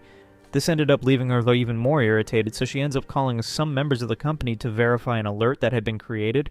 Right now, one of the employees gets up to talk about this, and that from now on, he will manage to proceed with the plan. Jessica asks what kind of plan he would have in mind. They wanted to eliminate Jiang and her whole company. Because of this, they would make the company suffer an attack. She asks if this would not cause a police investigation, but soon her employees approach, saying that she was thinking too much about that matter, and that there would not happen any investigation. Probably these guys, they were already connected with the police. They would only cause some car accidents that would be done by these employees, and from there on, they could proceed to end the Seventh Sisters Company. In a beautiful afternoon, our protagonist and his group, they were going to Julia's academy. Our protagonist had found a little small that place, and David, who is there on the side of our hero, says that it would be good for him to train together with them. However, Julia asks for Davy to stay quiet and not to talk nonsense. Julia continues saying that it was a good place to stay firm and strong, And also to improve the cultivation, our main character, he thinks about managing to stay like this too powerful equal she. It had been a good time actually that he didn't train, so it was good for them to start training because our protagonist could get rusty. He doesn't even need to train, guys. Every minute someone appears wanting to fight with him. Julia then invites everyone to do a day of training, so when they enter, the people were there training with all the possible concentration. However, when they see Julia, the staff already starts to look to her and approach giving welcomes. Little by little, they start to do their oath for the girl, and she sighs as if she doesn't like any of it. Diana, who was on the other side, was impressed with everything she was seeing. Someone had given a punch so strong a doll there that almost broke. It would end up giving welcomes for Julia. This called the attention of our main character because the staff there called her master. So he notes a guy who had arrived and asks who was the man with white hair. It says that our protagonist is not worth the talk. The guy is already all arrogant and says that he would not waste his precious time with Federico. This guy's name is Kaike and he was black belt. Julia asks what Kaike was doing there at that moment in her academy. He says that he was training with the younger staff. Actually, he was giving a beating there in Julia's students. Davi enters in the front and explains that the protagonist was very powerful. Only the Kaige doesn't care about this and gives a punch in Davi's face. This Davi appeared in the series there, only to take a beating, guys, for the love of God, before if Davy falls on the floor and starts to call attention of Julia. Soon the smug guy says that it is time to start a fight between them. He was challenging Julia's academy. He still says that if they are with little fear, they could flee at any moment. We already know that rule, right guys? Talker has a bad time. Julia gets a little irritated because this guy was disrespecting her only. That actually Kaige, he had a hidden plan. His chief, who is a bald old man, said that if he managed to defeat Julia, he could take this academy for him. This ended up making Kaike get determined and literally want to fight to get the academy. However, Julia was not going to let this so cheap and says that she will fight against him. But at that moment, someone ends up entering in the front. It was our dear Frederico who was determined to give a beating in this extra. It is this same that we like to see, guys. Extra asking for little potty. Julia explains that Kaike, he was black belt that could be quite powerful, and maybe our protagonist wouldn't manage to defeat him. You really think, my daughter? You think that our protagonist will lose with this guy there with the face of Earthworm? Fred doesn't care about this kind of thing, and says that there is no problem at all, and that he will solve everything on the base of beating. The crazy guy was very balado, guys, I tell you. He still says that he has the greatest pleasure of hitting these smug and arrogant guys. Obviously, this leaves Kaike irritated, saying that he will not accept to be disrespected in the front of the others. But our protagonist says that he will solve this on the base of beating, and says that he will give a punch in his face. And in this way, they start to beat mouth as if it was two children, one saying that it is better than the other. This makes Kaike very nervous. And he says that he will take all Frederico's women. He looked there for our protagonist surrounded of women, and already imagined that Federico lived in a harem. Well, that could be right, guys. But these Chinese protagonists there only think about fighting. Federico got a little irritated with this talk there, guys. And so he prepares for the fight. Diana was watching, saying that Kaike obviously would take a beating a lot. She already knew that our protagonist was stronger. So Federico obviously agrees with this and accepts the duel. At that moment, Kaike, he advances on top of our protagonist with everything. He jumps to the top and prepares to give a powerful kick. That kick starts to create fireballs for all the sides. The students who were around realized that that was very dangerous. However, Fred, he had supported that attack as if it was nothing. He even smiled in the face of the danger, and Kaike started to swear at our hero. And in this way, Fred says that he will end with him. At that instant, it was time for Federico to return for the attack, and still said that he gave a lot of chance for Kaike. He gives a kick with everything. The blow ends up launching Kaike far away. Not even Fred expected for this, guys. He didn't imagine that the guy there would take a beating so much, and Diana stays in the cheer for him. Kaike, he had hidden a wall, and the other students start to approach, asking if he was well. However, Kaike, he starts to get up and say that our protagonist is not strong enough to defeat him. Certainty that this guy, he was dying of fear. And guys, his legs there were even shaky. Actually, he even had broken 2 bones and was only getting up because there were many people watching. If you arrived until this part of the video, consider leaving a comment, so YouTube indicates our video to more people and has more chances. I gave to bring the continuation here for you. He could not lose at that moment, so he starts to get determined, saying that he will defeat our hero Federico. He was almost holding a laugh, asking if the guy really is so strong like that he talked. Kaike says that he will end this fight in a matter of minutes, and that it was for everyone to stay watching. Meanwhile, Federico simply will use only one hand. This makes the guy he feel threatened, and because of this he advances for the attack. He gave a jump quite high in direction to Frederico and prepared to give a counter-attack. However, Fred only watched that scene and realized that he would win in one way or another. Actually, Kaike, he was not so strong like that, and our protagonist, he prepared to give a counter-attack. The crazy guy, he already realized that it was going to be very dangerous and ended up feeling our protagonist's hand grab his foot. At that moment, he felt an exorbitant pain and ended up falling to the ground, as if his legs had been deactivated. The students, they were scared, without understanding what was happening. Meanwhile, our protagonist, he approaches, saying that he won that fight. Frederico, he warns that Kaike, he shouldn't appear in that academy anymore. Then Julia takes the opportunity and asks her students to take that guy. Davy approaches and says he will return the punch he gave him, and said he will return it right in the face to ruin the wake. Davi ends up taking a punch in the face, goes flying far away. Someone had approached at that moment, and it was a mysterious guy. Frederico, he was observing that situation, and this bald man, he was Kaike's master. He was a foreigner and didn't speak Mandarin very well, and ended up advancing towards our protagonist with an intense power. Each step he took was like a hole in the world. Frederico realized that this power was very great, and that he could probably stand up to his masters. Julia asks our protagonist to be careful from then on, because something very dangerous was coming in his direction. That old man, he was known as the founder of Taekwondo in Korea. This little old man's name was Takawa, and he is a little impressed since people there knew him. As he approaches, he says that he would destroy all of them who were not his disciples. Kaike, he was completely scared with everything that was happening there. The other students didn't know what to do, but they felt that their strength was getting stronger and stronger. Kaike then speaks the true strength behind him, who was trained with that gentleman, Julia. I didn't understand what people were saying there at that time, but our protagonist tells her to stay safe, as he himself would take care of that situation. Our protagonist says he will open the gate of the Seven Saints, and Julia, her cheeks turned red, already imagining our protagonist all buff. Then he continued because he would fight. Takawa, he says that he will end our hero's life, and Frederico told him to make the first move, that he would be waiting. Everyone watches quietly, not understanding that situation. Then Takawa, he advances towards our protagonist. He is completely irritated. The blow flies directly, and Fred, he advances to counterattack Takawa. He felt threatened at that exact moment, but the attack of the two hits, everything creating an intense explosion to Takawa. He takes advantage of this moment to kick our hero with everything, and soon after he tries to give other blows, but Frederico ends up protecting himself. Because of this, he ended up realizing that Takawa, he had a lot of combat experience. People, they were surprised with all this and were even cheering there for Fred, especially Diana. He was even a little lost there. At that time, Julia realized that the protagonist's defense was very good, and because of this, Takawa, he ends up advancing to make an extremely different attack. However, the gentleman realized that our hero, he was also strong. It wouldn't be so easy, and he starts to defend the attacks. The blows were quite varied, and our hero was there defending from all of them. Takawa, he noticed an opening, but our hero, he had a plan and was smiling because of that. The situation ended up scaring Takawa, who didn't understand very well what was happening. Realizing that the guy had hesitated, Fred advanced towards that crazy guy. He used one of his attacks that was defended with the kick. The gentleman realized that it was not a good thing, and because of that, our protagonist advanced running towards Takawa. He used one of his attacks that was defended with the kick. The gentleman, he realized that it was not very good, and therefore our hero, he advanced again, giving the old man an elbow. Taking advantage of this opening, Takawa attacks again, and the old man felt the attack with everything saying that it was over, and in this way he flew with everything into the wall.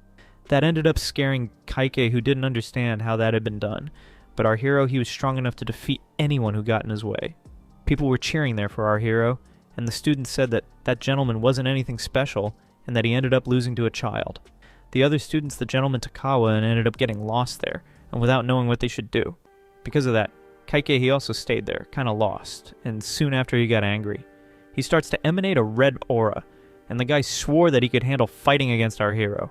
He shouted for Fred, because at that moment he didn't understand very well what was happening.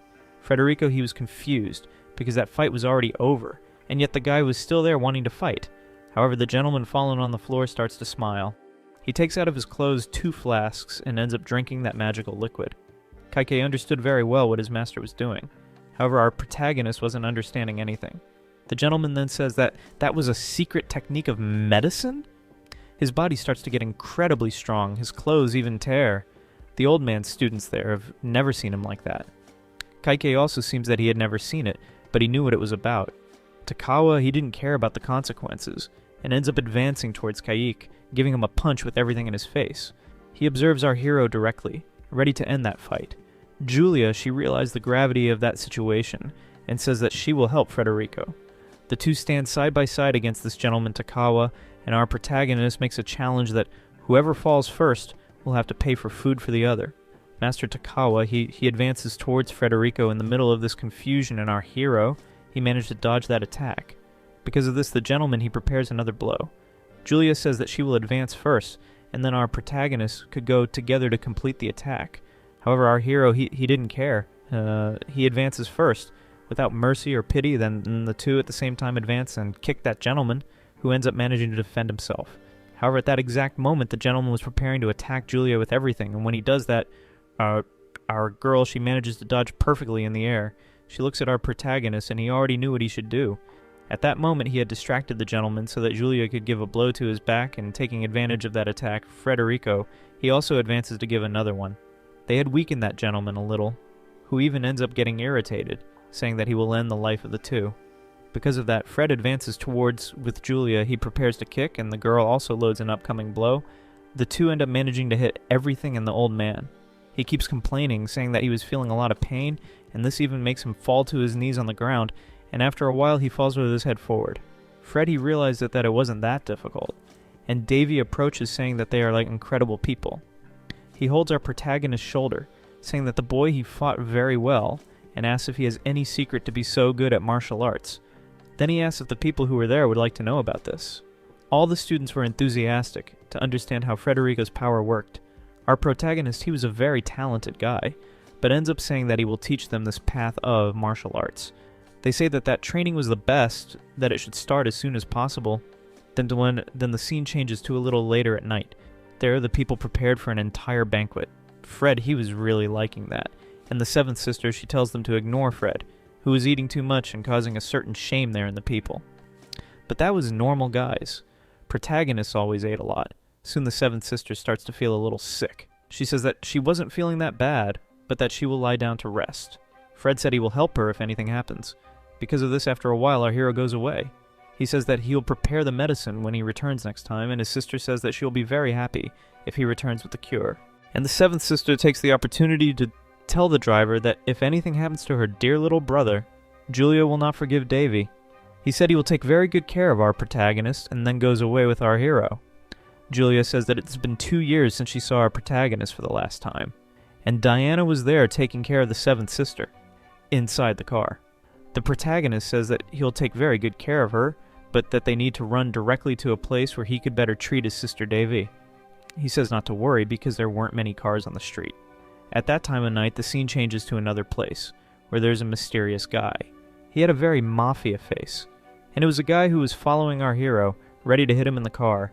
Then he steps on the accelerator, goes with everything, and even ends up giving a malicious smile. In the last moment, that man ended up causing a car crash, and he says that he would end all that situation now. With the seventh sister, the car crash was very intense, and caused a small explosion in our hero's car. After a while, someone ended up getting out of the black car, and ended up taking the cell phone to take the photos that were necessary to prove the accident. However, when he took the cell phone and opened his camera, he realized that there was no one there in the front seat, other than the driver. He took the photo there of the seventh sister, along with Diana, and said that he ended her life. However, someone appeared behind him, which left the guy there a little scared. It was Frederico who was there asking what he was doing. The boy gives a warning. If Frederico approaches, he will end our hero's life, but obviously this guy doesn't have the power for that. And our hero was already preparing 2 needles. He advanced towards with an attack. Those 2 needles hit right in the boy's chest, who didn't understand very well what was happening. He felt a very great pain and couldn't describe it. And those needles caused a laughing fit. He said that this boy was going to suffer a lot. However, the boy continued laughing and said that that was a gigantic torture. Then Frederico, he already took out the 2 needles, because he had already realized who had sent him to do that. He asked the boy what he intended to do at that moment. He hands the cell phone to our hero, saying that there were some recordings of the seventh sister. He believed that the seventh sister had lost her life, but someone ends up taking the cell phone from that guy. It was Davy, and he was completely injured. He ends up remembering that boy's face, and, to the surprise of that crazy guy, the seventh sister ends up coming out alive from inside. She was irritated and said that he shouldn't do that kind of thing. He turns his back asking if she was okay at that moment, and all this was thanks to Frederico. In a short period of time, he ended up using his powers to save everyone, and the boy asked for his cell phone again. He does this because he couldn't leave those evidences, but someone ends up taking a photo of him, and it was Frederico who was using facial recognition mode and just recorded that whole scene. The boy says that he will fight with Frederico, but Davy says that he won't let this happen because no one can hit his boss. And for the first time in this work, Davy managed to be useful for something and gives a big punch in the crazy guy. He was excited because he managed to finish someone, and soon after that they went to the Seventh Sister's mansion. Inside, she decides to finish the treatment with Fred. She says that she was perfectly fine at that moment in which she had already improved Fred.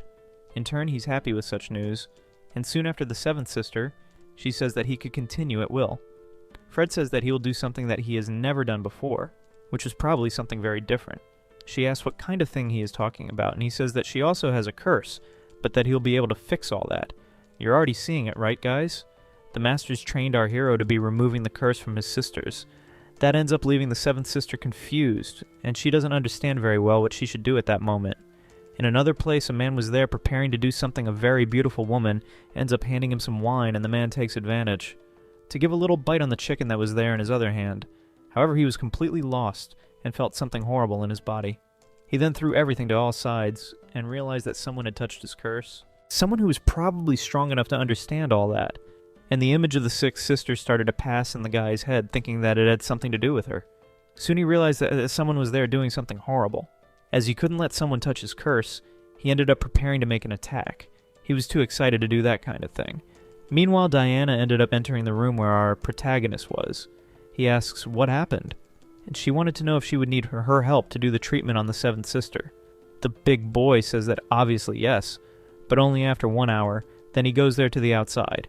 Frederico kept thinking about what kind of thing could be happening inside, and the image of the two will end up appearing in his mind. Nothing shameless, he even got excited at that time. He was even trying to stay a little calmer and not think about those nonsense. At that moment, he sits on the sofa to watch the news and calm down a little. However, he ends up reading about a criminal gang that was roaming the city. He keeps watching the news and then tries to read something. At that moment, he smells a little different and a black smoke appears dominating the whole place, as if something was burning. Soon he realizes that there was fire coming out to all sides, and realizing this fire, Fred prepares to do what he knows how to do best, which is to save people. After that, he starts to throw water to all sides, trying to put out the fire, and he starts to do this even with a certain desperation, because he realized that the lives of many people would be at risk. However, the fire was very strong, it didn't stop in any way. He tries to open the door, but he also couldn't. On the outside, someone had sealed that place, and it was one of the participants who was with the purpose of ending the life of the Seventh Sister. The guy was smoking. Soon after setting fire in the building, he sighs deeply and says that it was time to go away, because the mission was already accomplished. Another companion of this guy keeps saying that they should watch to see the outcome there of the fire. However, the red-haired man, he says that this was not necessary, because in fact the mission was already finished. Another guy appears and said that it's time to go away, because the place it would be full of people. And now that they had already set fire there in the building, they keep saying that they will go away so they wouldn't be arrested. Our hero was inside trying to open the door in all possible ways, but he couldn't, and that wasn't very good. But he wasn't succeeding, and the smoke was spreading that could be dangerous as the entire place.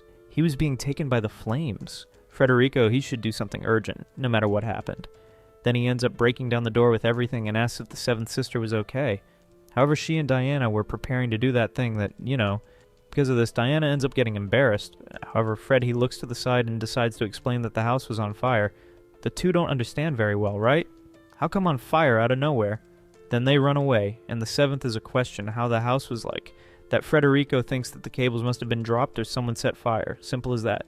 Perceiving the situation, Fred tries to find out who would be the person who was behind all this, but without having much time to be acting as a detective, and he ends up using his powers to get out of there as quickly as possible.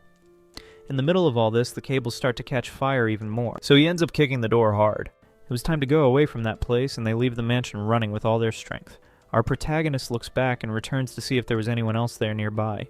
He had breathed a lot of smoke, and was tired of all this. Diana, she starts calling the firefighters, and the Seventh Sister, she was tired because she was still sick. Jiang said that it was not necessary to call the fire department and could only let the house catch fire. Diana doesn't understand the reason for this behavior of her, then asks what had happened. Jiang, she doesn't answer. She only says that they will continue to the monitoring room to try to see who had done this. Looking at the cameras, they managed to identify 3 villains who had done this arson. She already figured out right away who was involved in all this. Fred asks, who are these crazy guys who had reached this point of setting fire in a house? The 7th sister. She explains that she has a feud with a company and continues saying that Jessica from the other company was not a very good person and that they should talk now with the public relations department. And she still completes saying that she must end with this feud right now. Time goes by at that moment, and so we go inside the rival company. There was that Jessica commanding her employees to finish the mission that was given to them, the red-haired boy. He had taken a slap in the face, and he tells Jessica that he was trying to finish the mission as much as possible. These people there were shameless, and she decides to warn that this kind of thing can't happen without her permission, then ends up stepping on his face. She still asks what they were planning to do now. A white-haired man called Arthur prepares to help this Jessica, but that woman, she was completely irritated and asks him to say quickly what he wants. He decides to explain that the author there of the arson, in fact, this guy there who is under her foot, and continues saying that this was a great plan, because it will hinder the company of Jiang. She reflects a little and thinks that this makes sense and ends up thanking them. Arthur says that this could be a very relevant topic in public relations, and soon Jessica ends up saying that that red-haired boy had to suffer a little more. However, he was being very helpful in fulfilling the missions in the last days and ends up asking if he knows perfectly what he should do. The guy, he understood very well this type of wording. And soon Jessica approaches Arthur and says that she has some very interesting ideas, and continues saying that they should go together to the back room to do certain little things, if you know what I mean. She holds Arthur's tie and says that he has a kind of hard work to do that night, and the guy says that he will leave her very satisfied. The guy there with the red hair, he just keeps watching all that, and the door closed right in his face. Obviously he was irritated, because Arthur was using that guy there simply to use Jessica, the 7th sister. She was there on the next day, completely perfect and wonderful. She looks back asking how she was. Diana obviously says that she was very beautiful, then she puts on the glasses and asks if she also looked beautiful with glasses, this woman, and she looks beautiful in any way, guys. And Diana says that she is very beautiful. And Diana never expected that she would kiss the owner of such a famous and beautiful company even more. And Jiang, she says that she has to stop with this nonsense and focus on getting rid of these enemies. They should in fact find out who was behind all those evils. Then she arrives in the room and warns our hero that it was time to go away. Frederico, who is reading some things, he says that he was preparing for that exact moment, and she asks what he was reading. And he says that it was a medicine book that he had won from the masters, and that he was learning a little more advanced techniques. At that moment he thinks right away about Alice, and realizes that he had to finish doing something with her. Then Jiang says that they have to finish all that as quickly as possible, which is this mission of finding out who is doing these evils. However, on the other side of the city, Jessica was looking at her cell phone completely lost. She was seeing the news and she was getting more and more irritated, because the news there of Jiang's house having caught fire had spread and everyone was knowing about this. Arthur warns that she wouldn't need to worry because this was part of the plan. She says that it was probably something very interesting, this plan of Arthur, and he answers that they could calm down because everything was under control. In fact, Arthur says that there is only one last step that they had to follow. The red-haired boy called Alan, he enters the room running. Arthur, he had the plan to deliver him to the police as if he had hired the thief, the criminal. And Jessica says that it was a great false proof to use at that moment. Because of this, their cell phones start to ring. Soon she takes the cell phone to answer and talk to the person on the other side of the line. She answers and asks who was speaking, and it was someone from the security guards who was speaking to bring some people up there on the building. She says that there is no problem and can send them up. And so she turns off the cell phone completely happy, because it was time for her little show to start Jiang together with her brother. There, our hero. They had entered that building, prepared to find out everything. Soon an officer she appears saying that the 7th sister and Frederico were there. Jessica, obviously she accepted their entry since they were prepared there to make that plan. Because of this, Yang says that she went to that place on her own. The security guards were all around them, prepared for what had to happen. They were already kind of aware that our protagonist was buff, so they were kind of scared. Meanwhile, several reporters were in front of Jessica's desk asking several things about what had happened. The girl says that she caught the bandit who was behind having burned Jiang's house.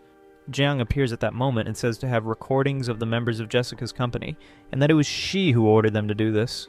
However, Jessica, she says that those recordings were not necessary, because she already caught the person who was behind all this. The 7th sister didn't quite understand what the blonde meant. Meanwhile, the reporters were very excited, as this news would shake the entire city. Jessica then asked to enter, and the door opened slowly. Arthur appears together with Alan, who was tied up at that moment. Someone asked them to stop. Then Arthur explains that it was orchestrated by a small group and that boy called Alan. He was behind all this, and that it was also a plan of the Seventh Sister's company for you to understand. Guys, they don't keep calling her Seventh Sister, no. They keep calling her Jiang even. But it's just for you to understand. Obviously, Jiang got irritated because she wasn't part of this, and was there without understanding anything. All the people start to get surprised with what had happened to Jessica.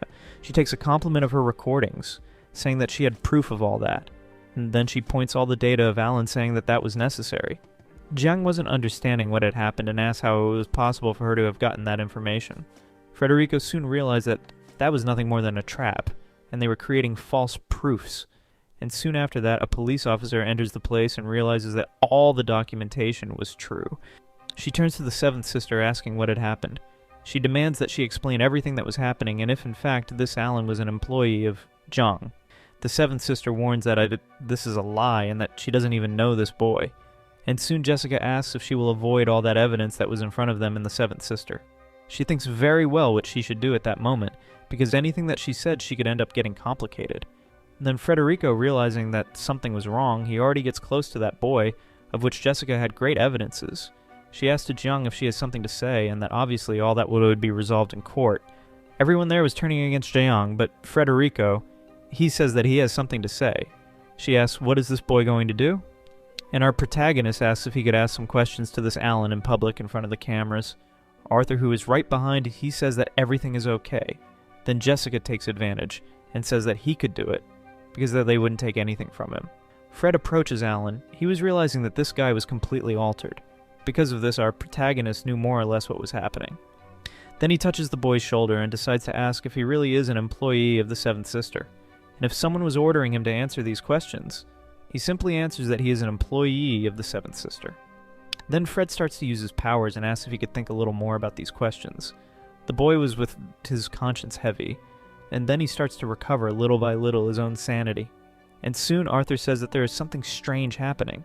Alan, he starts to feel an intense pain at that exact moment, and all the people who were with the cameras start to record as fast as possible. That was live being reported on all televisions. Then Alan, he says that he is not an employee of the Seventh Sister, and that all this was commanded by Jessica Arthur. He doesn't understand how that could have happened, and the people who were with the cameras start to take several photos and to record all that situation. He starts talking that Jessica ordered him to set fire on Jiang's house and also to burn all the files.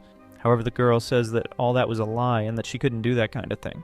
The officer asks Jessica what had happened at that moment, and the woman tries to downplay all that, talking that it was a lie and that everything was being invented.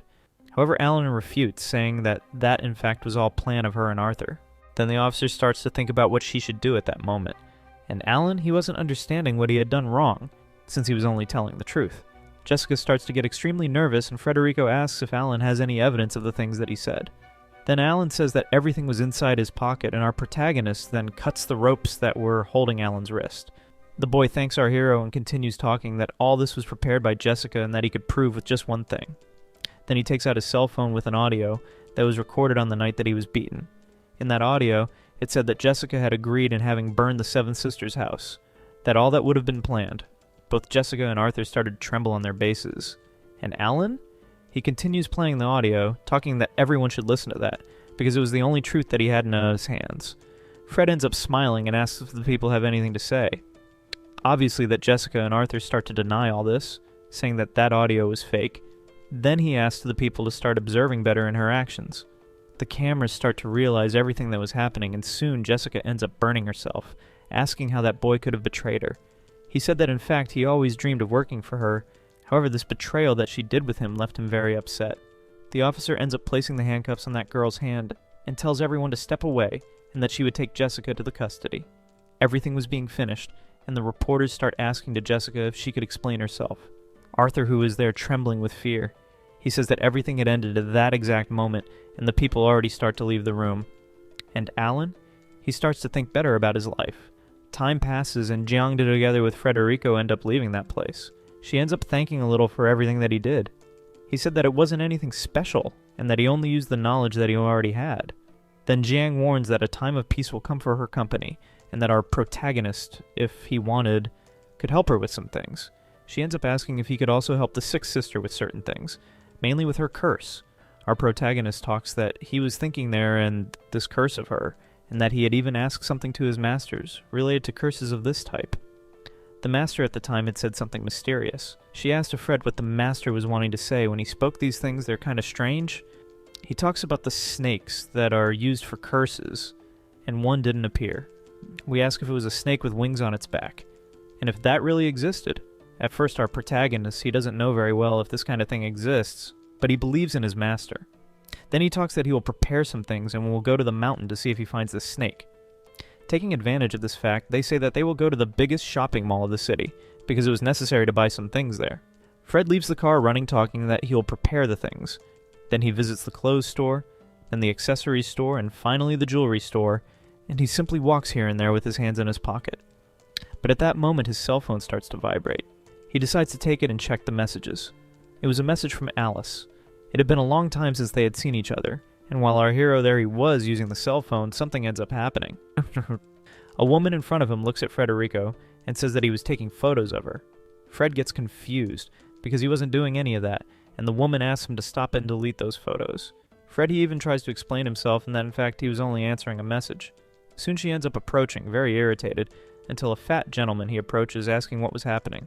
The woman, she explains all the situation about our protagonist was taking photos secretly, and the guy simply throws the glasses of drink that he was with, who approaches our hero completely irritated, asking why he had done this. The people around get completely irritated with the situation. And our protagonist? He even tries to explain himself and says that in fact he wasn't taking any photo, he was only answering a message. The man prepares to give a punch in our hero with everything, but at that moment he ends up dodging until he looks back, holding the arm of that gentleman.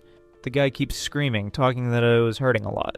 And our protagonist already talks that the guy there was the one who looked for a fight, then he already goes away even from these crazy people. And still tries to explain that everything was nothing more than a misunderstanding. The guy continues irritated, asking how that could have happened. However, someone appears asking what was happening there at that exact moment. The people look to the sides asking who would be that person, and it was the seventh sister who was there to protect our hero. The people get enchanted with her beauty. And Frederico gives a hello to the girl again. She holds Fred's arm and simply asks what he was doing there. Because of this, everyone starts to get embarrassed knowing that our protagonist was accompanied by such a beautiful girl like that. She pulls our hero away at that moment, talking that they will go shopping. And the other one was getting even more irritated. The man who was accompanying this woman gives a slap on her with everything since he thought that she was lying. And meanwhile, Frederico talks that she was holding him with too much strength. She asks if he doesn't like this sensation, and she explains that everyone was envious of him. That's why he was calling so much attention while they walked. And because of this, our big boy, he gets all excited. After that, they go away, and our protagonist leaves the car. He gives a goodbye to her, talking to the girl to take care. And Jiang says that everything was okay, while Diana also gives a goodbye to him, and after saying goodbye, the car goes away. Then he starts to walk, going away to his house. But a mysterious shadow starts to appear behind our protagonist. He tries to give a direct attack that ends up leaving Frederico confused. He already looks back, feeling that he will be attacked. And the guy already arrives attacking our hero, and Fred manages to defend himself. However, his opponent used the Tai Chi hand technique. Frederico even says that this technique is very powerful, but he wasn't going to just stand there taking the hit. That's why he's able to block, creating an opening in his opponent, and gets ready to hit him hard with a punch to the ribs. The guy realized that Frederico was very powerful and even ended up stepping back. If by any chance that blow from Fred had landed directly, the guy wouldn't have survived. The mysterious guy counterattacks using fire fists. That was being an intense battle, with both showing all their power. And after a brief moment, the guy stops and starts thinking. Making a respectful gesture, Frederico asks who this man was and why he was attacking him. The guy acknowledges that Fred was very strong and said he lived up to his reputation, and said he was worthy of being a martial arts master. At that moment, Alice appears calling for her uncle. Fred realized that this guy was part of the Yu family, and she was already all cranky, saying she had sent messages to Frederico, but he didn't respond. So she had to come in person to look for him. That's because he was with his sixth sister and ended up getting into trouble with that chubby guy at the mall. Later he sat down to have a chai and they talked. And Frederico said that the Tai Chi hands of that man were very powerful. Alice says that it was to be expected, as her uncle is one of the greatest masters of the Yu family, and he was even considered one of the strongest guys in the city. The girl's uncle asks if, by any chance, Fred knows the identity of Lise. Of course, our protagonist knew that she was a super important girl, since she was the eldest daughter of the boss. However, her uncle was very serious and even ends up slamming the glass on the table. He even tells his niece to go cut some fruit for them. However, he wanted to leave her alone in the kitchen so he could talk to Fred. And that's exactly what she does, going to the kitchen. The girl's uncle speaks in a very serious way to Fred that they could never be boyfriend and girlfriend. Upon hearing those words from the uncle, he starts spitting out the juice, and even apologizes, saying those words were very sudden and ended up scaring him. While wiping himself, the guy reinforces again, saying that Frederico should understand those words. They couldn't be together, and that was for the good of the girl, since she was destined to marry someone from the Vangue family. Our hero remembers very well that this Vangue family was no good. However, the girl's uncle keeps saying that, although Fred defeated the Zangue family, he could not compare to the suitor from the Vangue family, that they were very powerful. If by any chance the Yu family wanted to reach an even higher level, they should ally with this other family. However, Fred knew very well that this was not what Alice wanted, and asked her uncle if, by any chance, he had asked the girl's opinion. In response, the guy says that people at their level have family interests above all, but the most important thing of all would be Alice's happiness. That's what mattered. The guy gets so angry that he breaks the glass, and said he wouldn't argue with Fred anymore, he just came to deliver that notice, and that he should stay away from the girl. In a somewhat bold way, Frederico asks what would happen if he didn't agree. Her uncle already gets angry, saying he's not going to go easy on the boy just because he's young. Alice appears and asks why her uncle was so angry, and he already gets up saying they finished talking with Frederico and they should leave. The girl always felt happy when she was near our hero, so that's why she kept saying she didn't want to leave now. To try to calm things down, he says he has some things to do and that he will meet her later. The girl knew exactly what her uncle came to do, and she couldn't solve anything about it. And she even gets sad, asking if he's really going to leave now. However, in a rather cheerful way, he tells her not to be sad because he'll be back soon. He won't leave her waiting too long. The girl's uncle realized that this guy, besides being smart, was very powerful and that he should be careful with him. So Alice and her uncle end up saying goodbye, and our protagonist tells her to take care. He knew that even within the Yu family, they cared much more about power and influence. But now he should focus on saving his sick sister, since she was under that Inguyang cultivation curse. He slept the whole night and woke up in good spirits. He changes clothes and wonders if, by any chance, the sick sister was already ready. They were going on a trip looking for a medicinal snake venom to be able to heal her cultivation. The neighbors even complained, saying that Fred was making noise early in the morning. Outside, it was him and his friend calling him Marshall Uncle. The protagonist tells him not to keep calling him Uncle, since it sounded like he was an old man. In response, the guy says that the master and the sick sister were already at the airport waiting for him, and there was still a little secret waiting for our hero. However, the guy wasn't going to say what that secret was. He'd have to get to the airport to find out what it was, and that way they head over there. The scene changes to the airport terminal in the city of Jiangsu. He thanks his colleague for the ride, and ends up spotting Julia from afar and starts shouting her name. The girl noticed that Fred had brought all the preparations in his backpack, and even says she's impressed because he seems much more committed than she thought, so he already gets all excited, telling them to head out quickly, but Julia had something she wanted to show him. She said she received a sealing talisman that her master had given her, and that she could only give it to Fred as a gift once he had done certain things. However, since she didn't know about her health condition, she goes ahead and gives him the seal. Fred knew very well what it meant to see those seals, and asked Julia if by chance she knows too.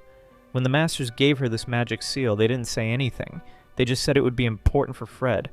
And now begins a bombshell revelation, guys. Actually, Frederico already had the highest cultivation level when he was born. However, he was only able to use up to the 8th degree of strength. Julia is surprised, asking if he's currently at the peak of the true Qi realm. He said yes, and said his masters nurtured his body with all kinds of celestial treasures and also earthly treasures so that he could withstand his power. However, the boy was born so strong that the masters created several seals to be able to store his power. He had already managed to break one of those barriers using the seal that the sixth sister gave, and this one was the second seal. Quite surprised, she asked what his maximum power level would be, since he's so strong at such a young age. In other words, he wouldn't know how to say, but in fact, he basically had unlimited power, and currently he was in the realm of Marmadu.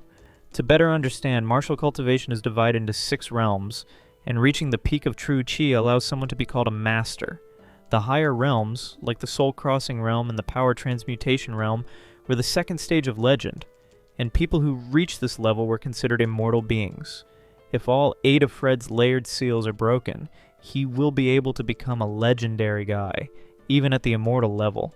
And when she thinks about it, she even freezes, and Fred keeps waving his hand in front of her face to see if she's awake.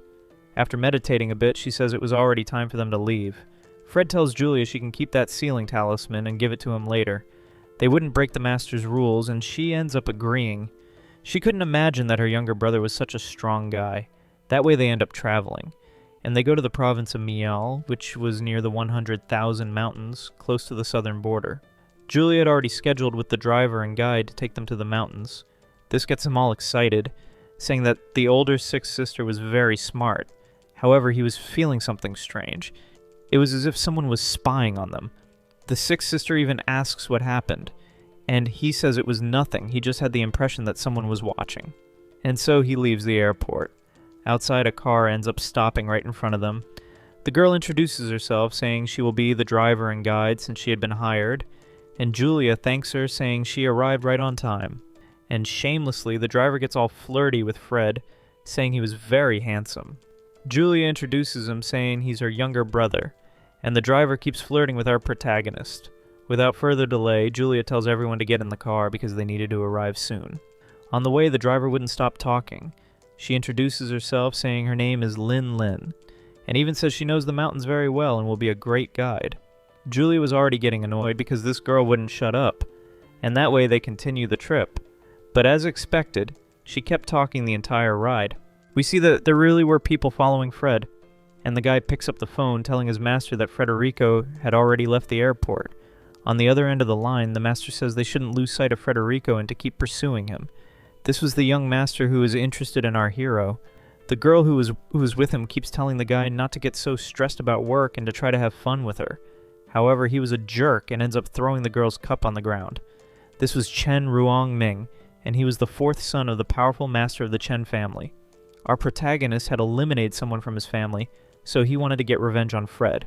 And meanwhile, that driver wouldn't shut up. She kept talking about how the mountains in that region worked and said it was a very dangerous place. Even Fred, who was usually polite, was already getting irritated.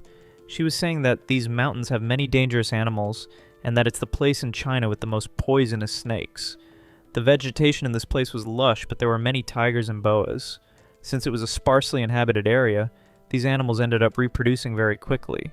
And along the way, the driver comments that it's kind of strange for the road to be full of cars. And when they look in the rearview mirror, there were some cars that seemed to be chasing them. Since this was a sparsely inhabited region, there shouldn't be that much car traffic. Those mobsters were following Fred. It looked like they wanted to settle the score with him. This guy was known as Black Claw and was one of the most dangerous mobsters in the city. The rookie kid was even scared because they really intended to eliminate Fred, and then they start speeding up, wanting to hit the white car. Before causing an accident, the guy keeps saying he won't give Fred a chance to escape, and slams into the poor driver's car. She already starts screaming in desperation, saying it's a robbery. She panics, begging someone to call an ambulance. But the panic was so intense she couldn't do anything properly, and even notices that there were other cars crashing from the other side. The girl thought it was just a robbery, but soon realized it was about mobsters, and the panic started growing even more. To everyone's misfortune, the mobsters stopped in front of them, forcing the driver to brake as well. The guy already gets out of the car and says that Frederico had offended the young master of the Chen family, and that's why he was going to get beaten up. They were surrounded, and several guys with red bands on their heads got out. This red band gang was extremely well known in the city, and people were terrified of them. The driver says she knows these guys, and in other words, says they're screwed. However, Fred tells her to stay calm, and that he would take care of everything.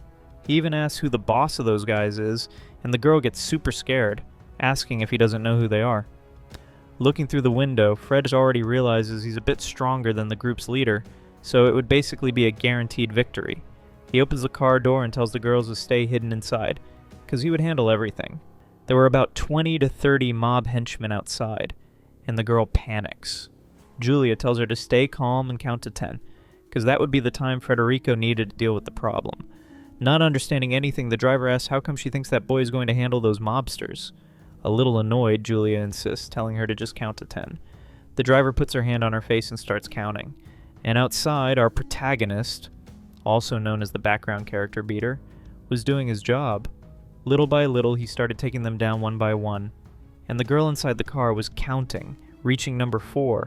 To finish off the henchman even faster, our hero grabs a baseball bat and starts smashing all the thugs in the head. The driver had already counted to 10 and asked Julia if that did anything, and when she looks through the window, she sees that Fred finished off everyone, leaving only their leader standing. Confidently, Frederico asks who sent them. All bruised, the Black Claw's leader says it was actually the master of the Chen family. However, Frederico doesn't know anyone from that family and asks why they were after him. To show he was telling the truth, the criminal said he didn't know the reason. He only followed orders. Fred says that if he doesn't speak up, he'll take him down. And humbling himself, the guy swears he doesn't know anything. He didn't even know the reason, he just followed orders and did what he was told. It seemed like this guy wasn't lying. He was just a henchman. And that's why our protagonist spared his life, and even tells the guy to get out of his sight. Desperate, the guy thanks him and says that from now on, he'll value life more. Before anything else, Fred tells him to wait. He should pay for the damages caused to the driver's car. Then he comes back with a pile of money and offers it to the girl. It would be dangerous to accept money from mobsters, so she keeps refusing. However, Julia says she should just accept it, because it's compensation. And without thinking twice, the guide ends up accepting it. Before getting in the car, Frederico tells the mobsters to disappear and never mess with him again. Lin gets all excited, since the amount she received was even more than the price of her car. He asks if the car is still working so they can continue the trip, and the driver says yes. This car, although a bit old, was very tough, and so they take off from that place. The girl even says it was amazing that Frederico managed to deal with those mobsters alone, and to see if that girl would shut up, Julia says that Frederico is actually a super powerful mobster, known as Black Dragon the Black. Not even Fred could believe his sister was telling a lie like that. And the driver decides to keep her mouth shut. He even coughs a bit, trying to play it off, and asks Julia if that was really necessary. And we see that it worked, because the driver didn't say anything else during the trip, only that could make that annoying driver stay quiet. This was useful for Fred to figure out who was behind the attacks. It was probably the Chen family, and now he needed to figure out why they were doing this. Julia asks if he's sure it's the Chen family, and he says that mobster mentioned the name of that family. If they really are the ones behind the attacks, Julia already has an idea why. The Chen family is ranked 4th among the 10 great families in the city of Yangzhou, but Fred says he didn't get involved with that family, so there was no reason for them to be chasing him. However, what he didn't know is that the matriarch of the Chen family is the younger sister of the head of the Zhang family. And since our protagonist went there and wiped them all out, they were most likely seeking revenge on Fred. Besides having destroyed the Zhang family, Fred crushed the Chen family's hopes of becoming one of the top 3 most powerful. He asks why then the Chen family didn't send help when he went to destroy the Zhang family. That's because he was overestimating himself too much. In other words, nobody cared about Fred, they didn't imagine he would pose a threat to the Zhang family. And when the Chen family found out about the destruction of their allied family, our protagonist had already handed over all the assets to Grandpa Yu, so they couldn't do anything. That meant they would keep chasing Frederico, because now they believed he truly posed a threat, and their journey to the 100,000 mountains won't be as easy as they thought. Fred even says that he has many powerful techniques he hasn't shown yet, so he could protect himself and Julia, and so they arrive at a hotel on the mountain. The driver is terrified and says they finally arrived at the place, asking if they would like her to take the bags out of the trunk.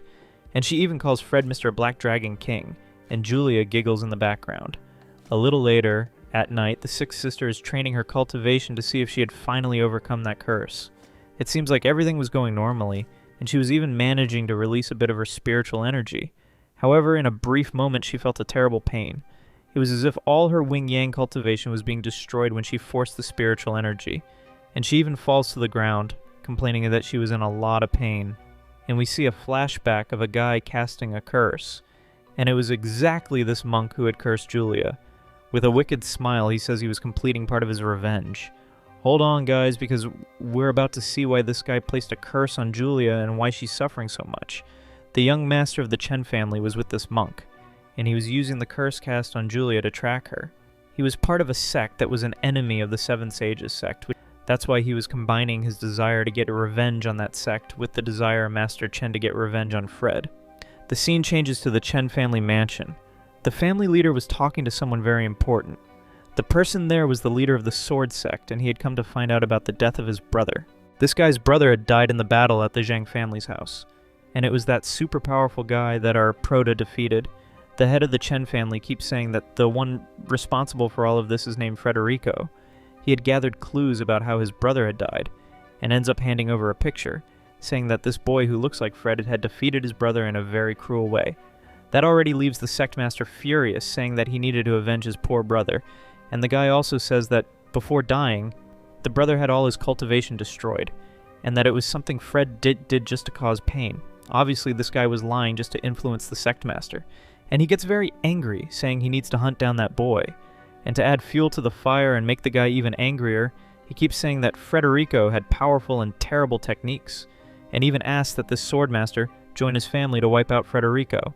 Of course, he wouldn't let a relative, especially a brother, be killed in such an evil way. So, without a doubt, he would take revenge on Federico. The head of the Chen family starts celebrating, saying he got a great ally. They needed to stop Federico, since he was allied with the Yu family, and they imagined that if they let this boy live, their family would also be destroyed. He didn't just want to recover the Zhang family's assets, but also swallow the entire Yu family. Back at the hotel, Fred was commenting that the breakfast there was really tasty. Julia is happy that he liked it, but she seemed a bit worried. He was eating calmly, but noticed that she was feeling unwell, so he placed his hand on her wrist. The girl says she's feeling fine and that he didn't need to worry about her so much. In response, he says she looked weak and pale, and asks if she was on her days. She quickly pulls her hand away, and at that moment he realized that she had tried to use cultivation again. He gets mad at Julia, saying that if she kept trying to cultivate, it would only accelerate the curse process. She asks if he hadn't said that she had 2 more years to live, so she could try to cultivate. He had said that she would have 2 more years of life, but only if she didn't force cultivation. If she forced too much, she would only have a few more weeks of life. That already makes her desperate, asking, "What do you mean? I only have a few more weeks to live?" That's because the more she forced it, the more the curse would take root in her body. That's why they decide to go find this venomous snake to make the magic pill right away. The driver calls him Black Dragon King, and the people around them get scared, imagining that he's a mobster. The guy tells her not to call him by that nickname in front of others, because people might get the wrong idea. Already inside the car, she keeps saying that she's going to take them to the dangerous 100,000 mountains, where there are mythological beings. Julia says they're not going to that place. They're going even deeper into the mountains, to the area of venomous snakes. The driver gets a little scared because that region is even more dangerous than the one she thought they were going to. In response, Fred says that if she doesn't want to go, he'll take them there. She can drop them off on the road and they'll go on foot. He just needed her to stay there waiting for them to return. However, the guide says it's not a problem. Since she grew up in that place, she knows the mountains very well. And so, she ends up agreeing to take them there. She just needed him to pay an extra fee. In another car, there was a guy spying on our protagonist, calling the head of the Chen family. The young master ordered everyone to keep an eye out, and already started setting up a trap, going to those mountains to wait for the boy. It seems like these guys knew every step of our protagonist. He keeps saying he set up the perfect trap for Fred, and that he won't let him escape unpunished. He had gathered several fighters, and also that martial monk to beat Federico up. Everyone shouts that they are ready and that they're going to beat up this boy. That way the young master heads there, because he wants to watch everything up close. The people around him get all excited, because when the young master goes somewhere, it's a sign something grand is about to happen. The shameless monk keeps saying he wants a reward if the mission goes well. The young master says that if the monk manages to capture Federico, he'll be able to have all the women he wants. And Q-Ball cheers, saying that's exactly what he wanted. After a few hours, they arrive in the mountains in search of the venomous snake. Federico says they can't waste time and need to find that magic snake quickly. We see that the driver was a spy, who was passing all the information to the Chen family group. She had her phone transmitting audio and keeps telling the two to wait for her. They were walking through the mountain looking for that magic snake. The driver starts asking a bunch of questions like what the snake is for, and if by any chance they are dealing with a curse within their clan. Julia asks why she wants to know that, and the driver quickly makes up an excuse saying she was just making conversation. The sixth sister says that this snake is very special and that they would recognize it by its appearance. Trying to cover up, Lin starts coughing, because she was transmitting everything by audio and needed to gather as much information as possible. Then she starts interfering, saying she knows this region well and will show the exact place where the snake is. Julia ends up falling for the trap and asks the girl to show the way. So, she goes ahead. She even lets out a wicked laugh because her trap was finally working. Moments later, they walk through the forest and the mountains. The place was very strange, and they start entering an area that looked like a swamp. Julia gets all excited, saying this guide really seems to know the mountains and that she'll give her a 20% bonus. With her arms outstretched, the driver tells him to follow her, saying she knew the exact path. They were almost reaching the trap, but she ends up slipping and falling into the bushes.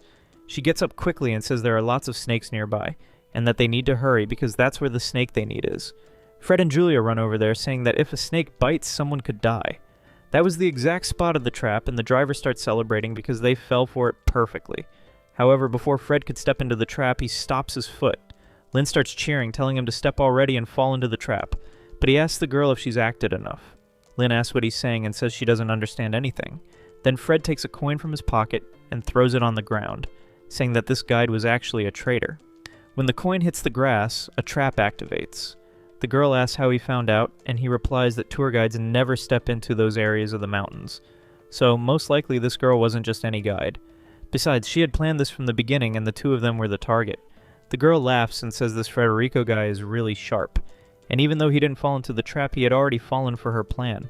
What they really wanted was to lure Frederico and Julia into an ambush in a dangerous place. That's because the head of the Chen family was arriving. He shows up in the middle of the forest and says he finally found his opponent. Our Proda even jokes, saying he's so famous that even the young masters of the families are coming to visit him. The boy from the Chen family gets mad and orders the henchmen to take down Frederico.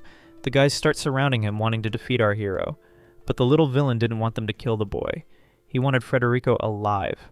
Julia already gets ready to fight, even knowing she can't use cultivation because of the curse, but Frederico tells her to relax because it's going to be easy to beat them all. He already had a plan in mind, grabs the girl's hand and starts pulling her. That makes Julia embarrassed, her cheeks turning red. He starts clearing a path through the enemies, punching those idiots. One of the henchmen pulls out a gun to try to shoot him, but the young master punches the employee, saying he wasn't supposed to kill the boy because he wanted Frederico alive. So he orders everyone to capture Frederico, promising a reward of $10 million to whoever manages to catch him. Upon hearing that amount, everyone gets motivated. The driver, who had fulfilled part of the deal, asks if the Lord will also give her share. With a bit of disdain, he says yes, and tells her to go to the car and get the suitcase with the money.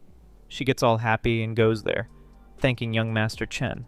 But at that moment, that monk grabs the girl. He says he likes her, that she's very cute. The young master says that if the monk wants to keep her, he can. And that's exactly what he does, saying he's going to enjoy her a lot. It seems she got the short end of the stick. She ended up betraying the protagonist and got into trouble. A little later, Frederico and Julia managed to shake off the criminals. They were hiding behind a bush. With a reward of $10 million for his head, Julia even jokes about turning Fred into the villain. Then they could split the money, since Frederico would probably escape from them easily. No more joking. She asks what he plans to do now that they're hiding. Our hero says he's going to use the henchmen as bait to attract the magic snake. Julia agrees, saying it's a great idea. After a few hours, the henchmen start screaming that they were bitten by a snake. Frederico and his sister go over there to see what happened. At that moment, they realize Frederico had arrived. They even ask how that boy managed to do it. But what they didn't know is that the two of them were part of a cultivation sect, and they start beating up the criminals with everything they've got. A snake had bitten one of them, but it wasn't the one they were looking for. It was a red-striped snake. They needed a magic snake. Someone yells that a monster appeared, and Frederico thinks it must be the magic snake. They run over there and see a giant serpent with even wings. That was the creature they were looking for. The henchmen point their guns and they start shooting, thinking they would be able to kill the beast. But the snake's skin was very tough, and the bullets had no effect. The sound of the guns makes the snake want to flee. It was very fast, so Frederico couldn't stand still. He runs after it to try to capture the serpent. He even uses his cultivation to catch up to her. The snake was heading toward a very tall mountain. Julia asks if it will be able to climb that cliff. Frederico responds, laughing. If she really thinks the snake can't do it. He tells his sister to go with him because they need to chase the snake and not let it get away. They run very fast and start climbing the mountain. The henchmen keep wondering who those two are, because they look like superheroes. The snake flies through the mountain, and it was very difficult, but they were managing to keep up. But Julia couldn't use her cultivation, so she started to fall behind. Frederico tells her not to worry, because he will catch up to the snake. He needed the snake's venom to make an antidote against the curse on his sister's body. The henchmen also start climbing the cliff after the reward. But climbing that hill was very difficult. One of them slips and falls all the way down. At that moment, everyone realized it was more complicated than they thought. Frederico even comments that those idiots will do anything for money. Julia says they're risking it all because of the money and asks why he's risking his own life.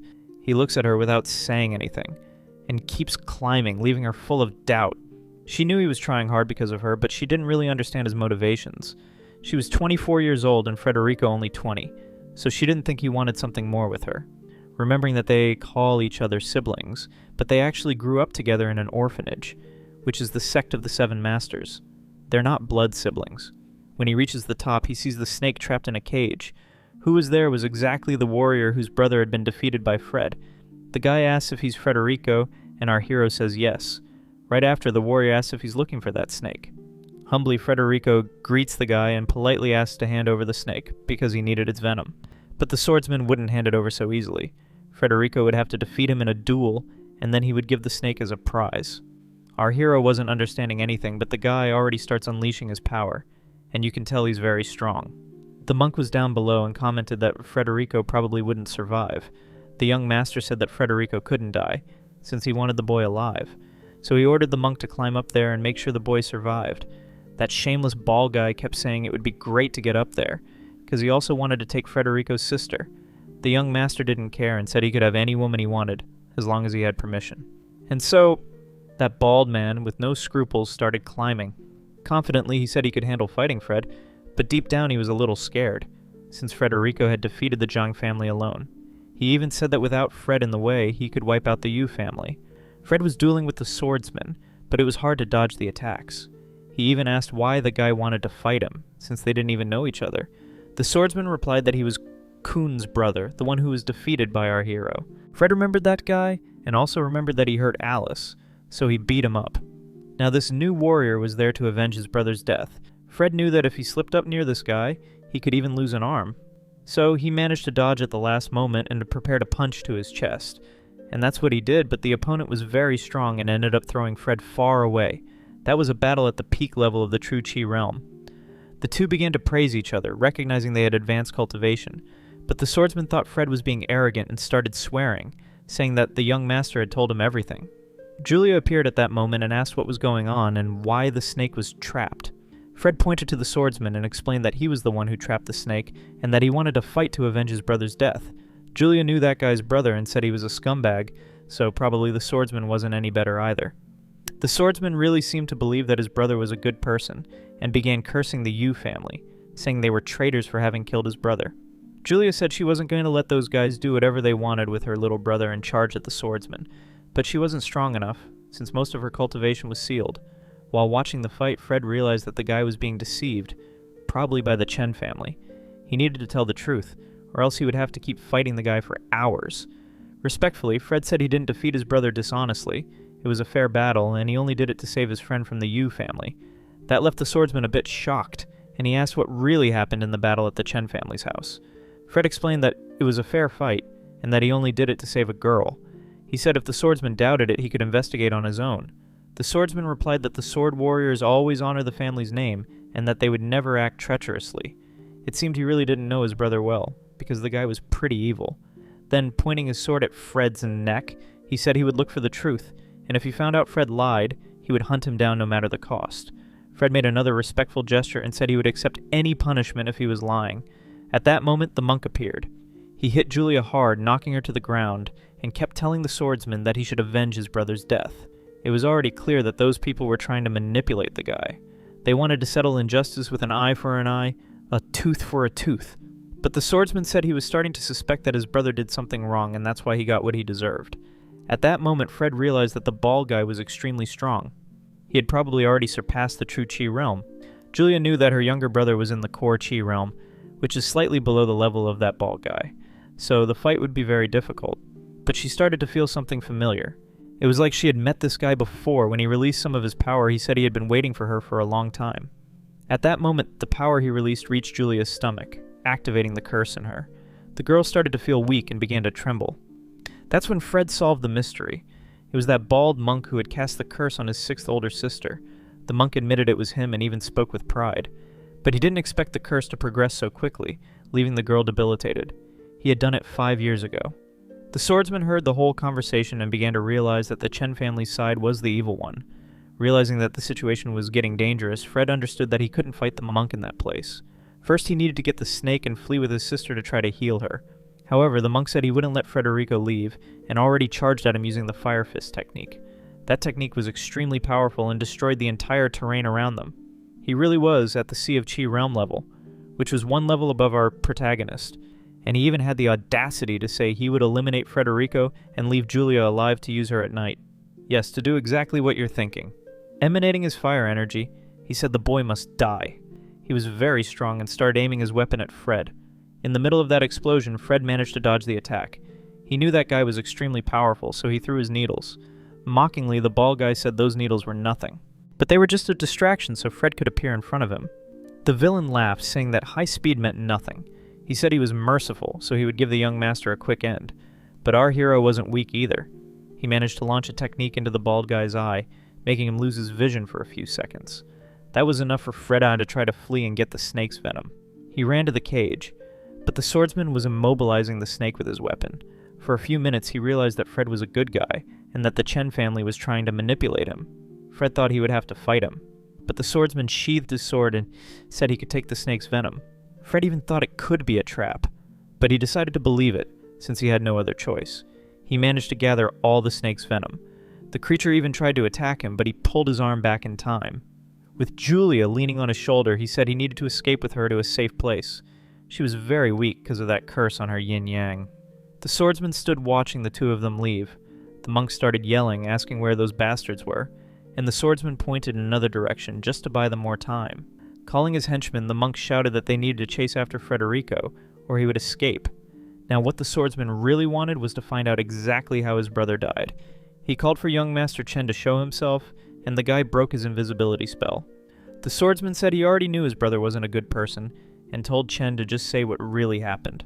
He didn't believe his brother decided to work of his own free will for the Zhang family. The young master started making up a story, saying his brother joined the Zhang family out of self-interest. He said that in the past, a relative of the Zhang family was oppressed by Frederico, and so his brother decided to take revenge. He added that his brother was also oppressed by him, so he joined forces with the Zhang family out of revenge. He also said that he didn't try to hurt the girl from the Yu family, and that all of that was a lie from Frederico. The swordsman even laughed, but deep down he knew the guy was lying, and that his brother probably did some wrong things. He was already leaving, and Chen asked if he wasn't going to avenge his brother, since that would stain the name of the sword sect. The swordsman got furious and told him to shut up. He knew the guy only wanted to use his brother's death as an excuse to manipulate him, and said he wasn't going to fall for those traps anymore. If he were guided by the spirit of revenge, he would have the same fate as his brother. Besides that, the Heavenly Sword Sect would be ruined. Admitting that his brother was wrong and suffered the consequences wasn't a sign of weakness. He even called out the monk, saying that someone like him who can't distinguish right from wrong shouldn't be practicing cultivation. Sheathing his sword again, he said he would investigate on his own to discover the full truth, and as he left he said that the matter was closed. Of course, the young master of the Chen family got angry, saying he didn't accept being abandoned like that. The bald guy commented that those self-proclaimed righteous ones were great masters too. The young Master Chen got all worked up, saying he couldn't believe the swordsman would abandon them like that. But the monk tried to calm him, saying that with him around, the boy wasn't going to escape. Master Chen believed in the bald guy's abilities and promised that if he captured the boy, he would receive double the reward. So the bald guy ran off to try and capture Fred. Right after, he called a contact from his family and said the hired swordsman was a complete failure, and that they should send the entire elite force of the Chen family. Our hero was escaping and in a tough situation, since reinforcements were coming. He was carrying Julia on his back and looking for a place to hide. After a few hours of walking, he found a cave. It was a very hidden place, so it seemed relatively safe. He whispered to Julia to stay calm, because he was going to save her. Now that he had the venom, he would make the necessary treatment for her. But meanwhile, she started having hallucinations, like curses trying to grab her. This made her start screaming in fear, begging for help. Fred beside her told the girl to calm down. What she was seeing was nothing more than hallucinations caused by the curse inside her yin-yang. She just needed to eat that antidote pill and she would be fine. But she didn't want to do that and slap the pill, making it fly away. Fred realized that if that pill hit the ground, it would lose all its effect. So he jumped to try to protect it. He had already tried everything to get her to take the pill, so he put that bitter medicine sphere into his own mouth, and even apologized to his older sister. Then he kissed her on the mouth, passing the medicine from his mouth straight into the girl's mouth. With that, she managed to swallow the pill, and when she opened her eyes, she found our hero very close to her face. At that moment, all the essence of the antidote went to the yin-yang concentration and began to release the curse. He asked Julia to hang on because he was going to need to guide all that bad energy out of her body, and he did that using acupuncture techniques. He placed the needle in the exact point to eliminate all the evil energy. After a few minutes, it started to work and she regained a superficial layer of defense. However, unfortunately for him, the Chen family's henchmen ended up finding them. They were discovered very quickly, and all of that because of that shameless monk who managed to track the yin-yang energy of the curse. But the entrance to the cave was narrow, so they could get stuck inside. That's why the monk ordered them to set fire to the cave entrance, forcing Fred to come out. If they didn't come out, they would be suffocated by the smoke. The people began praising the monk, saying he was brilliant and very smart. Don't ask me how, but they already had gasoline cans and started pouring it all over the entrance. Right after, the monk ordered them to set it on fire. And that's exactly what they did. The fire began to spread very quickly. In a few seconds, the entire entrance of the cave was in flames. He wanted to see how long the disciples of the Seven Sages could hold on. Fred realized the situation was critical because there was only one way out. Julia starts breathing that smoke and her cheeks turn red. 30 seconds breathing that smoke was fatal, and he knew it. Because of that, he needed to act fast. He takes a cloth from his bag and wets it in a stream that ran through the cave. Then he puts it on the girl's nose to act as a filter. It wouldn't last long, but it would give a few more seconds. She wouldn't be able to move for at least 15 minutes, so he would have to carry her in his arms. At that moment, he needed to remember all the Taoist techniques his masters had taught him. The seventh master had taught that he could break his first seals to release a powerful attack. He demonstrated it using an axe and said that, with common techniques, it wasn't even possible to break a log. But when using concentration energy, the attack could be 10 times stronger. However, for that, he would need to break one of the seals. He had already broken the first with the help of the seventh sister, and the next seal was with Julia. And he knew exactly where she had hidden the artifact. He needed to get it. He even apologized, saying it was for a good cause. After a while, he had the seal in his hands and needed to break that barrier inside his body. If he took too long, he would end up suffocated by the smoke. Outside, the shameless monk was blowing the fire, making everything even hotter. That blow was raising the temperature inside the cave. The guy even said that Federico seemed kind of weak and wouldn't survive. But inside, our hero was breaking the sixth seal. He put his hands together and began to release his cultivation form. Outside, the henchmen even celebrated, saying the only way for Fred to come out alive would be by using a water dragon. But they said that was impossible. Even the monk said that. That was when he felt a small earthquake. And also heard a very loud noise coming from inside the cave. What came out of there was precisely a water dragon. The bald guy couldn't believe it and said that was impossible. And he also couldn't imagine where all that water came from. Our hero began to flood that entire forest. It was endless water. He was in there, managing to extinguish all those flames. This was an advanced technique from the peak of the sea realm.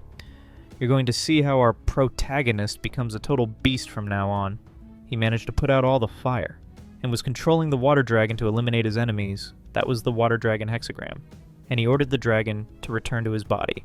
And that's exactly what happens. The water creature returns to our hero as a cultivation base.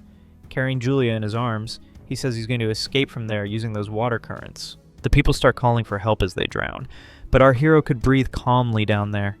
The other thugs were screaming for help, desperate.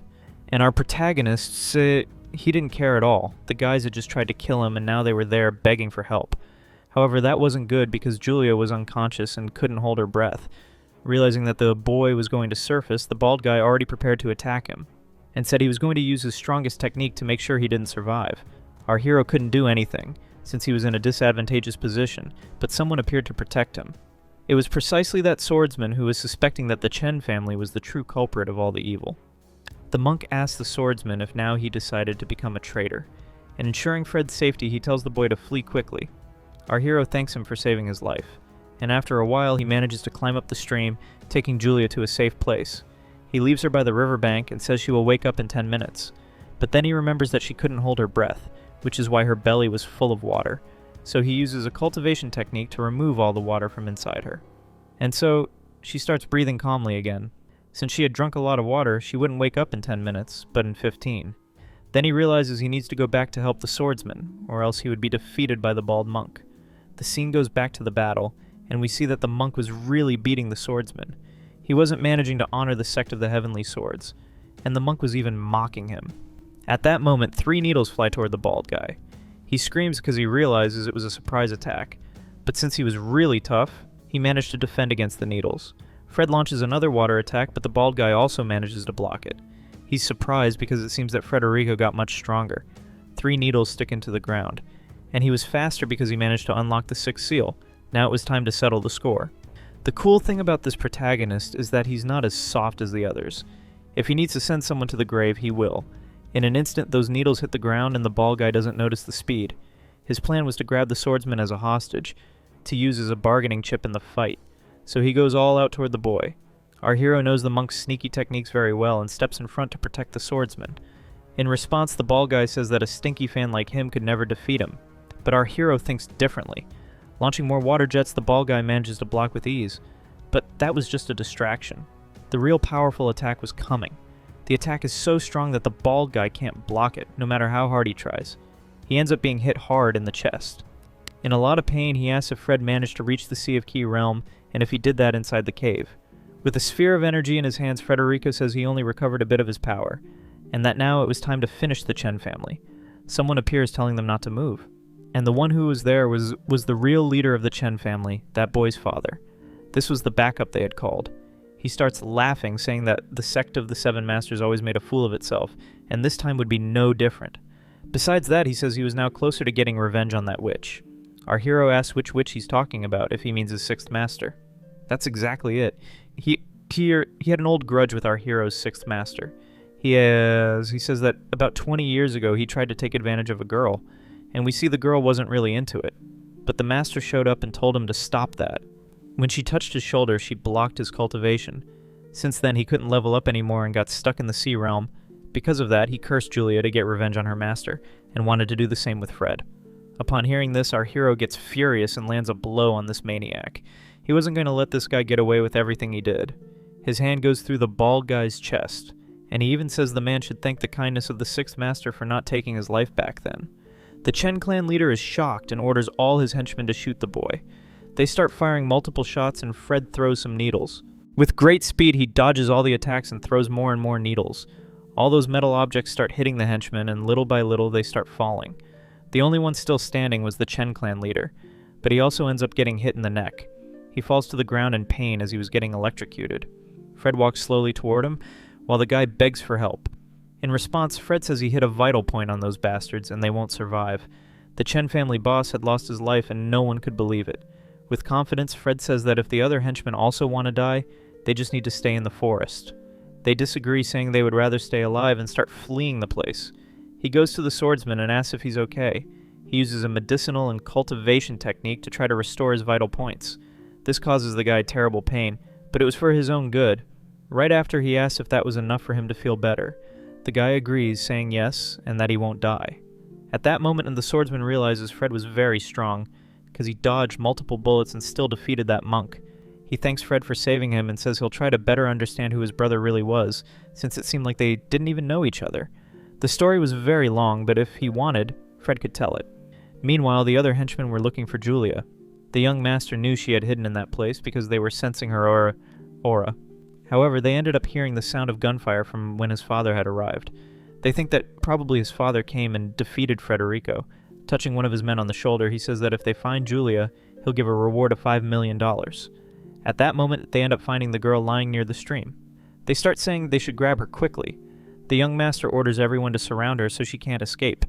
They even make disgusting comments, saying she had a nice body and that they could all take advantage of her later. They even say it would be fun to take turns. These guys here are worthless, folks. When they were about to touch Julia, they hear a sound. It was several needles hitting them.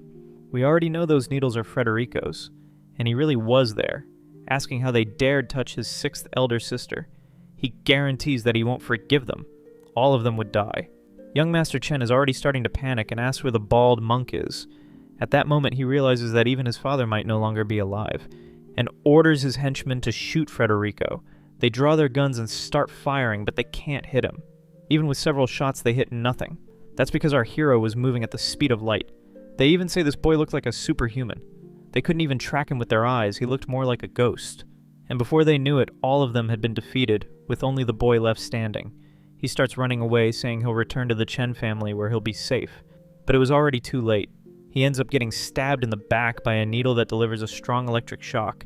Falling to the ground, he asks why his body wasn't moving. But all the other henchmen were also paralyzed. It seemed their bodies weren't responding to their brains. In response, Fred says that the Zhang family also messed with him and was destroyed, And now it was the Chen family's turn. He wouldn't let anyone who harmed his sisters go unpunished. The guy starts begging for forgiveness and swears he'll give Fred all the money he wants. His family was billionaire and had a huge fortune, so he could offer any amount. That proposal seemed great, but our protagonist wasn't interested. He laughs and says that fame and money weren't of any interest to him. He refuses the offer. He says this after throwing a needle into the villain's chest, and now that he had eliminated all the members of the Chen family, he says he will go back to his sister Julia. He goes there, picks up the girl, and holds her in his arms to return to the city. He tells her that the matter is settled, and that now she no longer has a curse blocking her yin-yang. They could return home safely. She wakes up in his arms, thinking it was very good to have a man she could trust. They head back to the city's airport. The little swordsman heard the whole story from Fred's mouth and began to believe what he told. He even apologized for his brother causing so many problems. Julia comments that this guy was quite an upright person, and that it was good to meet him. She says that since he practiced martial arts, he needed first to cultivate the mind. The body was just a consequence.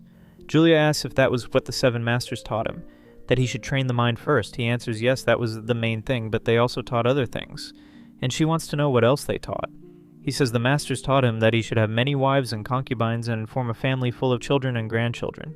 She gets angry right away, asking which shameless master told him that, and he admits he was joking, but the sixth sister gets really mad. In the middle of the trip, Julia gets thoughtful. She says that now that the Chen family was destroyed, Fred would need to warn the Yu family. He says he hasn't done that yet and asks why he would have to do it so quickly. She explains that it's so the Yu family can go there and absorb the Chen family's assets. Otherwise, the Zhang family would do it and become even stronger. Besides that, his path would be easier without those families interfering, but our protagonist didn't quite understand. So she explains that since he is powerful in helping the Yu family, the other families will end up suspecting that he is trying to bring down the other houses. The guy is shocked, right? Would everyone think he's an enemy?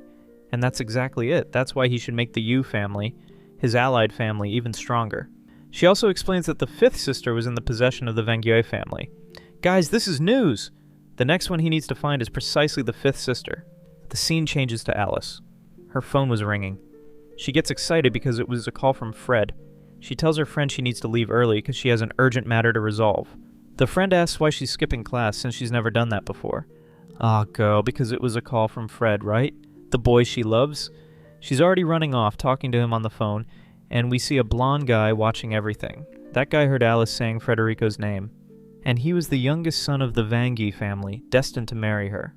Upon hearing the name Frederico, he gets thoughtful, since he had heard that name somewhere. His friends comment if this Frederico wasn't the guy who destroyed the Zhang family a few days ago.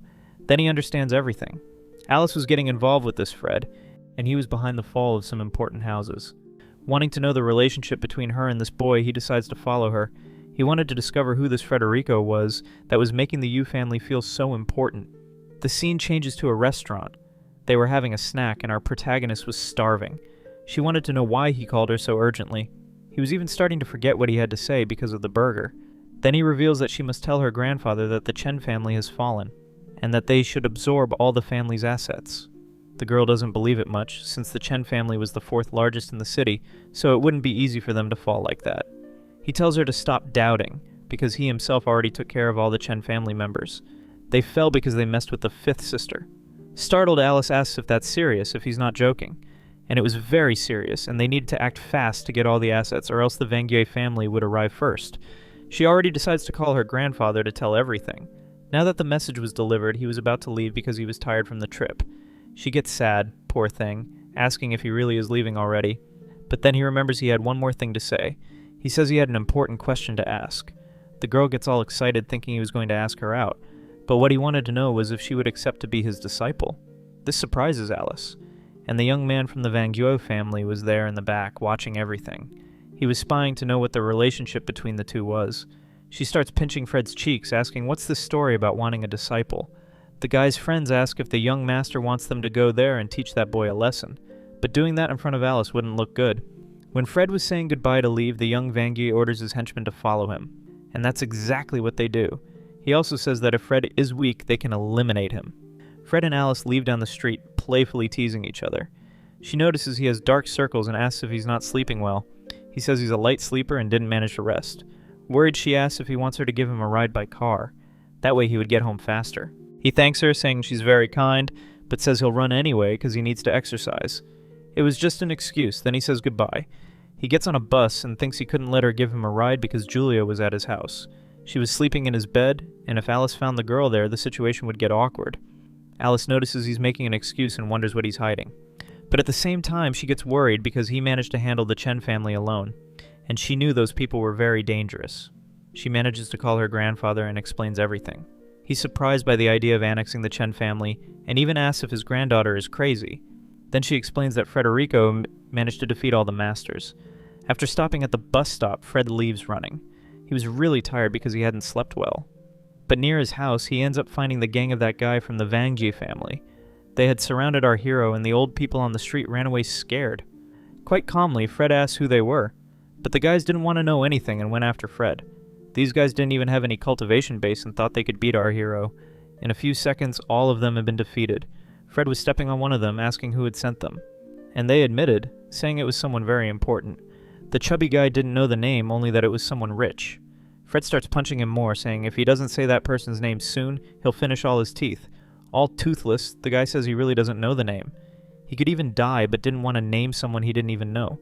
Realizing the chubby guy was telling the truth, he decides to let him live, and orders everyone to get out of there quickly.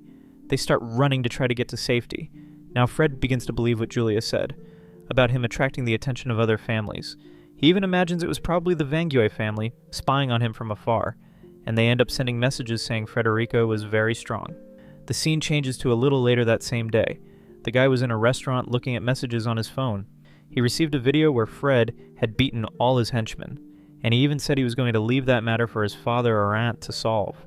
One of the friends says this Federico was very strong, and it was strange he had allied with the Yu family. He also wanted to know what he would do from now on. The blonde guy was calm, because the Vangju family had many cultivation experts, just like this boy.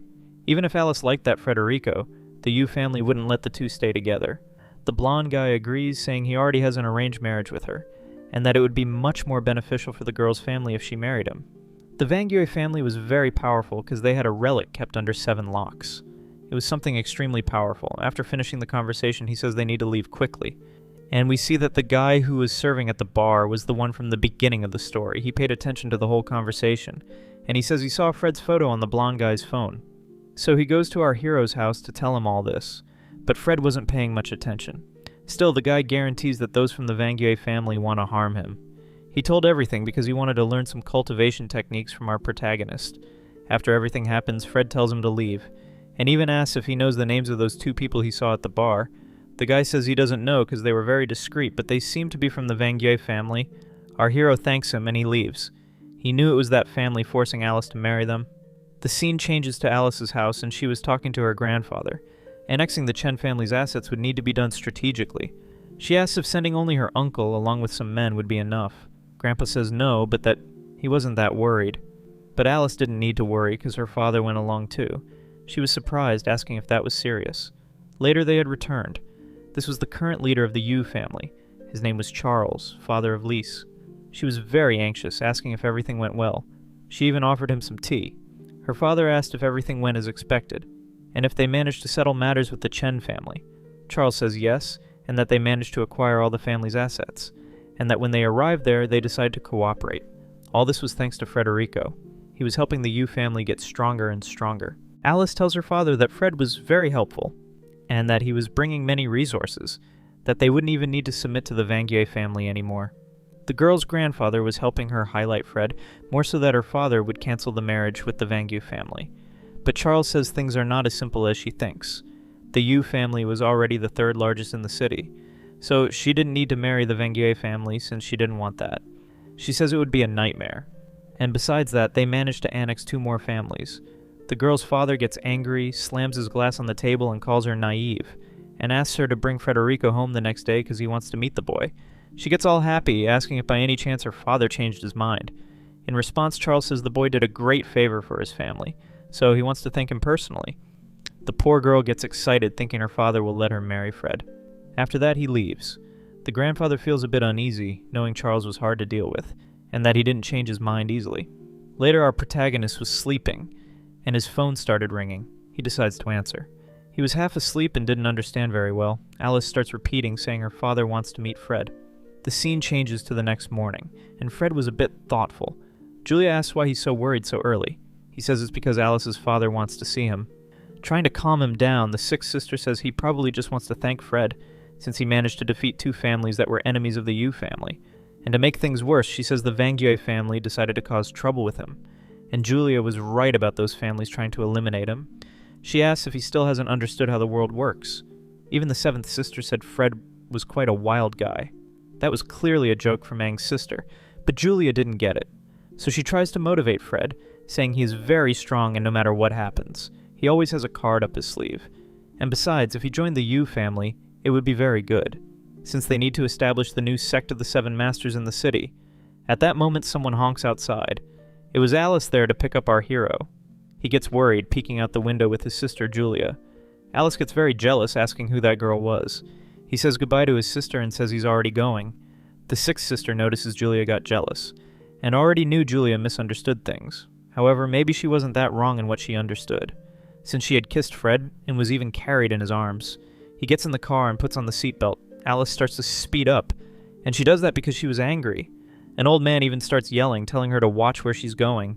Very jealous, Alice asks who that girl in his room was. And besides, she was there very early, which meant they slept together. Sweating nervously, Fred says that was his 6th older sister, and it was exactly because of her that he had been missing those days, since he was looking for medical treatment for her. That makes Alice embarrassed, her cheeks blushing. She had misunderstood everything. Then he asks why her father wanted to see him today. In response, Alice says it's because her father wants to thank him, since he was helping the Yu family a lot, and that if her father liked Fred, she wouldn't have to marry someone from the Vangyue family anymore. Our hero beside her already understood the girl's motivations perfectly. Finally, they arrive at the Yu family mansion. Charles starts thanking Fred for helping eliminate some families that were in their way, and even admits our hero seems to be quite a promising person. Alice starts wondering if by chance her father noticed Fred's potential and wanted to offer her in marriage to the boy. But soon he says he wouldn't want Frederico to keep meeting his daughter. That surprises everyone. And it was nothing like what the girl was imagining. She says Fred could be very good for the family since he's very strong. But Charles says Alice already has a marriage contract with the youngest son of the Vangyue family, and they couldn't dishonor that commitment. Before going to the Yu family house, our protagonist already imagined he would say something like that. Alice tells her father she doesn't want to marry someone from the Vangyue family, but he tells his daughter to shut up and says it's none of her business, and even asks if Fred could do him the favor of never seeing his daughter again. In response, Fred says he understands very well that Charles is looking for the best options for the family, and the guy interrupts Fred saying he knows he is smart, and so he will fulfill the request. Alice starts screaming, saying that in her father's eyes, marriage is the only thing that matters, and that he doesn't care about her feelings. He tells the girl to go back to her room right away, and even asks the guards to accompany the girl, but she says she will go up alone. She apologizes to Fred for always causing problems for him, and our protagonist in a very calm way tells her not to worry about that. Fred stands up and tells Charles that he likes Alice very much and that she is a great friend, and that he can't fulfill that request of his. Charles didn't expect him to react that way, so he makes a proposal. If Fred agrees to never have contact with his daughter again, he will get 30% of the Chen family's assets. But money, fame, and status were not things Frederico wanted. So much so that he left all the Chen and Zhang family assets precisely with this guy. Besides, power and wealth were things that made people obsessed, and sometimes people get so blinded by that they are capable of using their own family as a bargaining chip. After saying that, Charles is a little shaken but still doesn't change his mind. The grandfather goes to our hero to talk with him.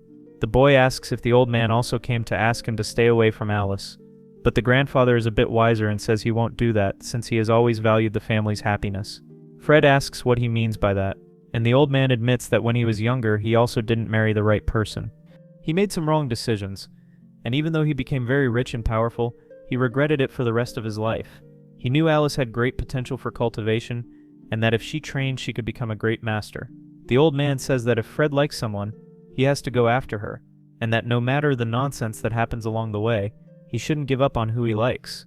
Fred feels a bit embarrassed and says the grandfather is thinking wrong about him. Our hero didn't necessarily want to marry Lise. He was more interested in making her his disciple, and wanted her to become one of the masters of his clan. But he ends up thanking the old man for the advice. As he is leaving, the old man thinks that his son Charles can't recognize Fred's potential. He even has more potential than all the members of the Vang family.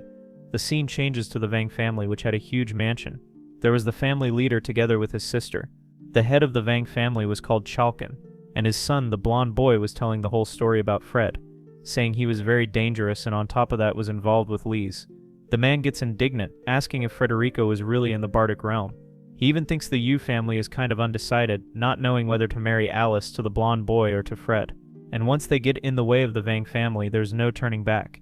His aunt laughs, saying the Yu family has always been stupid, and he thanks her, saying his nephew finally brought important information. Since the Yu family is undecided, they need to take the initiative, and says he will meet personally with the family leader tomorrow. The aunt says the Yu family isn't that important anyway, so she would go there herself. The leader agrees. The scene changes to Jiang's house, and she was talking to Julia. She was saying Fred will face the Vang family soon, and they needed to be prepared. She didn't expect her little brother to mature so fast, and was already imagining how he would deal with the betrayal of the fifth sister. Julia says the fifth sister can no longer be called a sister because she is not worthy, having betrayed the clan. Besides, she was helping the Vang family, which was a villainous family. They would have to tell Fred about this, but it would be complicated because they didn't know how he would react. Julia says Jiang is the youngest sister, so she should be in charge of that. But Jiang uses the same argument, saying Julia is older. They kept passing the responsibility back and forth. Finally, the day of the meeting between the Yu family and the Vang family arrived. They had received an invitation saying the meeting would be about Alice's marriage to Chu. They clearly wanted to discuss this as soon as possible. The head of martial arts of the Yu family said sending that invitation seemed quite rude. However, Charles said they needed the Vang family as allies. Later, our protagonist receives a call from Alice asking to meet in a garden, and he runs there desperately. He asks her what happened since she said it was an emergency. She found out that tomorrow there will be a meeting where her father will set the date for her marriage with the Vangier family member. Fred asks what she thinks about that, and the poor girl starts crying, saying she doesn't want it, that she'd rather die than marry that boy. In response, Fred says it's no use crying and wanting to die. They need to think of an alternative to get out of that situation. The Vangier family was pressuring her family a lot, so there wasn't much to do. Not even her grandfather could help her.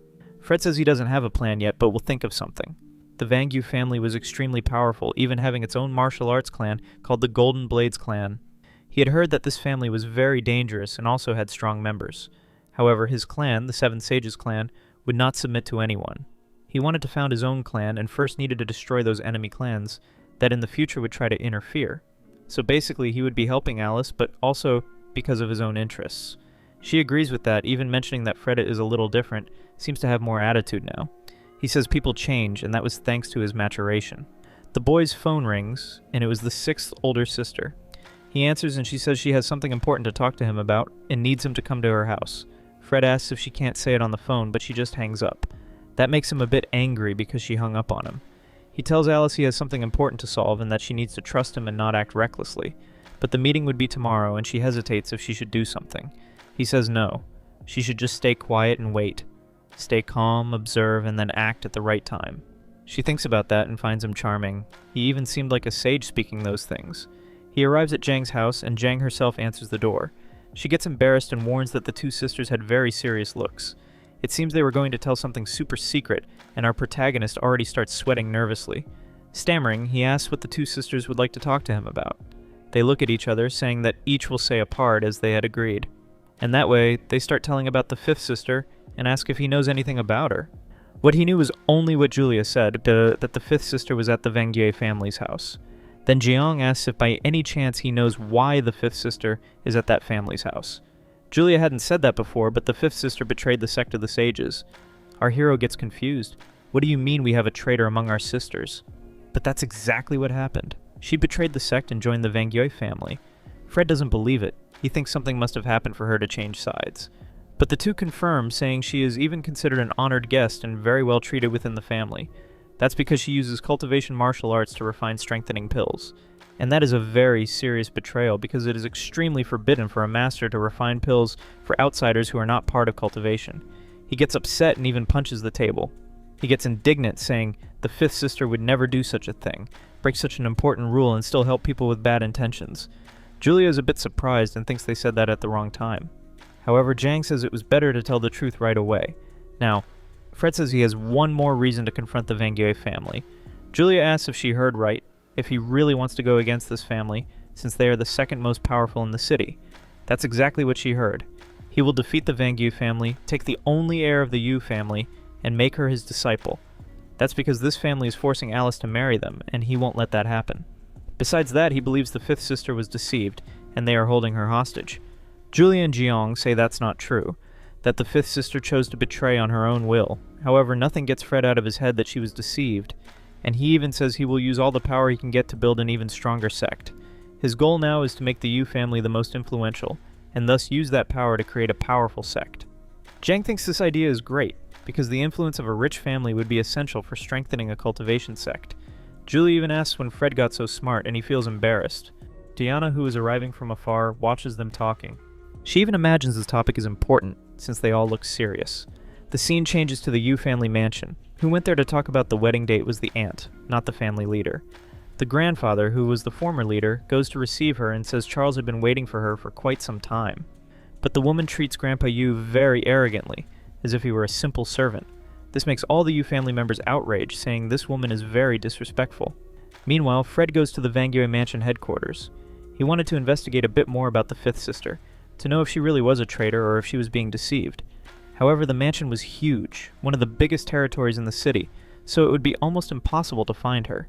And to make it worse, he didn't even know what the fifth sister looked like. He could only count on his cultivation perception and try to identify where her aura came from. One of the family leaders was walking through the pavilions and ends up knocking on the door. A woman receives him saying that the young lady was resting. This was the Vangyue family leader, and he wanted to talk to this woman. It was the first day of work for this employee, and he asks who lives in that house. The older employee warns the new guy not to ask questions, or he might end up dead. The maid goes there to talk to her lady and says the family leader is outside wanting to talk to her. It seemed that if she didn't answer him, he would wait there as long as necessary. This was the fifth symbol of the sect of the sages, and her name was Lan Lan. And the girl responds to leave him waiting a bit longer. Yeah, guys, is she really a traitor? Keep watching to find out. The maid goes there and helps Lan Lan get up, but she says she doesn't need it. We see that Lan Lan was actually blind and she didn't know where her servant was. While the girl in the background keeps saying that the family leader is waiting for her, she wants to know why the family leader came to visit her today, which is an important moment since they are discussing the wedding. The helper says she doesn't know anything about that. Probably he wanted more pills to make his family even stronger. And she keeps saying she can't make so many pills, but the helper gets all excited, saying if they are there on such an important day, it means Lan Lan is even more important to them. In response, the girl says she already paid the favor that the Vangyue family did for her, so she doesn't need to keep repaying for so long. She admits she feels like a bird trapped in a cage and that she shouldn't stay in that place. Deep down, she knew she had dishonored the sect of the Seven Sages and couldn't return home, and in the end, her fate was to be locked in that place forever. At that moment, she feels an aura entering the room, and that aura was familiar. She knew it came from the sect of the Seven Sages. She even wonders if some sister came there to rescue her. She asks her maid to send the family leader away, saying she wasn't feeling well. The girl agrees and goes there. Meanwhile, Lan Lan tries to sense where that aura was coming from. Since she had lost her sight, her other senses became much sharper. But she starts getting tense, imagining it might be some master coming to eliminate her since she betrayed the sect. We see that the one emanating that aura was actually Fred because he was lost and didn't know where to go. At that moment, he ended up being found by some employees. He had to finish them off so he wouldn't be discovered. Fred, who was very angry, starts shooting needles in every direction. Now that he got rid of those guys, he should follow the aura that was being emanated back. He knew that if the fifth sister was really found, she would also release some mana into the air. He was afraid she wouldn't sense his energy properly, so he started releasing a bit more spiritual aura around. After feeling her energy, he started jumping from roof to roof. He did this passing by several buildings. The family leader says he came to deal with urgent matters, but the helper says Lan Lan wasn't feeling well. The guy agrees to come back tomorrow, telling Lan Lan to lie down and recover her energy. However, he begins to suspect since the situation in the city was turbulent. He imagines Lan Lan must be plotting something. At that moment, she was inside, emanating her energy, wanting to be found by the disciples of the Seven Masters. Our hero finds her and enters through the window. He loudly asks if she is the fifth elder sister. She realizes it is a male voice, but he called her elder sister. So she starts remembering Fred when he was very little. She asks if by any chance he is Fred Ming. He says yes, and starts waving his hand in front of her. He realizes she is blind. The guy says again that he is Fred Ming and asks if she lost her sight. She says she became blind and is not worthy to be a disciple of the Seven Masters. Therefore, she is no longer his fifth elder sister. She doesn't have that right. The guy gets curious, asking what happened to her, why she was in that situation. In response, she says that because of her lack of skill, she ended up embarrassing and disappointing her masters. She says this while stepping back and ends up stumbling. She was about to fall hard because she couldn't see well where she was. Fred realized she's going to get hurt. So he runs and manages to hold Lan protecting the girl. She remembers when he was very little and took care of her. In response, Fred says he came looking for her. The 6th and 7th elder sisters said she had betrayed the sect of the 7 sages. The girl is left speechless and seems very nervous. At that moment, someone kicks the door open. He senses an unknown aura in the place. He suspects someone invaded the Vangyue family house. The girl says he misunderstood, that this boy is not an invader. He steps in front of the 5th elder sister and tells her to stay calm, because he will protect her. However, this guy is super powerful. He activates his cultivation energy and manages to block the Vangyue family leader's attack. The guy asks, a little crazy, if this boy thinks he can block his attacks with just one hand, and he already tries to go for another attack. From afar, Lan asks her brother, but the Nozeroi doesn't complicate things. He even says he wouldn't be able to defeat the Vangyue master. Out of consideration for Lan, the master says he will let him leave alive, but he needs to leave immediately. He tries to take his sister with him, telling her to follow him. However, she withdraws her arm, saying the Vangyue master was very good to her, so she couldn't abandon them. Besides, she betrayed the sect of the 7 sages. A little nervous, she asks Federico to leave. When he passes by her side, he whispers softly in her ear that he will come back later to rescue her. No matter what happens, the sect of the 7 sages will always be her home. The guy leaves, leaving the girl thoughtful. She even gets teary-eyed, thinking she was not abandoned. The guy thinks Federico's attitude was quite reckless, because he invaded the Vangyue family house and even fought the leader. She thanks the Vangyue leader for his concern. But deep down, she was really worried about Federico. Before leaving, he asks the maid to notify him when the master comes. Going outside, the guy starts spitting red liquid. We see that he suffered a lot in that battle against Fred. The scene changes to Jiang's house, and Diana realizes someone is knocking on the door.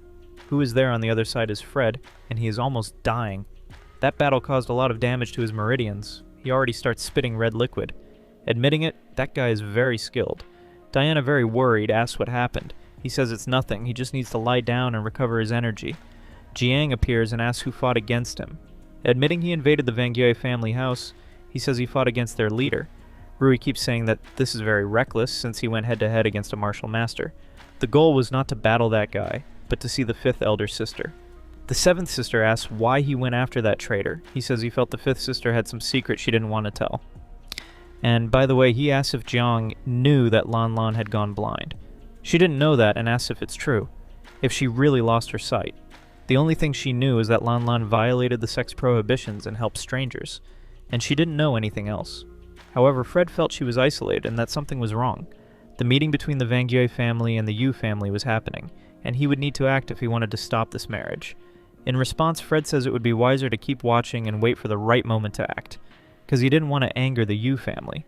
The scene shifts back to that mansion, and we see Grandpa being humiliated by a woman. She kept saying their house was very poor and didn't even have spittoons.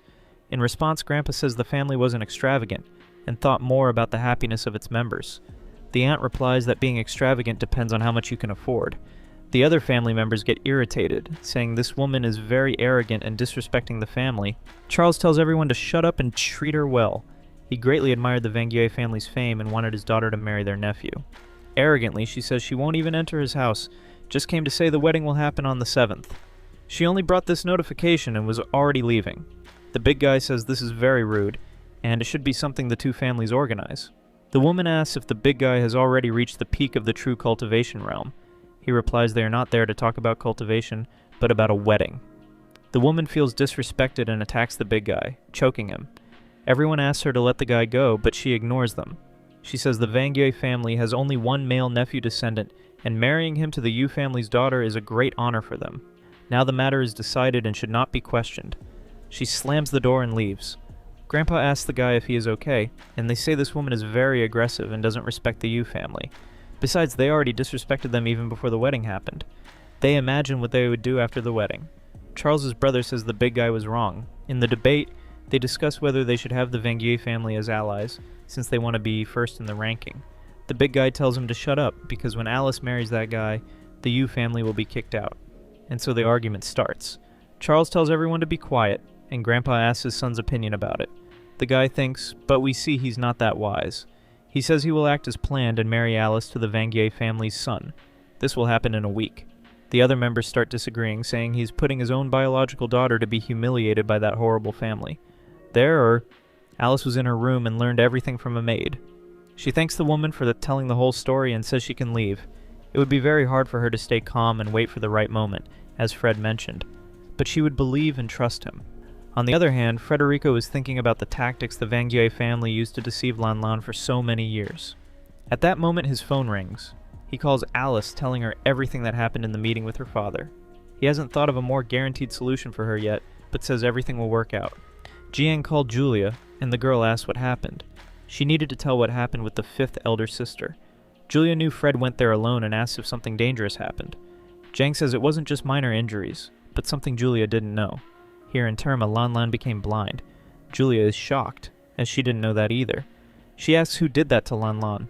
Jiang didn't know, but said Fred thinks she's being kept hostage, and that actually she didn't betray the sect of the Seven Sages. Julia is shocked and says they need to find out the whole truth. Julia wanted to confront the Vanguet family, but Jiang says they don't have enough strength for that. Very angry, Julia questions what they are going to do. Just stand by and watch one of their sisters suffer at the hands of criminals? Fred appears and tells them not to act on impulse because he has a plan. They could get support from the family that is #1 in the city ranking. They doubt who he is talking about. He shows the home and says the #1 family is the Kimen family. This family has been first in the city, ranking as the most powerful for many generations. Jiang says they stayed on top because of the family's intelligence, and also because the former leader was very powerful. So, our protagonist wants to go there and schedule a meeting, since it interests the Kimen family to weaken the Vanguet family. Jiang agrees and says she will go with him. Inside the car, they think about what kind of bargaining chip they will offer for the Kimen family to help them. Fred already has a plan in mind, and hopes they don't get worried. They arrive at the Kimen family entrance and see the guys are very rich. An employee tells them not to stop there, because the area is forbidden. Our hero lowers the window and says his name is Frederico, and would like a visit with the leader. The employee says he has never heard that name and won't be able to call his master talking about this Frederico. Then Zhang appears and says she is the boss and businesswoman of the HSL company. She would like to schedule a meeting with the leader of the Shimen family. The guy gets all infatuated and says he will call the leader immediately, and we see that a beautiful woman can always be more convincing. Julia jokes saying, no one knows the name Frederico, and he was acting too cocky. In response, Fred says these simple subordinates don't know who he is. The leader of the Shimen family is named Deng, and was fishing at a small pond. An employee informs that a fish bit the bait, but the guy wasn't very excited. The fish even jumps out and they say the lady from HSL is outside, asking for an audience. He asks who this woman is, and the employee repeats that it is the lady from HSL. The Shimen family leader replies he is not interested in talking to her. When the guy was about to leave, he asks if there was anyone else with that woman. The employee says there was a nobody called Frederico. The leader is surprised and immediately orders them to be called in. The employee doesn't know what is happening since he knows the HSL leader but not this Frederico. The boss orders to immediately prepare the reception hall and bring the best food. The employee returns to the entrance and says they are allowed to enter. He also says the boss is waiting for Frederico inside. Julia is amazed while Jiang says Fred is much more powerful than she imagined. They enter the mansion. The place is grand and they are warmly welcomed. The guy welcomes Frederico and says they finally met. He calls the protagonist young hero. He gets all excited, saying he already knows all his achievements in the city. Fred asks if this guy is the master of the Kimen family. The guy says yes and says that since they are intelligent people, they won't waste time. They will get straight to the point. He immediately asks if Fred came looking for help against the Vanguet family. Jiang is surprised because he wasn't as incompetent as people said. Fred hopes he can cooperate in this alliance. The guy says the Vanguet family is very dominating and arrogant, that sooner or later they will fight against each other. That's why it's in Shimen family's interest to get an ally to face them. But this task is not simple. Our hero starts saying he could give half of the Vanguet family's assets if they win. But that wasn't what the Vanguet family leader wanted. He expected Frederico to become the commercial director of the school that was about to open. Julia says no, saying they would never accept to be employees of another family. The guy explains they misunderstood, it wasn't to be an employee. He only wanted him to teach at their cultivation academy. Jiang asks if he is afraid that after defeating the Vanguet family, everyone will unite to end the Shimen family. He says that is exactly it and he should worry. But she assures that the former master of the Kimen family is still very powerful, that he could protect them from that. The guy says his father isn't in good health as before, and if a big war between families happens, his father won't have strength to protect them. That's why he wants to hire Fred to be the master of their cultivation sect. But he said he came to the city to found his own sect, so he would never accept to be an employee of someone else. He won't accept being anyone's hunting dog. He also guarantees that if in the future the Kimen family has problems, he will be there to help. The The guy asks how if he broke his own school and wasn't hired by the Yu family. That makes Fred furious. The guy is embarrassed because he misunderstood. He thought Frederico worked for the Yu family. He said he fought against the Chen and Zhang families because they plotted against his cultivation sisters. The guy is embarrassed because he thought Frederico was just a lackey. Julia also gets angry and asks if the Human family thought they were just employees. The guy assures it was a misunderstanding and apologizes. Since Fred wants to found his own cultivation school, he will give total support. He asks if he would accept help to overthrow the Wang family. The guy said yes, because this family is getting more arrogant and in the future will try to harm his. So he is willing to help. Fred agrees and says they need to sign a contract. They shake hands. The guy is very excited and shakes hands vigorously. However, they must wait a bit, because the old master is there and wants to test Fred's strength. The guy guarantees his father thinks Frederico is very powerful, and doesn't need to test him. But the old man told his son to shut up, saying the Wang family has grown very strong, so it wouldn't be just any alliance that would defeat them. He also said that for the boy not to make fools of them, he needs to prove he is worthy of the alliance. It seems no one knew he reached the Sea of Qi realm. So he agrees and says he will show the old man that he is worthy of the alliance, and asks how to convince the old man he has strength to defeat the Wang family leader. The old man says that although elderly, he is still at the peak of the Sea of Qi, so he will be this young man's opponent. Julia, when she heard about this level of power, got a bit worried. She also didn't know Fred's current cultivation level. However, the redhead agreed, saying that if it was better for his father, he would like to test Frederico's strength, if everything was fine for him. Cracking his knuckles, he said everything was fine. He wanted to battle the old man to show his strength. So, they went to an arena, and Fred said that if he happened to offend the old man by any carelessness, he should apologize. In response, the old Shiman said he had trained for decades. To reach his level, the boy would have to train at least 50 more years. A bit bold, our Frederico said, that if the old man could push him out of that circle, he could consider himself the winner. Even the old man said this young guy was very bold. He immediately charged, saying the boy had lost and prepared to block the attack. The old man hit our hero's arm with full force. However, the defense was so strong that the old man got scared. If Fred used his full power, he could throw the old man far away. Realizing the boy had a certain level of power, he assured he would use a bit more of his cultivation. Those watching said that Grandpa was really amazing. They commented that he only got the fortune he has today because of his strength. Frederico kept battling against the old man, and after realizing that he had a very limited power because of his age, decided that he would not fight seriously. Even so, he showed a little of his power. He was in the realm of the true Qi Si, and that left the old man of the Shiman family impressed. He did not know how it was possible for someone so young to have reached that level of cultivation. With much regret, he admitted defeat. The current leader of the Shiman family asked if his father had really lost, and our protagonist admitted that, if by chance the old man were younger, he would surely win. During the battle, he noticed that the old man had a hidden illness. The elder asked how the boy knew that. It was because of traditional Chinese medicine, and he even asked to check the elder's pulse. After rolling up his sleeves, he extended his arm, and our protagonist placed his hand trying to check the energy flows. At the same time, he realized that this young man was extraordinary in martial arts, and that in no way would he want to be his enemy. At that moment, the hero realized that the old man had something terrible. Seeing Fred's expression, the old man asked the boy to quickly say what was happening. In fact, through the energy pulse, he realized that the old man only had 3 more months to live. The old man's grandson began saying that this was nonsense, while the eldest son said that they should give the boy a chance. Asking for silence, the old man said that there would be a more precise diagnosis. That suggested that he already knew he was not in good health. Also, because of his advanced age, he already expected to be weakened, but he did not imagine that he would have only 3 months to live. Some suggested seeking a doctor for a more advanced treatment. But ordinary doctors would not be able to cure this type of illness, since it was linked to cultivation. So he asked the young Frederico if he had any advice to improve his health, since he realized that the boy was very good in martial arts. In fact, Fred had something that could prolong old Shiman's life by 10 years. They thought that was impossible and asked what he suggested. Come on, soon our protagonist will be raising the dead. Later they entered the house and Jan commented to Julia that Frederico was very good in cultivation martial arts. Mr. Shiman's son heard this conversation and already began to trust the boy a little more. That elder had several veins with blood deficiency because of the countless battles he had faced during his life. Even if they seemed healed on the outside, inside there were still damaged meridians. If the boy could prolong his life for a few more years, that would already be a reason for gratitude. With that, our hero began to apply needles, performing acupuncture techniques. Smiling, the old man asked Frederico to turn his grandson into a disciple. At that moment, the hero stuck a stronger needle, and the old man screamed. He could even accept the request, but he already had a first disciple. That was not important. The old man just wanted Frederico to train his grandson, since he was not very strong. After agreeing, the hero warned that the next needle would hurt a little more. When he applied it, the old man screamed in pain. The boy ran, shouting for his grandfather, worried, but the father asked him to stay calm. Jim commented that those needle techniques really worked, but in the beginning they hurt a lot, and Julia said that the techniques used by Frederico on her were quite pleasant. I do not know if you noticed, but that girl likes him. Many people say that this romance between the sisters is strange, but they are only cultivation siblings, folks. They are not blood siblings. It is as if they were siblings by consideration, since they were raised in the same orphanage.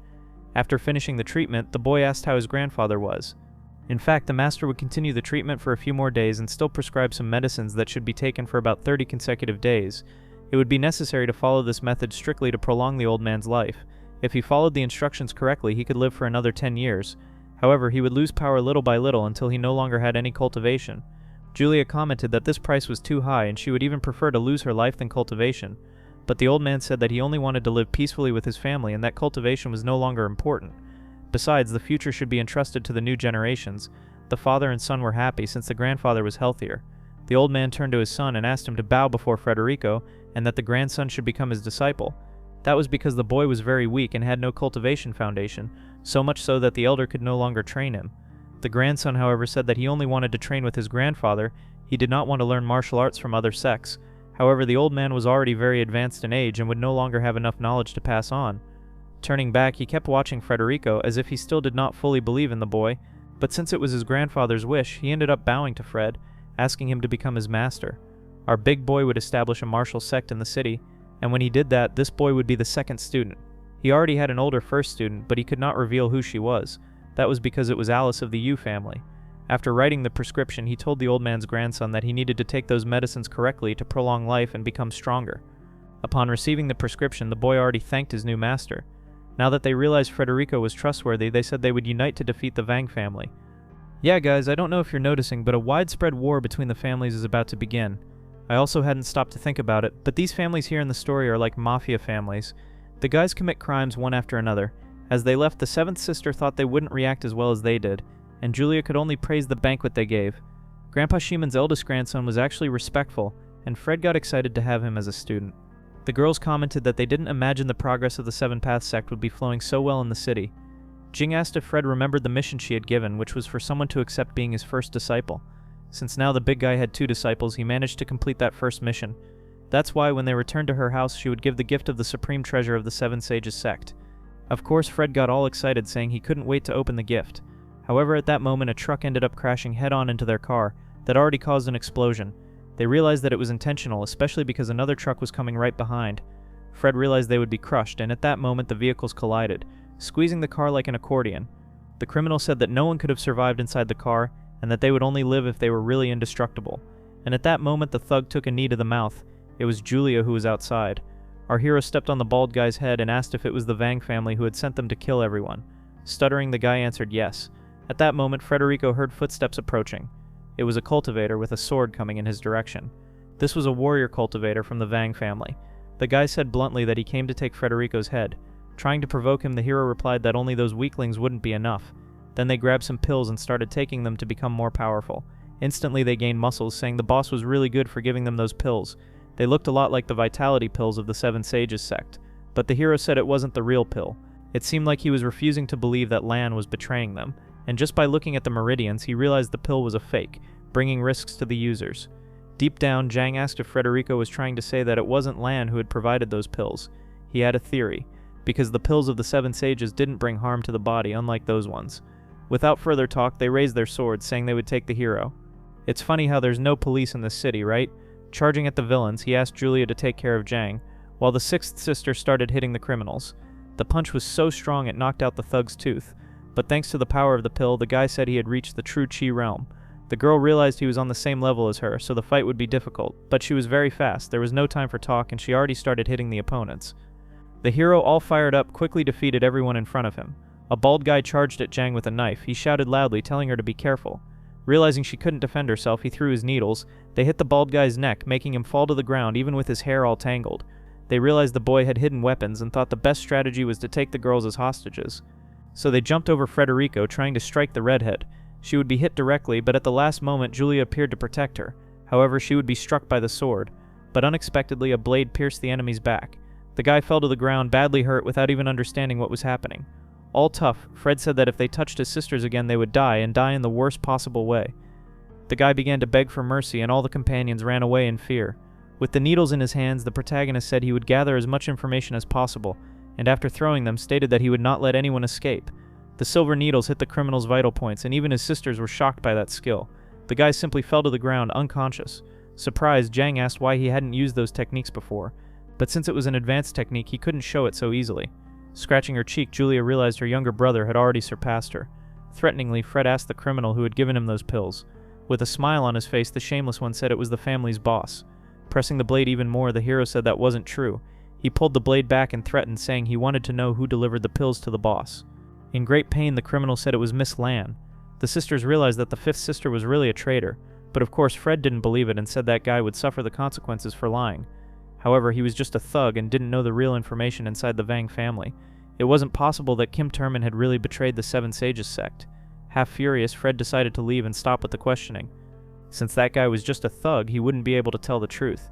If by any chance the fifth sister had really betrayed their sect, she should be punished accordingly. But he feared that she was being used by the head of the Vang family. That's why he didn't want to make hasty decisions. Meanwhile, the leader of the Vang family was receiving news. The people he had sent to eliminate Frederico had failed. One of the 13 protectors of the Blade sect was shocked, saying he would settle the score with that brat. The purple-haired woman, who was also one of the 13, said that boy seemed to be very wise. Pointing his finger at the woman, the guy said not to go praising Frederico. Another leader of the 13 ordered everyone to shut up. The old man said it was because they were not able to refine the real pills, that's why the soldiers were getting weaker. They even suggested that the leader of the Vang family get the real pills from Lan.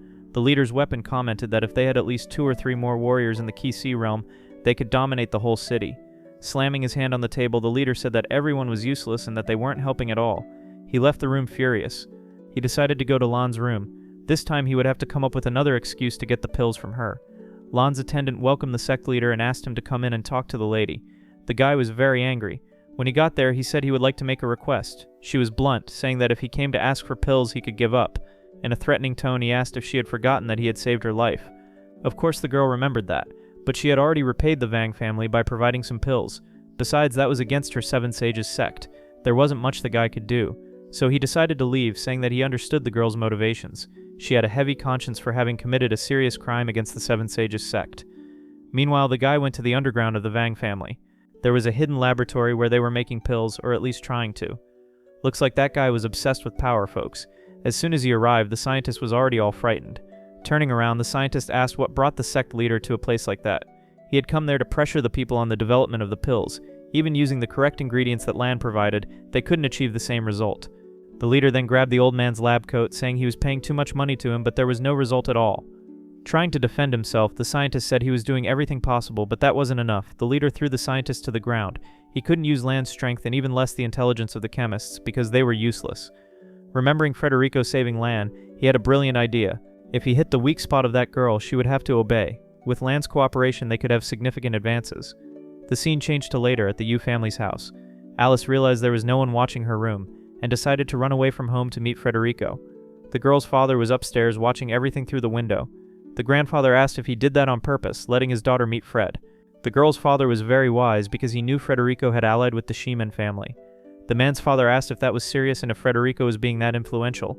Since the Yu family leader was a businessman, he always sought profit, so he would have to ensure victory by betting on both sides. The guy was determined to support the Vang family and also support Frederico. Grandpa Yu said that his son was much better than that old man. At that moment, the big boy realized someone was knocking at his door. When he asked who it was, Alice answered from the other side.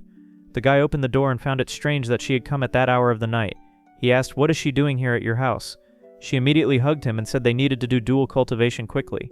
"What is it, my girl? What are you trying to say with that?" She said for them to consummate the relationship right away and already started taking off our protagonist's shirt. He asked what she was trying to do with that. The girl admitted that she had liked Fred for a long time and that if they consummated the relationship, her father would give up marrying her to the Vang family. The girl was so desperate that she immediately admitted she liked him. However, the big boy said it was not wise for them to do that. Comment down here if you would be as proper as Frederico, or if you would take this opportunity. He said that the third young master of the Vang family would not marry her because he liked her, but because of the family's power. In tears, she kept asking what she was going to do to get rid of that boy because she didn't want to marry him. Caressing Alice's head, he said he already had a plan. However, the wedding was on the weekend and she kept asking if there would be enough time. She even asked if he heard that she liked him, leaving our protagonist frozen. In a more romantic tone, she admitted with all the words that she loved the protagonist and wanted to know if he heard that. The guy said yes and that he understood her feelings. With blushing cheeks, she thought he was accepting her love and that they would start dating, but that would not be wise because he could end up picking a fight with the Yu family and also with the Vang family. She was a committed girl, and if he had a relationship with her, that would be catastrophic. The girl realized that he was telling the truth and that it would be more reliable to believe in his plan. The big guy tells her to go back home and trust the plan, that everything will work out. Before leaving, she asks him to tell her grandfather that he would like to talk to him. Even without knowing the subject, she said she would deliver the message. After she leaves, Federico realizes that Alice was a sensible girl. And now that things were calmer, he decides to go to the house of the seventh sister to receive the gift. But she says she would only give the gift the next day, and that he would have to wait. He gets even anxious, thinking it was something really cool. The next day, he shows up there very early.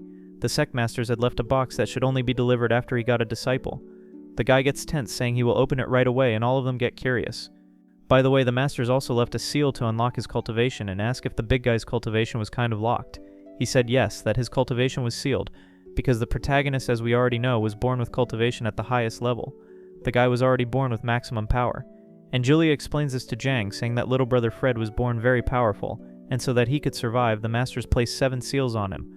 With much curiosity, he opens the box right away, which starts to emit a light. The girls are surprised and even think that this gift is not a big deal. With a discouraged face, Julia says that the masters were stingy for giving a simple pill as a gift, but Jang says there must be a good reason for them to have chosen this. Looking at the pill more closely, Federico is surprised because it was the reconstruction pill. They did not know what that meant. He said that this pill was recorded in the cultivation history books, and he could not believe his masters managed to produce one of those. The girls think this must be an exaggeration and ask what the power of that pill would be. The reconstruction pill had the divine power to even revive the dead. I told you soon the guy will be resurrecting people. Of course, the sixth sister thinks this is a joke, and even Jang said this should not be possible. Such a divine power. He also did not know if this was an exaggeration or not, but just by looking at the pill he noticed it had very high purity. From now on, he would carry this pill everywhere to keep it safe. At that moment, he gets a call and answers asking who it was. The girls get curious to know who it is. After hanging up, the big guy said he needed to leave. Jang asks where he was going. He explains that he arranged a meeting with Grandpa Yu and would like the help of his family, and also of the Shiman family to defeat the Vang family, and so he goes there. Grandpa was in a coffee shop and comments that black tea was very bitter. It seems Grandpa was not used to coffee. There they say that today's young people usually drink a lot of coffee and that it is trendy. At that moment, the protagonist arrives, and of course the girl blushes, saying where he was. He apologizes for being late, and Grandpa asks if Fred also likes that black drink. The big guy says it is called coffee and that it is very delicious. He even comments that he does not usually drink much because it is expensive. Since Federico did not drink much, Grandpa keeps making excuses, saying he would not drink either. Next, he already asks Federico why they arranged this meeting and if there was something important to talk about. Being very direct, he intended to take down the Vang family during the planned wedding. Alice is surprised as she did not know that was the plan. Grandpa asks if by chance Federico is prepared for this. My boy, our hero, he was born prepared. I don't know if you noticed, but he has already changed a lot. I feel that he has evolved a lot since the first chapters. If you also notice this, how he is more mature, comment below. He said there are still some preparations missing, but he guarantees it will work out. Now sipping tea, the old man asks what else was missing. And our hero said that the cherry on top is the support of the Yu family. And the old man already starts spitting the tea. Alice grabs a cloth and starts drying her grandfather. She said that her father was very stubborn, and since they had already made a deal with the Vang family, he would not accept changing sides. But Fred said he believes her father is not someone who never goes back on his decisions. And besides, if he were loyal to the Vang family, they wouldn't even be there talking to him. The old man smiles and said that Federico had matured a lot. He decides to be straightforward, saying that the most they can do is remain neutral, not helping either side. After all, if our hero failed, the family would be in shambles. Smiling a bit, our hero asks if by chance Grandpa does not trust him. Since they had reached this point, he would not hide anything anymore. He said that if by chance they take down the Vang family, he will make the Yu family reach the top of the city.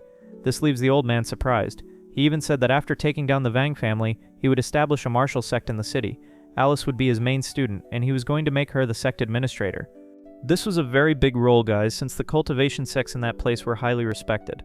And she gets all in love, saying that probably Fred also likes her. If this really came true, they would have something much more valuable than the Vang family could provide them. But since it was a delicate and important matter, he says he will talk to his son because now he is the head of the family. Before saying goodbye, Fred waits for good news, since the wedding will happen over the weekend. Keep watching, guys, because this wedding will be crazy. I got excited just writing the script. Upon arriving at the Yu family mansion, the old man tells all the details. Smoking a cigar, the family leader asks if by chance Federico really said all those words. The old man states that yes. He said he will put the Yu family in first place at the top of the city and also make his daughter the sect administrator. This was a golden opportunity, and all the members kept telling the leader to stand by Fred's side. However, since he had a very big responsibility for taking care of the family, he said he couldn't make such a hasty decision, and Rodolfo right there keeps listening to everything, and it seems he doesn't really trust his brother's decisions. The scene changes to a hotel. We see that the third eldest son of the Vang family was enjoying the place together with another girl. The traitor, Rodolfo, passes all the information to the third son of the Vang family, and the blonde guy keeps saying that if by chance the family betrays them, the Vang family itself will make sure to wipe everyone out. The guy knew that Rodolfo was a central piece since he was a spy acting in favor of his family, and the guy asked the young master what they should do now.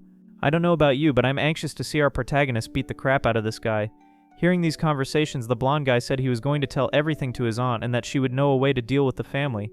But what he really wanted to know was how a girl who was about to get married was chasing another man in the middle of the street. The traitor asks what he was talking about, and he throws several photos of Alice meeting Fred in the middle of the night. He realizes that the one in the photo was Alice. With a shameless face, he said he was going to spread those photos in the city newspapers. The guy asks if by chance he wants to ruin her reputation, since this scandal could even harm the Vang family. But the boy said not to worry about that, since he was rich and influential, nothing would happen to him. Besides, he could use his money to manipulate public opinion, and would do it so that Alice thought twice before betraying him, said the guy who was together with another girl, right? Rodolfo says this is a brilliant move. The scene changes to that same night. Jang was at her company and comments that after Fred ended her competitors, she started profiting even more. At that moment, she notices her phone was ringing. It was a friend from a newspaper she partnered with. She met this guy at a business dinner and they ended up doing many collaborations. He was basically her friend. The girl answers and asks why Sebastian had called her so late. The guy said he found out something about Federico and asks if by chance she is his cultivation sister. The guy had received those photos through the Vang family. Jang said yes and asks how he knows she is Fred's sister. The matter was kind of complicated, and he asks if they could meet in person to talk, since by phone it wasn't safe. Moments later, they end up meeting. He hands over all those photos and asks her to take a look. The girl realizes it was her brother together with Alice. The guy explains that it was the Vang family that took those photos and asked him to publish them in the newspaper. Actually, he suspected it was the Vang family and asks her if she imagines who it could be. It could only be this family since they were chasing her younger brother. Her suspicions are confirmed, and he said he saw Vang family employees entering his office with envelopes. All this because they wanted to weaken the family and also bring Federico down. And before he published this story in the newspaper, he decided to tell Jung first. These photos could under no circumstance be published. Even if they tried to stop it, the Vang family would not give up trying to spread this news. That's why the redhead would like to think a little more. She remembered something and said she had a brilliant idea. However, she could only come back to talk to him tomorrow. The next day, they go to the car that was there at the insurance company, completely destroyed. Fred had found the camera that was stuck inside the car and even asked why she needs this. Actually, the camera wasn't important, but what was inside it was. Of course, our hero was lost. The guy wasn't understanding anything. She would need the video of the accident where the guys sent by the Vang family attacked them. And later that night, she meets Sebastian again. He wanted to know what she had been looking for all day. She was looking for an SD card that had recorded the whole accident. Accident in quotes, right? Because that was a planned attack by the Vang family. The guy realizes that this would be good ammo for them to use against that family. All he had to do was take that video, make some edits, and spread it in the newspapers. That would be a pleasure, Sebastian keeps saying. He would expose the whole Vang family, but of course he couldn't spread that in his main outlet. He would need to disguise it. The guy tells her not to worry. Besides, he had several satellite newspapers he used to talk about criminals. The girl is happy for making a deal with him and even says she was lucky to choose her friends well. The guy thanks her, saying that if it weren't for the HSL company, he would have gone bankrupt. The next day we see Shuin waking up in a hotel. His cell phone was receiving many notifications, and he even thought it was because of the news about Alice meeting Fred. And when he opens the phone, he realizes it wasn't that at all, and even gets mad asking if the newspapers hadn't spread the photos he had sent. At that moment, he gets a call, and when he answers, he realizes it was someone cursing him. He gets really startled, and the person on the other end keeps saying the worst curse words possible. On the call, the blonde guy asks who it was, and the man keeps cursing.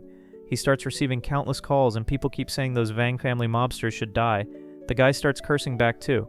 Right then, he gets another call, and already starts cursing those people calling him. But it was his father, and he tells the blonde guy to shut up. A little embarrassed, he asks his father what he wanted. The leader of the Vang family was watching the videos on TV. The car had recorded that attack by the Vang family employees trying to defeat our dear Federico. That's why people in the city were rejecting the family's actions. Of course, Shreem was already worried, thinking he was in danger. The girl with him even asks what had happened, and that trash ends up pushing the girl who had nothing to do with it. Right after, he keeps asking his father to bring some bodyguards because he was in danger. Meanwhile, our hero was having lunch at Jang's house. Diana was celebrating, saying that Vang family is getting what it deserves. While the redhead keeps saying the edits were very good and added much more drama to that scene. All it took was some exaggerations and manipulations so that the whole population would turn against someone. And our hero, while eating a cake, keeps giving Jang a thumbs up, saying she was very smart. But she couldn't have done it without her friend Sebastian. The Vang family was very well known in the city, and people didn't like their actions. The guys were involved in every crime possible, and when it became clear how rotten they were, the population started celebrating. Over at the Yu family, Grandpa comments that the Vang family's reputation was going down the drain, and right then he realizes the video had been taken down. They were investing a lot of money to cover up this case. The leader finds that interesting and says if things kept going this way, they could change the plan, and Grandpa keeps asking what he means by that. The leader says the wedding could really be the right moment for them to take down the Vang family, since all their representatives would be there. The leader's father says that finally his boy is making the right decision. He says he wants to see how far Federico could go. The scene changes to the Vang family mansion. The guy was mad at his son, saying he's useless and couldn't manipulate public opinion. But the boy keeps apologizing. He said he had delivered those photos of Alice with Fred to the TV network. But the City News Daily was linked with HS, which was a company owned by Fred's sister. They didn't expect our protagonist team to be so influential, so they decide they would eliminate Sebastian, who was the editor of that newspaper. The guy was leaving work and ends up encountering a gang of mobsters. At that moment, he already realized he was in trouble, guys, and the leader said to grab that boy right away. They all rush at the boy. Jiang, along with her siblings, was going to meet Sebastian for dinner. They were worried because Jiang was taking them, but she said to relax. Julia even said that probably the guy wanted to court Jiang and that it wouldn't be appropriate to bring her siblings. But the girl said they were just friends, that she had no romantic interest, and that it was common to have friendships with men, like they had with Federico. Our protagonist says he isn't their friend, but their brother. Meanwhile, Julia keeps thinking that she doesn't want just a friendship with our hero. You guys know well what that girl wants, right? After arriving at the company where he was supposed to be waiting, they realize he wasn't there. Our hero notices there are bloodstains in the place and already gets worried. He feels something wrong is happening and starts running. The seventh sister asks Fred where he was going, and he sensed Mr. Sebastian was in danger. Inside the company, the guy was badly injured, and when our hero arrives, they were about to give the final blow. He realizes that blow would be critical, and Sebastian would probably lose his life. If you made it to this part of the video, guys, leave a like and a comment. It's really important for YouTube to recommend our video to more people. It costs nothing, guys. Just leave a little like. Using insane speed, our protagonist lands a knee strike on the thug. The guy falls to the ground unconscious, and when turning to Sebastian, he realizes the boy was seriously injured. To restrain the other criminals, he throws his needles, which end up hitting vital points. And that is enough for them to lose complete control of their bodies. When turning to Sebastian, he asks if the guy was okay. The man asks who that boy was, and at the same instant, the two sisters appear. Jiang is shocked, asking if by chance Sebastian had died, but no. The guy was fine, only injured. Our hero already grabbed some needles to do first aid. He said the wounds are not fatal and wanted to use his acupuncture technique to stop the bleeding. Besides that, they should take him immediately to the emergency room. When standing up, he knew exactly who had done this, but decided to ask the guys first, just to be sure. Terrified, the bullies, who were now cowards, kept saying they were going to tell everything. With the phone recording, our hero asks who had sent them. One of the guys says it was Shuan, the third son of the Vang family, and he also wanted to know why exactly it was to kill Sebastian. The guy said it was revenge for Sebastian spreading those videos in the newspaper, and our hero keeps recording all this, asking everything clearly so he could later use this video against them. And the guys end up telling everything in the smallest details. The last question he wanted to know was, where was the third son of the Vang family? The man says he was at the Delta Bar. Since the boys answered correctly, he would spare the lives of all of them, but he left the guys with their arms tied so they could not do any harm until the police arrived. The ambulance had already been called and took Sebastian to the hospital, but now Fred would take care of something more important, which you know very well what it is. He says the girls could go away, because now he was going to take revenge on Shun, so he would not keep doing whatever he wanted. He heads to that bar, and when arriving there, notices the place was very noisy. That dark energy of the place made the meridians altered and was harmful to health. When arriving at the bar's door, the security guard says poor people cannot enter. That was because it was a party of appearances. Our big boy asked what that meant, and the guy said only beautiful women and rich men could enter. Hicks like him should stay outside. A bit serious, our hero says he just wanted to meet the young Master Vang, and realizing that the blue-haired boy was known by Vang, the guard lets him in. When arriving there, the sound was very loud, and he starts looking for that shameless guy. He notices the guy was sitting surrounded by several women. The blonde was even celebrating, saying that Sebastian was probably by now already gone for good, and that is why he was celebrating in a private party. At that moment, he notices something in the reflection of his glass. It was precisely Fred standing behind him. The guy already starts shaking with fear, and our hero already gives him a slap so he would learn to be a man. The girls start screaming, saying that Master Vang was being attacked, and even the guards were called to stop that fight. But just by looking at our hero's aura, the guys already tremble in fear and even comment that this boy must know martial arts. This was the first time they were meeting, and Fred starts joking, saying it was a pleasure to meet him. The boy said he was the third son of the Vang family, and how could this poor boy dare hit him? But of course Frederico did not care about those things and said the next slap would be stronger because he would beat him to death. I am already warning you that this humiliation here was shameful. The guy started begging not to be beaten and even tried to land a little punch on our hero. But the tough Frederico grabbed the boy's arm and even threw him on the ground in a pathetic way. He even kept cursing Frederico, but it was useless. And just to learn to respect the stronger ones, he took a needle in his hand. That needle stuck very hard, making his arm paralyzed. People started commenting on this, saying that scene was very shameful. And to humiliate even more, Frederico would not throw punches but slaps. The blonde keeps saying that if he gets beaten, his father will make the boy suffer the consequences. But it was no use. Frederico gave a slap and said that was so he would learn to behave. The next slap was for him forcing a marriage with Alice. The third slap would be for him having ordered people to kill Sebastian, and he starts giving several slaps to the boy. He had his face all swollen and kept begging for mercy. Fred thinks he should control himself because if he killed that boy, things would get worse. So he decides to get off the guy and apologizes to the bar staff, saying this was an inconvenience. And it was still to be told to all the other people that it was Frederico who beat the boy. Moments later, the warriors of the Vang family arrive at the bar. The boy's father wanted to know who had done this, and an employee comes running. He said it was a guy called Frederico, and it was to make a point of telling people it was him who beat the young man. Upon realizing it was Fred, the leader of the sect becomes furious. Never before had his son been humiliated in such a way, and he promises he will eliminate that boy no matter what. Later, the scene shifts back to the hospital. Sebastian was recovering, and the doctor says that Sebastian only managed to survive because of the first aid that was given. The girls are happy, and even mention that it was the younger brother who made those medical preparations. Wait a minute, don't tell me you are Frederico's sisters. Yes, kid, our hero is famous. Julia asks how he knew it was Fred who did this. He explains that Frederico is very famous in the hospital, and in many meetings they keep talking about him, and that the director is a big fan of our protagonist since once he had a surgery, and the director was the assistant doctor, and thanks to Frederico, the girl was saved. Julia keeps saying that her younger brother was amazing, and she didn't know he had such great knowledge. At that moment, the big guy ends up arriving, and they immediately run off to say that the doctor was praising him. The sycophantic doctor goes over there and keeps saying it's a pleasure to meet Frederico. Our hero doesn't like fame much and feels a little embarrassed. The guy asks to take a photo so he can brag later in the department, and our hero ends up agreeing without many choices, and they end up taking a picture with our not-so-photogenic hero. Moments later, he asks if Sebastian is doing well. She said yes, and that she will make sure Sebastian remains safe, with no one going there to attack him. He then warns that he just taught a lesson to the third son of the Vang family, and that now they would declare war. That was not a big deal since the Vang family had been trying to kill them for a long time and the people in the city didn't like them. The civilization was fed up with the Vang family scaring everyone, and it was time for the city to move on from Ares. A few days go by and finally the wedding day arrived. The blonde boy needed to go pick up Alice, but he was terrified. He didn't want to leave the house. After he got beaten by Fred, he locked himself in his room, scared to death. Even his father keeps saying he is a coward and needs to go get Alice at her house because that's the wedding custom. But of course his aunt keeps pampering the boy, saying that his father couldn't be so harsh. Since she was very powerful, she would go along with him to ensure no one would hurt him. Many people would come to the wedding and it would be shameful if he got beaten again. The leader keeps telling his son to have courage since Frederico would probably show up and they would take that chance to get all of them. The proclaimed time had arrived and they asked for the gates to be opened, as the young master was going to fetch his bride. The leader keeps watching from afar, making sure the preparations are in order. One of the staff said they were already preparing everything to set up the ambush. If everything went according to plan, the Golden Sect would help in this battle.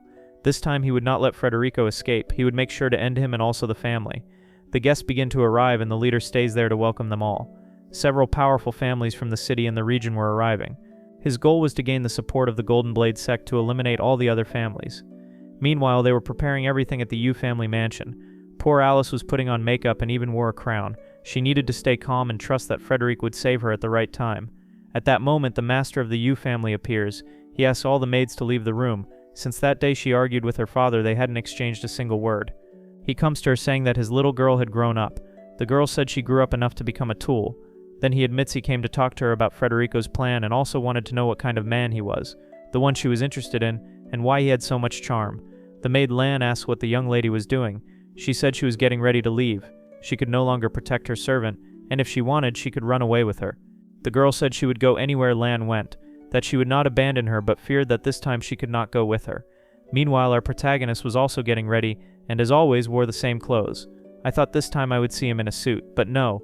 The plan to annihilate the Vang family was beginning. They had arrived at the Yu mansion to fetch the bride and even release some confetti. The boy, of course, was terrified, saying that Frederico was waiting for him to get out of the car just to beat him again. However, his aunt told him to relax because she was there and would protect him. But the guy was so scared he refused to set foot out of the car. The aunt even asked what Fred did to make him so scared. But after that humiliation even I would be scared. The blonde boy keeps telling his aunt that Fred is crazy and that he won't get out of the car. With that, she decides to go herself to fetch the bride. And upon arriving there, she meets Alice's father.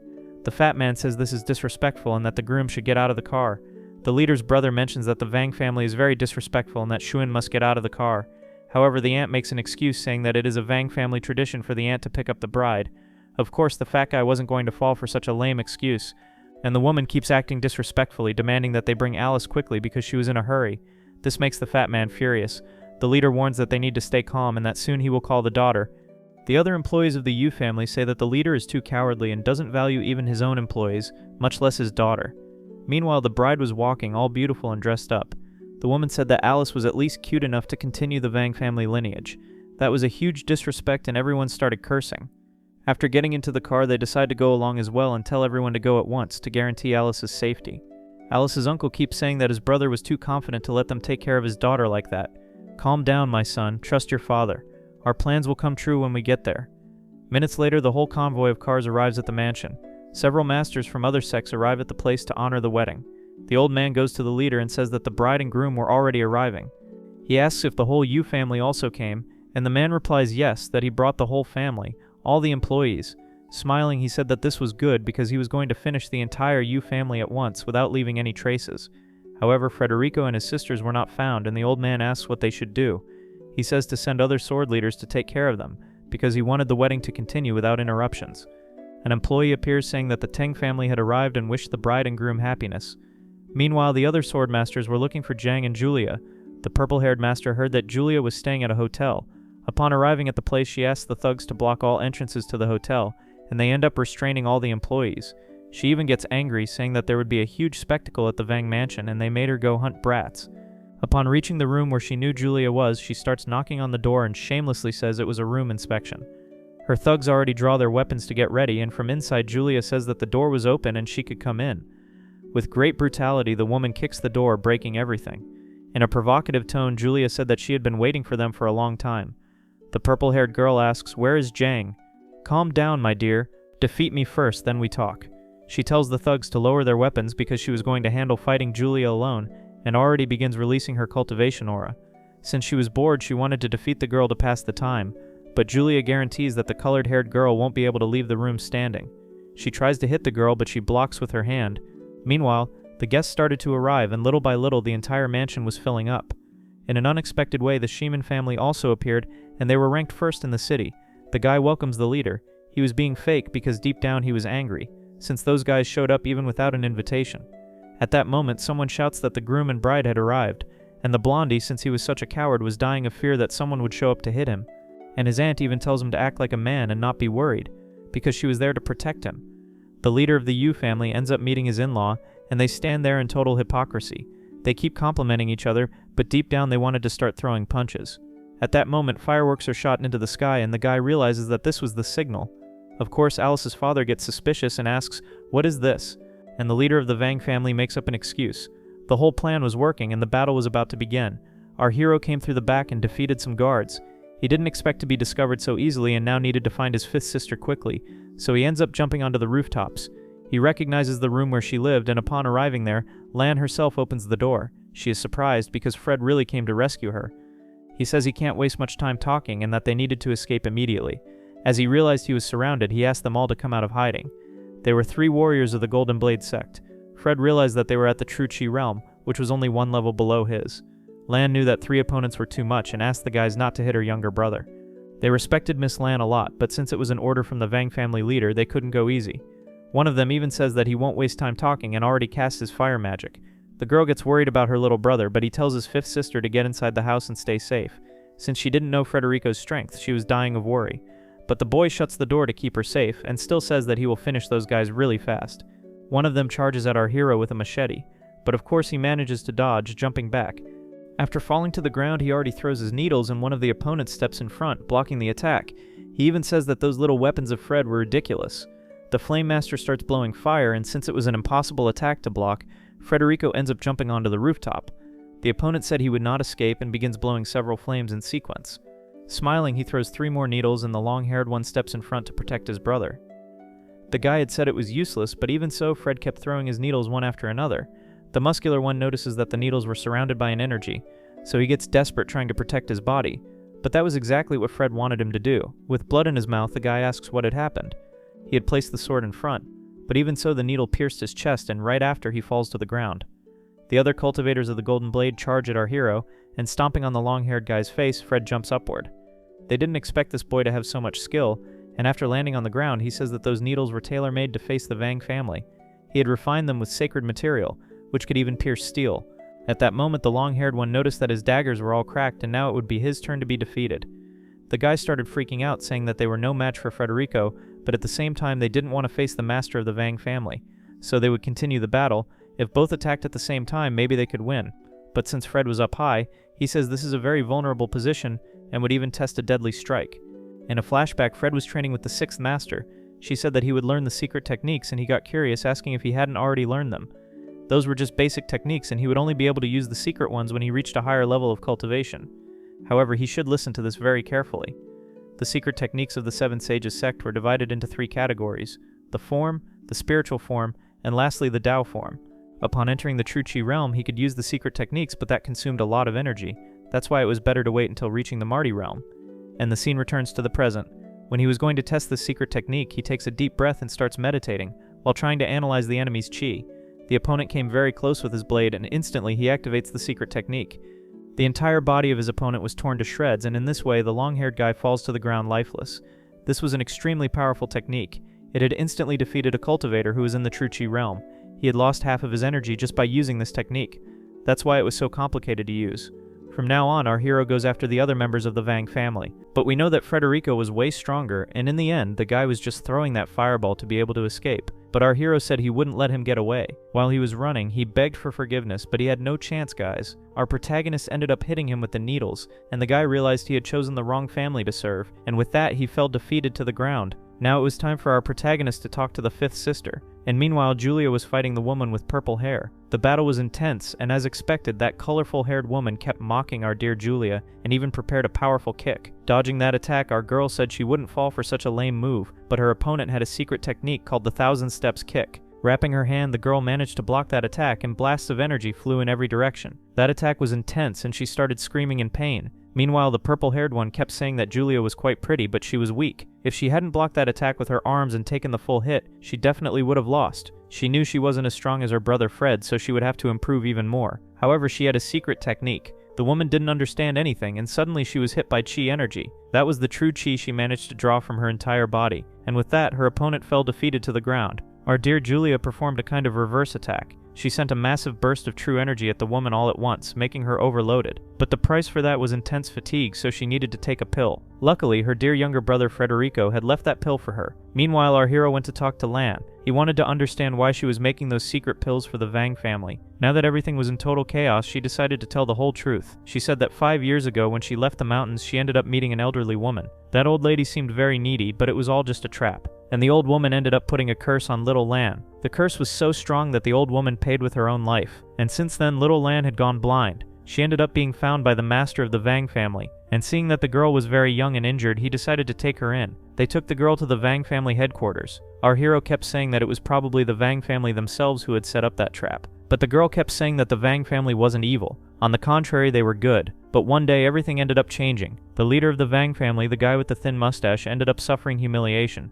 The Shen family had beaten and humiliated him in front of everyone, and to be able to help them in that battle, little Lan ended up offering them 2 pills. After taking the vitality pills, the guy became extremely powerful. He broke through the sea of true chi, and with that he managed to defeat the Shen family, but the desire for power went to their heads. Lan says that those two are no longer the same. Our hero doesn't really believe that and thinks the Vang family has been evil from the start. But Lan says that in the beginning they were very kind and took great care of her. But after those 5 years they ended up becoming obsessed with power. She had lost hope, but when she felt the presence of one of the disciples of the sect of the Seven Saints, she regained it. Our hero says he's sure that if he talks to the masters they'll accept Lan back. And with blood on her lips, she said there's no forgiveness for the things she's done because thanks to her, the Vang family did many evil things. Our hero realized she had poisoned herself, and when he touched her wrist, he noticed it was a very strong poison. She said she was ashamed to return to the clan of the Seven Masters because she had done many bad things, and due to the strong poison, she ended up collapsing. Our hero got desperate and asked why she was so stubborn. However, Fred knew she was a very kind girl and was feeling guilty, but she didn't need to take responsibility for the Vang family's evil deeds. He had brought with him that regeneration pill he had from the beginning and ended up giving it to her. With that, the girl began to levitate, and the healing effects began to flow through her body. She ended up spitting out that poison, and all that red liquid fell to the ground. Now she was recovered, and when she opened her eyes, the fifth sister asked if she wasn't dead. He said no, and that he used a secret treasure from the sect of the Seven Saints to heal her. She kept saying that she would like to rest in peace to atone for all the sins she had committed, and holding her tightly, he told the fifth sister that he would avenge the people who caused her all that pain. And now that he had saved little Lan, her life belonged to him, and he wouldn't allow her to give up on her own life so easily. Standing by the window, he said that the wedding of the Vang family was about to begin, and he would find a way to heal her eyes. He even turned back, telling her to remember that from now on her life belonged to him. He ended up jumping while she called out his name, and deep down she was really happy because someone had appeared to save her. The scene shifts to the wedding of the Vang family with little Alice. Some guests who had no idea what was going to happen were excited about the wedding, and one of the sons from the Sheeman family kept saying that they were being disrespected. But the old man keeps telling his grandson to shut up, because the plan is about to begin. The leader of the Vang family appears, giving a welcome speech and making a toast for his son's wedding. A man appears with the microphone saying he will give a welcome to the newlyweds, and who ends up entering is none other than Alice with the cocky blonde guy. The master of ceremonies tells the couple to step forward, and we can already see that this blonde guy was scared out of his mind, guys. Just hearing Frederico's name made him tremble all over. Before starting the wedding ceremony, he wishes to make a toast with the other guests, and everyone begins drinking the liquid inside the glass. And seeing this scene, we can already imagine that something bad is about to happen, right? Of course, the Sheeman family is very smart and doesn't drink any of that liquid, not even the head of the Yu family. At that moment, a glass falls to the floor. Some of the guests feel a sharp pain in their stomachs, and the leader of the Vang family keeps saying that this is a poison that only kills those who practice martial arts. Since these people weren't cultivators, they wouldn't die, they would just faint. And this was the perfect chance for the Vang family's henchmen to go after the other guests. He even keeps saying that now they will be the most powerful family in the city. Some idiots from the Yu family ended up drinking the liquid and were feeling sick, and turning to the Sheeman family, Vang keeps saying that they will suffer the consequences for having disrespected his family. The current leader slams his hand on the table, saying that only cowards use poison. But the guy didn't care about anything. He even threw a glass on the floor to challenge him and kept saying that he knew all about the Sheeman and Yu family's plan.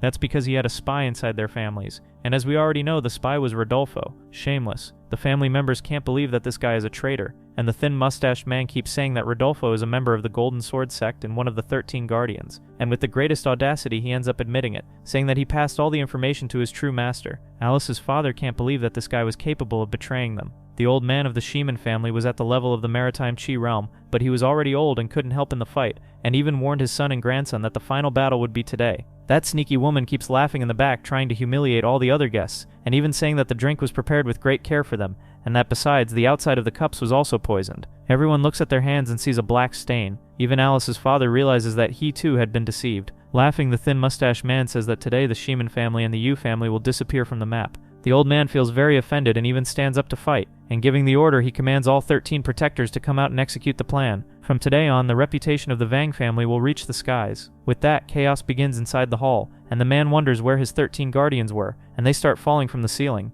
That's because our protagonist arrived to save the day, and he even tells Alice to stay calm because he came to save her. The guy gets outraged because he thought his other henchmen had already taken care of Frederico, and asking her brother to stay calm, the redhead says she will take care of Fred. When the cowardly blonde saw Frederico, he immediately started running away in fear, and lifting her veil, she blushes, feeling relieved. Rodolfo, who was watching that, realized he couldn't let Alice be safe, so he runs off to take her hostage. The hero steps in front, throws 3 needles that hit the chest of that shameless traitor. The girl turns to Fred and asks what she should do, and he assures her that the 13 protectors have already been defeated, and he says that out loud, making the thin mustached man furious. With that, he begins using his crimson techniques and says that since he and his sister are in the true Chi realm, they can win. Alice's father starts sweating cold, worried about Fred, and the old man, even poisoned, wants to help in the battle, but our protagonist says it doesn't matter because he already expected this to happen. The people ask if he knew the drinks were poisoned. He suspected it, and now that he was about to reach the pinnacle of the true Chi Sea realm, he would be able to win the battle. The leader of the Vang family mocks him, saying that he's not in the pinnacle realm at all, and extending his sword, he says that no matter what Fred's cultivation level is, he will die today. The old man says that the leader and his sister are very powerful and that Fred can't win. And at that moment, the redhead charges toward our protagonist. He tells his dear Alice to hide so she doesn't get hurt. And since our hero isn't paying her any attention, she keeps saying that she shouldn't be underestimated. And when she approaches, he defends with a needle, guys. That's right. Our protagonist is going to fight with a needle against a sword. Not even she believes it. And the explosion from those attacks shakes the entire hall. The people there can't believe the level of power they're witnessing. Alice just keeps worrying about her love since the explosions were non-stop. She was afraid he might lose because those two from the Vang family were very powerful. Holding his daughter's arm, her father says they need to escape as quickly as possible so they don't interfere with the battle. She knew that if she stayed there, she would only get in Fred's way. And meanwhile, he was facing that woman. He gives a little laugh, saying that her attack was nothing, and she swings her fiery blades again, then says that he won't be able to block her next attack. But our hero ends up managing to block it with his needle, and several bursts of energy fly all over the hall. She was impressed because he was doing that using only a small needle. At that moment, our hero feels the presence of an evil being, and it was the Vang leader coming from behind. But unexpectedly, Frederico disappears. He jumps backward, dodging the attack. The sister shouts that they should fight together, but the thin-mustached man keeps saying that Frederico is very talented and it would be a waste to eliminate him. The woman keeps yelling from the back, saying that guy killed several members of the Vang family. However, they knew he was very useful for them to found a new sect. They even invite Frederico to help, and not even our hero was expecting that. He starts making an offer, saying he will make Fred the leader of his new golden sect. The woman keeps yelling at her brother, saying they shouldn't let a wolf enter their home, but extending his hand, he asks his sister to be silent. He says he will give Frederico all the riches he could ever dream of possessing. Those offers were very tempting, and he even says he will no longer exploit little Lan if Fred agrees to work with him. In his mind, he imagined that Fred would give in to the pressure since he was offering so many things. It was even far more wealth than the Yu family and the Shiman family could ever offer. And with an evil grin, our hero asks what they would do if he refused, which makes the thin-mustached man furious, saying that such a thing is unthinkable. And already drawing his needles, our hero says he doesn't care about money. The only thing he cares about now is avenging all the evil that man did to his sisters. Besides, he would never agree to ally himself with ungrateful and hypocritical people. Releasing his crimson aura, Vang says that this boy is too naive, especially since he's fighting against two masters of the Mardiki realm. But our hero didn't care about any of that, guys. He was charging forward anyway, and both of their attacks end up clashing. The man is surprised because the boy had incredible strength and was managing to go head-to-head even using just a small needle, but even so, it was still a bit difficult for our hero. Recognizing Frederico's strength, the two siblings decide to combine their powers and even laugh, saying that now the boy will see what's good for him. That was the golden sword technique of the Crimson Sword spirit. Old Shiman keeps shouting for Frederico to retreat, but our young man was finding that technique very interesting. They were saying that Fred would suffer the consequences for staying there, trying to observe the technique. Even the chubby guy from the family said that Frederico would already be dead. That's because this technique was well known throughout the entire cultivation universe. It was the sixth movement of the swords, an ancient technique. The two siblings charge at Frederico, and they are so fast that they even disappear. Their speed reaches the point of turning into crimson energy, but our hero is even more formidable and manages to dodge the attack. It only caused a scratch on his neck, and he mocks them for it. Returning to their physical forms, the two siblings ask how that boy managed to dodge the attack, and with a little laugh he says they haven't seen anything yet. He draws out that seal he had received from Julia. I saw that many people asked why he didn't use the seal right away to unlock his cultivation level, and I believe that was just to farm aura, guys. He ends up breaking through to his new cultivation level, and everyone there is blown away. The explosion is gigantic, even bursting out of the hall. The people there even have to protect themselves because the wind blows them backward. Our hero had transcended his cultivation level. The redhead is shocked, asking what it was they just witnessed. Frederico had reached the pinnacle of the true Chi Si realm. Old Shiman realizes that the boy truly transcended to that level, and all happy Alice's father celebrates, saying he finally made the right bet by trusting Fred. Stepping on the ground, he says he can now predict all of the duo's movements. Feeling afraid, the Vang leader tells his sister that they should change tactics. Now they would attack jointly and in sequence. Observing that sword technique, our hero asks if that's a new move, and that was exactly what the Vang leader was preparing. Our hero watches, waiting for the right moment to act, and even comments that the pinnacle level was really much greater than the true Chi Si level. And clenching his fist, he says he's going to end it all with a single strike. He gathers a blue energy in his hands. That was the day and night journey technique. Various electric energies fly throughout the hall, striking that pair of siblings. They are surprised and can't dodge, and it ends up hitting them, causing a huge explosion. Even our hero is surprised, saying that he's really strong, and the people who are watching can't believe that the pinnacle level was that powerful. It seemed the damage was minimal until the two fall to the ground. The leader kneels, awaiting his end, and our hero says he will remove all his cultivation meridians. The man knew he would be killed, but having his cultivation stripped before dying would be the most humiliating way to lose a battle. But before that, our hero wanted him to apologize to the fifth sister, and the only thing Vang asks is that his son not be killed. Our hero assures that he will not eliminate any more innocents, and knowing that his son will not be defeated, he can depart in peace and begins to lose consciousness until he finally falls lifeless. The other members of the Yu family also begin to collapse as they were poisoned. Grandpa asks if they are okay, and meanwhile Frederico orders everyone to bring the medicines because he will prepare a spell. A few minutes pass and our hero manages to treat the wounds of several of them. His father-in-law keeps asking if the boy is okay, and even though he had used a lot of energy in that battle, he still had enough strength to save the other members. He was even going to save members of the Vang family. The man realized that Frederico was very kind and asked Alice if she still liked him. Outraged, she asks her father why on earth she would stop liking that boy, and then he says that guy is very wise and powerful and she should value him. All embarrassed, she keeps telling her father not to say that out loud because there were many people nearby. He goes over there and starts healing a girl's wounds, but she tries to take advantage and flirts with Fred. A little embarrassed, he asks if she isn't acting a bit exaggerated. Having witnessed the entire battle, she decides to join the family to stay closer to our hero, and after she asks for his phone number, he ends up refusing and walking away. He goes to other members and begins performing acupuncture techniques.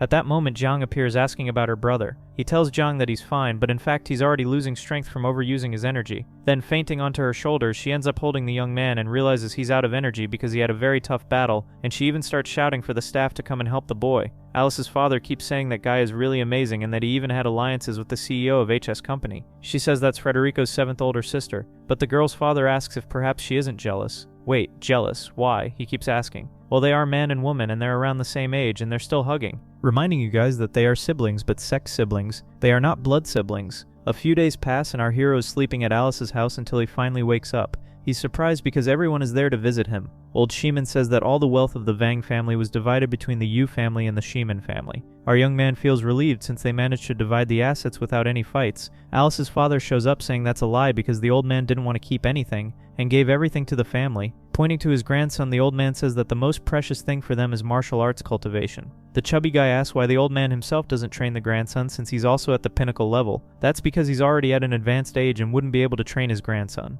That's why he would like Frederico's help. And besides, Fred used a divine secret technique. Grandpa Yu asks what technique that was. He says it was a technique he saw only once when he was a child. At that time he was spying on a woman bathing in the river, and he saw her using the divine technique in such a way that he and his father at the time got curious, and the woman turned around asking who was spying on her from behind the bushes. Shiman told his father that they had been discovered, but the boy's father had already managed to get away. With nowhere else to run, he apologizes to the woman, and she says from afar that the child shouldn't be spying on her. Returning to the present, he says that was the first time he saw that secret technique, and even comments that our hero must be that woman's disciple. Fred finds it strange because his master is quite young, and this old Shiman is much older. It wouldn't make sense because Grandpa Shiman looks about 80 years old, and his master looks at most 30. But you already know guys, these cultivators are immortal, so she must be around 1,000 years old and our hero doesn't even know it. Grandpa is sure that was the technique he saw, and it was very similar to the one our hero used. The chubby guy says he can also control chi, but not the way Fred does. And Alice's father realizes that young Master Fred is much more amazing than he had imagined. Making a respectful gesture, the boy says he can't wait to train with Frederico, and with a little laugh he keeps saying the boy should also greet his master aunt, who is one of our hero's 2 older sisters. After greeting her, the man asks who the first disciple our hero mentioned earlier is, and looking at Alice, he says that she is his first senior cultivation sister. All excited, Alice asks if that's true, and he says yes, because he's willing to make her his first disciple. Everyone there is happy because they know these are very valuable techniques that the girl will learn, and since she wanted to stay very close to our hero, she becomes all embarrassed, and she comments that if this is necessary for her to stay close to the person she loves, she will accept being his student. Then she says loudly that she accepts having Fred as her master, and even asks what are the things she needs to do, especially because the girl was very happy to be able to become his student. We see that deep down, Julia was very jealous. She liked her younger brother, but she didn't want to admit it. At that moment, he remembered Lan, who is his 5th older sister, and asked where she was. Jiang said the girl was recovering at her house, and already throwing the blanket aside, he said he needed to meet her to heal the girl's eyes, and they immediately go to Jiang's house to see how Lan was doing. He explained that she ended up receiving a witchcraft spell in her eyes, that's why she lost her sight, and Julia wanted to understand what was that story about her helping the Vang family. He explains that in fact the 5th sister ended up falling into a trap and was taken hostage. Deep down, Jiang was wondering how Fred ended up forming such a strong bond with the 5th sister, and so quickly too, right? Julia was a little jealous since Fred was giving a lot of attention to Lan, and Jiang says they should trust Lan since she was in the hands of a very cruel family. Back at Jiang's house, Diana was there talking with Lan. She asks if by any chance this Diana is Frederico's wife, and of course the brunette becomes all embarrassed, saying no, she isn't married to the young master. With a little laugh, Lan thought they were married since she always spoke of Frederico with a lot of love. She said that's because she's known Fred for a long time and they are great friends, but it seems our dear Lan knows people's feelings very well and keeps laughing as if she didn't believe that. It was obvious that Diana liked Fred, but she keeps saying that she's not worthy of his love. That's because he was a very talented man and was desired by all the women, and touching Diana's hand, Lan says that Frederico was a very simple man and didn't care much about appearances, and that ends up giving Diana a spark of hope that she might marry Fred someday. Comment down below, guys, which girl do you prefer to end up with our hero? I confess that at first I was rooting for Diana, but now I'm rooting a little more for Alice. Comment down below what you think. At that moment, Lan starts to feel terrible pain in her head. It was because of the curse, and she ends up asking Diana to get the medicine. She runs off asking the girl to wait a moment, and the pain was really strong, guys. Fred ends up hearing the sound of the screams and comes running. It was similar to the spell that Julia had suffered, and hearing the voices of her other sisters, she becomes embarrassed. Touching Lan's wrist, he can feel that this was the effect of witchcraft. And with the medicine in hand, Diana says she brought everything that was on the table. When she took the purple pill, she could suppress the pain. And when our hero opened the box, there really were only purple pills, and he decides to give one to Lan. That medicine had side effects, and after putting it in her mouth, she ends up feeling an even worse pain. Diana asks if the medicine wasn't supposed to stop the pain instead of increasing it. And after smelling that pill, our hero said that medicine was also poisonous. Julia didn't understand anything. Then he explained that since the witchcraft cast on Lan's eyes was very powerful, it had to be fought with poison. And of course that was very dangerous, but it worked. After suffering a strong pain, it finally began to ease. And it worked, guys. She was much calmer and even comments that her current situation could only be saved by Fred. He would need to see the condition of her eye and asked her to move her bangs aside. Of course the girl was afraid to do that, but she ended up agreeing. At that moment all the girls were shocked. That's because there was a kind of black hole in her eye caused by the evil spell. Julia detected that kind of witchcraft was very powerful and they wouldn't be able to break it. Fred says it's true, they wouldn't be able to break that spell with common ingredients. And Jang in the background asks if there's any way to save their dear sister. He says he needs a special object. Julia asks what kind of object is that. It was a black energy concentration cauldron that only the fourth sister possessed since she brought it from the mountain. Jang still had contact with the fourth sister and said she would call her right now. Julia finds it strange because not even she, who is the sixth sister, has contact with the fourth. And the redhead says it's because her family is very powerful. They are called the Tang family, and they run businesses. Julia didn't know that and gets all excited because the Tang family was very rich and influential. Turning to the seventh sister, Fred asks if she could give more details. She explains that the true identity of the fourth sister is that she is the daughter of the Tang family. It is a very rich family from the southeastern region of China. They are extremely powerful and rich and also among the most influential in the whole country. Diana is surprised because she has several household appliances at her house. From the Tang family's brand, the Tang family was far richer and more powerful than the families from those cities where they were. Jang says that's exactly right since they are in a small city with only 2 million inhabitants, and the Tang family is one of the biggest in an entire region. Julia gets all excited saying that it seems they have a great supporter, but asking the fourth sister for help won't be very easy, thinks our hero. All embarrassed, sitting there on the couch, Lan starts to worry about her, but Fred said that she is a very precious sister, and they will do everything to help her. And Diana keeps wondering if he has many important matters to deal with, since now he is one of the most important men in that city. He tells everyone that the mission he has now is to found a martial arts sect, and we see that the Shiman family, together with the Yu family, was helping him set up his dojo. They were already there, even putting the name on the sign, and Alice, who was the first student, was helping the second student to center the sign. Jung ended up taking him to the place they bought so that our hero could found his sect. Grandpa Shiman was saying that if Fred wanted, they could arrange a bigger place, since that dojo was very small. Master Yu even mentions that Fred could build an entire block just for his sect, but we know that our dear hero was very simple and humble and kept saying that this was a very good place, since quality was much better than quantity. The old man laughs, saying that those people there are very arrogant, while the boy is humble. But in Fred's mind, that place was actually very big and could hold many students. He had received the mission from the 7 masters from the mountain to found a sect in that location. At that moment, he ends up receiving some visitors. They were the friends he had made in the city who came to congratulate him. The big guy opens his arms, welcoming everyone, and that little girl he had saved, Gustavo's daughter, comes running to hug him. She points her finger at her father, saying that her dad didn't want to let her come visit him. And the man gets all embarrassed, saying that it's because he thought Master Fred was a very busy man. But the big guy keeps saying that the little girl can visit him whenever she wants, and she makes a funny face at her dad. The doctor asks if by any chance Frederico will stop practicing medical arts and focus only on martial arts. Putting the little girl down, he says quite the opposite, and the doctor doesn't understand, asking what kind of martial art that is. The boy says that the techniques of the 7 sages of the mountain involve many things, such as martial arts, medical arts, Taoism, divination, and talisman techniques. The scene shifts to a little later at night. Diana was determined to confess her feelings to our hero, but of course she was feeling insecure since several women liked him.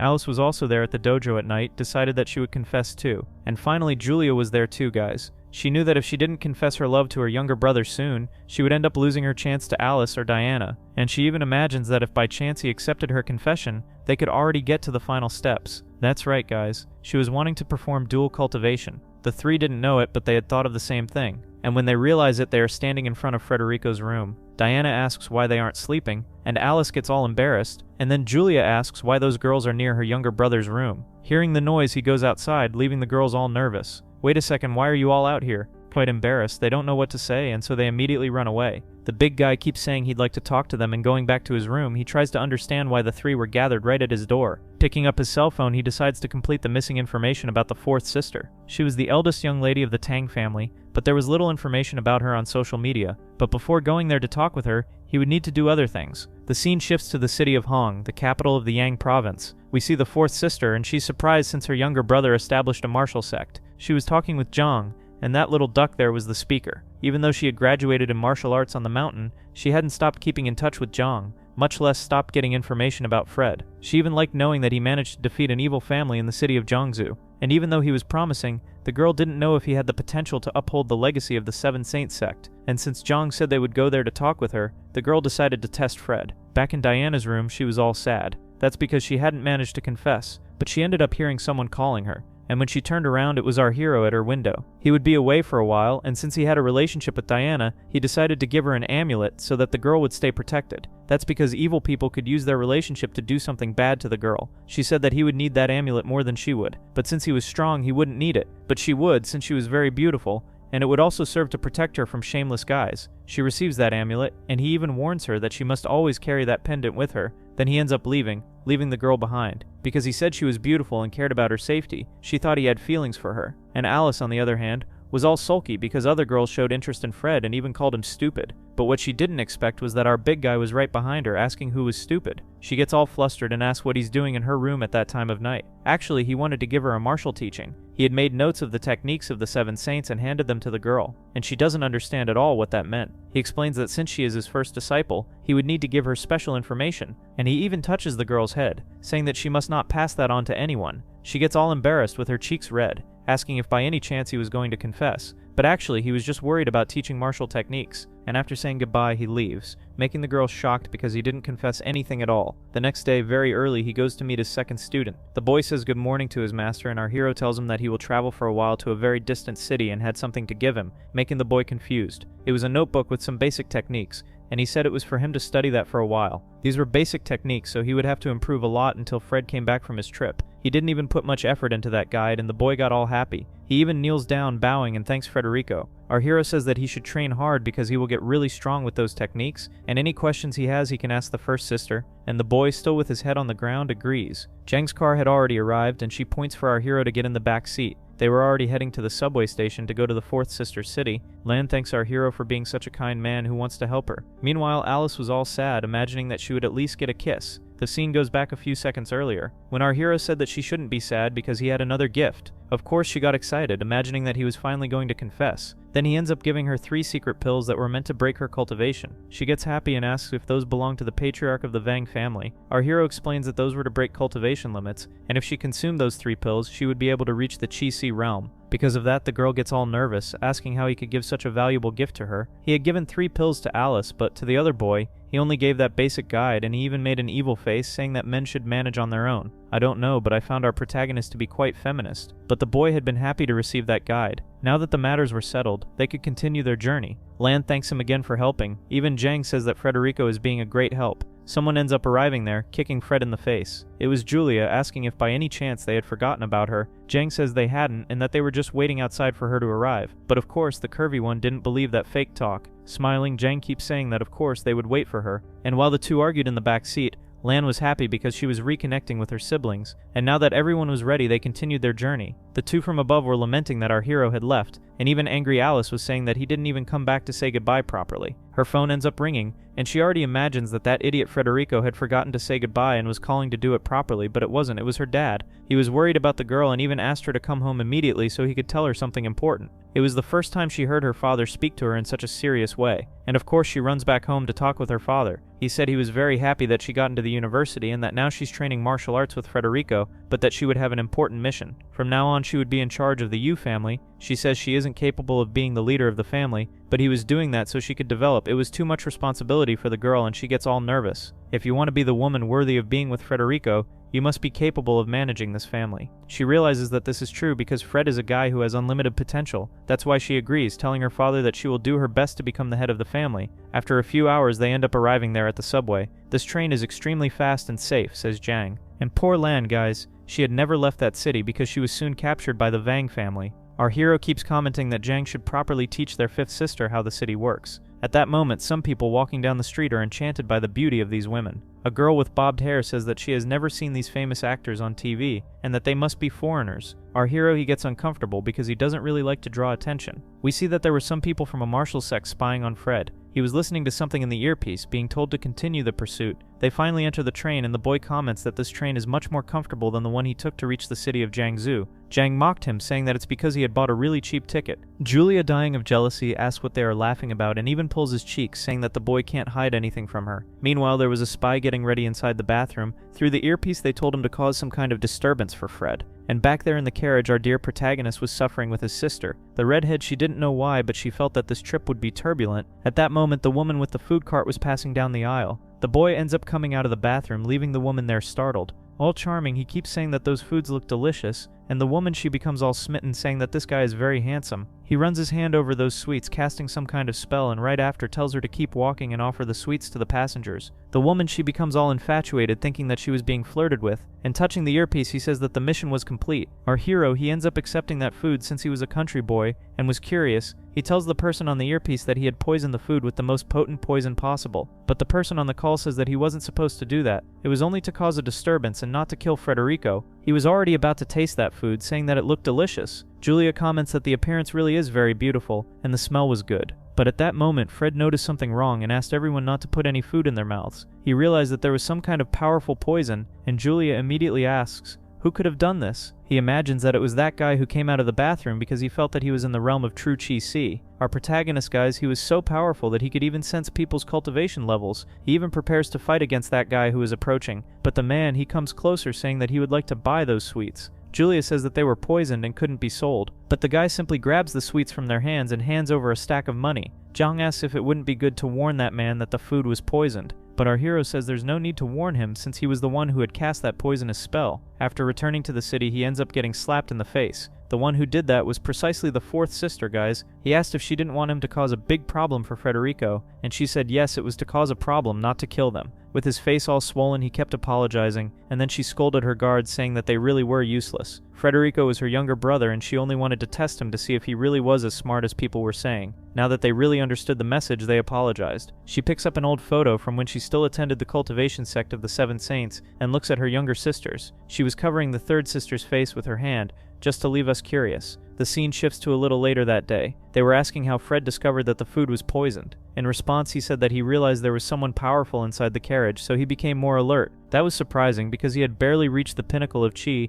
and had already mastered the techniques. The fifth sister asks when they will meet Zoe, who is the fourth sister. Zhang says that she is very important because she holds a special position, so it would be difficult to contact her. And since it was already nighttime, she would rent a hotel there for them to spend the night. And they tell Zhang not to rent a luxurious room. The girl ends up booking a presidential suite at the Luoyao Hotel. And upon arriving there, they are amazed, saying that this hotel is really luxurious. Our protagonist, who is a country boy, didn't even know how to use this place. And he even asks the redhead if by any chance this is normal for her. Poor Lan, she couldn't see anything, and she really wanted to know what was considered normal for dear sister Zhang. Upon entering the room, the view of the place was incredible. Only that our protagonist, he had already seen slightly better scenes, especially since his master ended up taking him to the Sacred Mountains, which had a magnificent view. Julia asks if that place in the Sacred Mountains was really that beautiful. Zhang appears, saying that they shouldn't change the subject and should first focus on how to contact the fourth sister. She even turns to Lane, saying they need to find a way to catch Zoe's attention. And after sitting down, Julia asks if it's not just a matter of calling her or sending a message. But that could be a little dangerous since our hero noticed that the fourth sister was being pursued by some kind of specialists. Julia is surprised and asks if he's sure about that.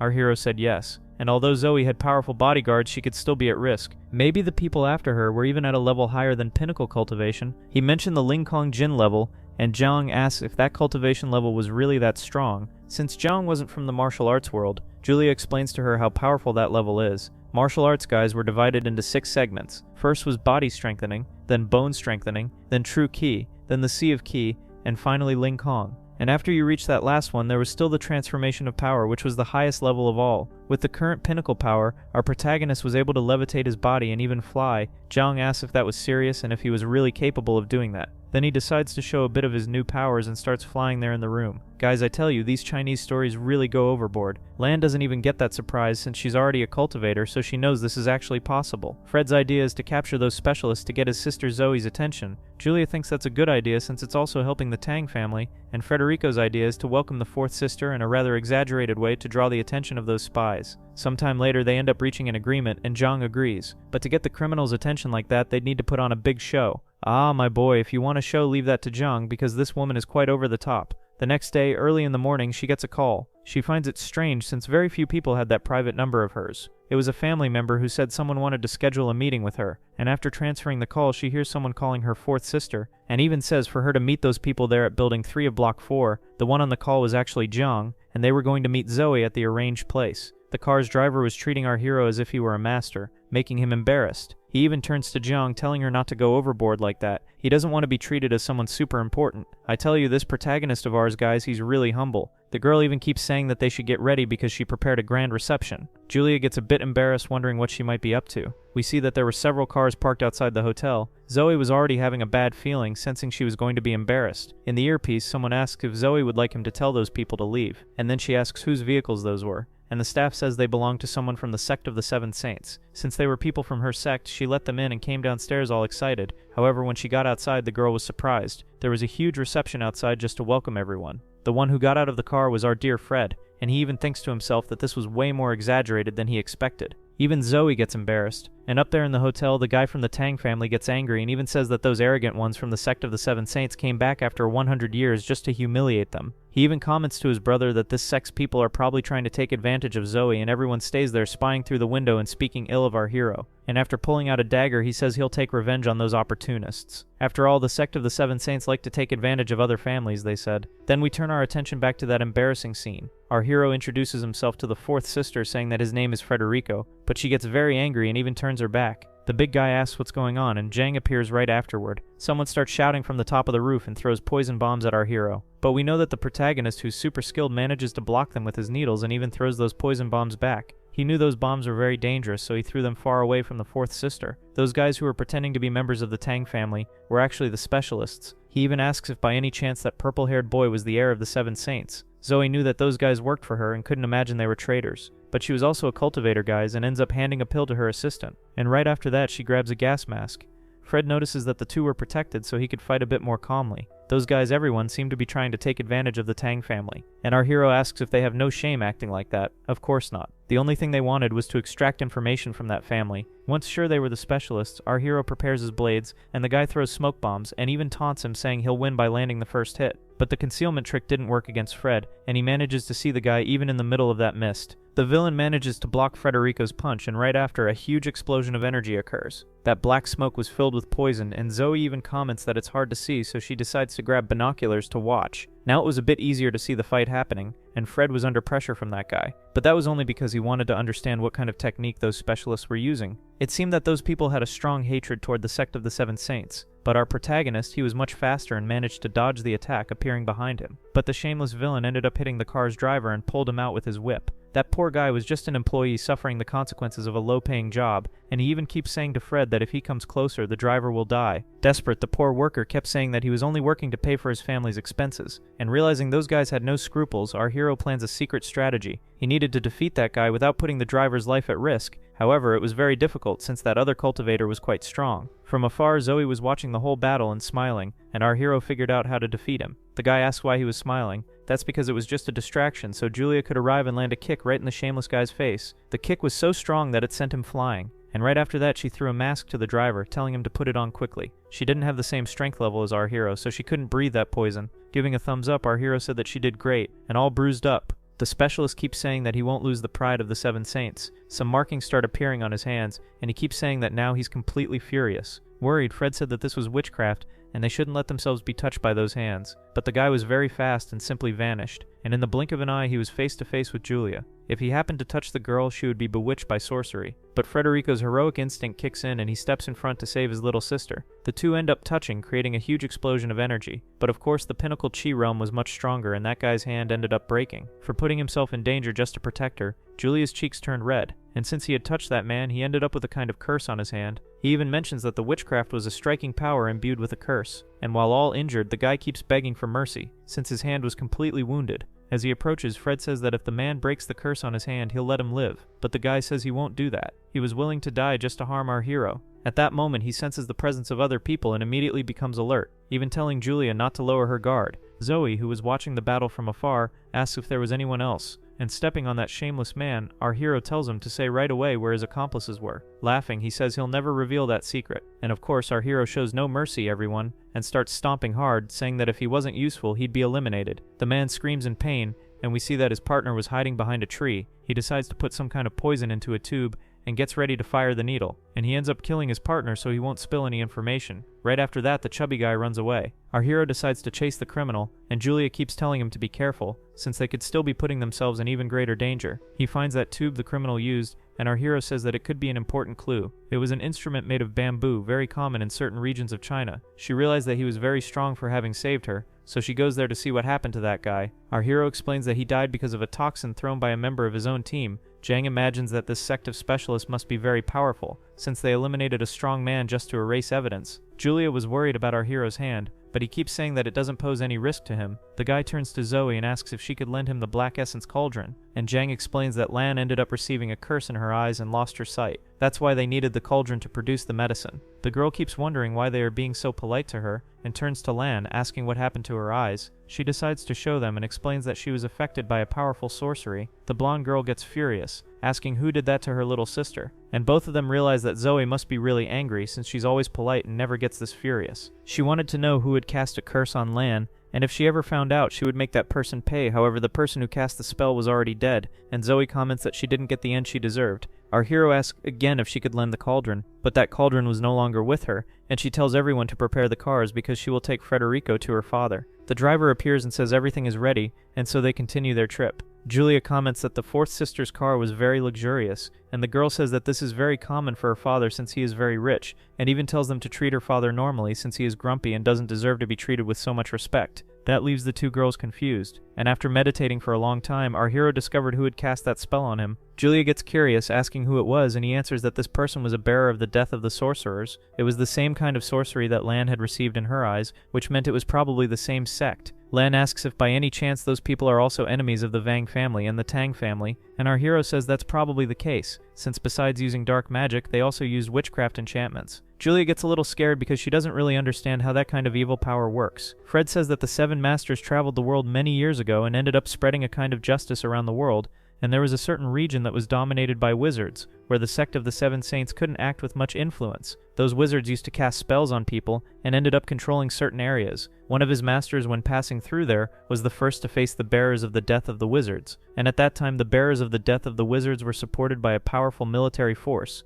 Zoe had already heard that story, and asks if in fact their master hadn't managed to defeat the wizards. Our hero says there are no detailed records about that story, since there was only one sentence written in the books. Zhang asks what that sentence was, trying to know how the story ended. The sentence was as follows: everyone, after half a journey of battle, the disciples under 15 years old of that sect were exterminated. They ask if by any chance that was a riddle. Not even Lan knows what that meant, whether their master had defeated the wizards or not. Zoe explains that actually one of the masters of the Seven Saints did manage to defeat those wizards, and Fred says that's exactly it. That's why nowadays they've returned seeking revenge. Since the Tang family had a strong connection with the sect of the Seven Saints, she should be careful because she was their target. But the girl keeps saying not to worry because she has excellent bodyguards. She really does, my dear. We saw that it was only Fred who saved you. Your bodyguards didn't do anything. She mentioned that she had some bodyguards in the True Chi Sea, and Julia and Jiang keep asking if that's true. The driver says they've just arrived at her father's company, and after getting out of the car she says she'll ask her father to lend them the cauldron so they can use it. That was the headquarters of the Tang group, a building so tall it reached the clouds. Guys, they even ask how many floors it has, and the girl says it has around 70 floors. After arriving at the building, several flatterers appear. She asks if by any chance Zoe is that beloved in the company. She says yes because she doesn't give orders, she only shows up there to give gifts to the employees. And our protagonist realized that the little blonde girl was very kind and gentle. After arriving at her father's office, she tells them to relax and that they don't need to act with so much respect. She walks in very slowly and starts yelling for her old man to get out of his chair and come greet them. But who shows up is a secretary saying that she can't be yelling that loud in the office, and also warns that her father wasn't there at the moment. And after taking them to a room to wait for Zoe's father, she brings a kind of tea for them to drink. The big guy asks what kind of father Zoe has, and while drinking her tea, the blonde girl asks why he wants to know that. Actually, it's because he was a bit nervous and wanted to know what he was like. The man shows up saying that he's a businessman. That was Tang Xiao, the father and leader of the Tang family. Our big guy realized that he was also extremely powerful, and even a skilled martial artist. The girl teases her father saying that he's very arrogant for making them wait, and the father keeps apologizing, treating the girl in a somewhat spoiled way.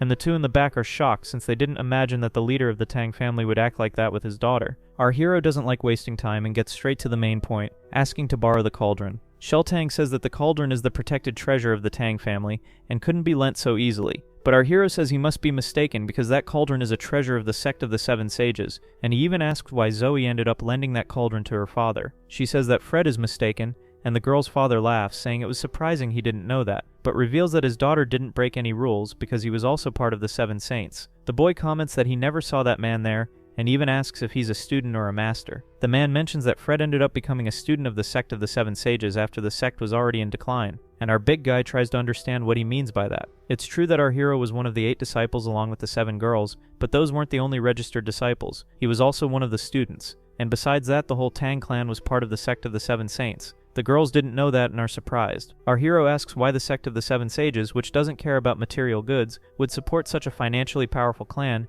and even asks Master Tang to clarify his doubts. The man says it's true that the sect of the Seven Saints has no interest in material desires, however that southwestern region of China had many troubles and also many wars. That's why they brought martial arts to that place to bring a kind of stability. Because of that, they needed a highly influential company, and so he ended up founding the Tang Corporation. Zoe says that this was exactly the kind of stability that the sect of saints sought. Julia asks why they didn't go to the city of Jiangsu to eliminate the Wang family. Our hero says that it's because they solved that quickly, and if the situation had become even more critical, the Tang family would probably have resolved it. Jiao Tang says that's exactly it. They were already about to get involved in that city, but our hero resolved the matter. After understanding the whole story, Fred asks what he needs to do for Jiao to hand over the cauldron. He had 3 conditions to lend the cauldron, because he saw that the witchcraft that our hero and Lan had suffered didn't pose immediate health risks. Curious, Fred asks what the 3 missions are, and even the girls become anxious. The first mission was for him to deal with an old lady who didn't want to move out of a house near a commercial district. They wanted to build several stores in that place, but the old lady didn't want to leave her home, so the first mission was to convince her to move. The next day, after researching a lot, they go to the lady's house.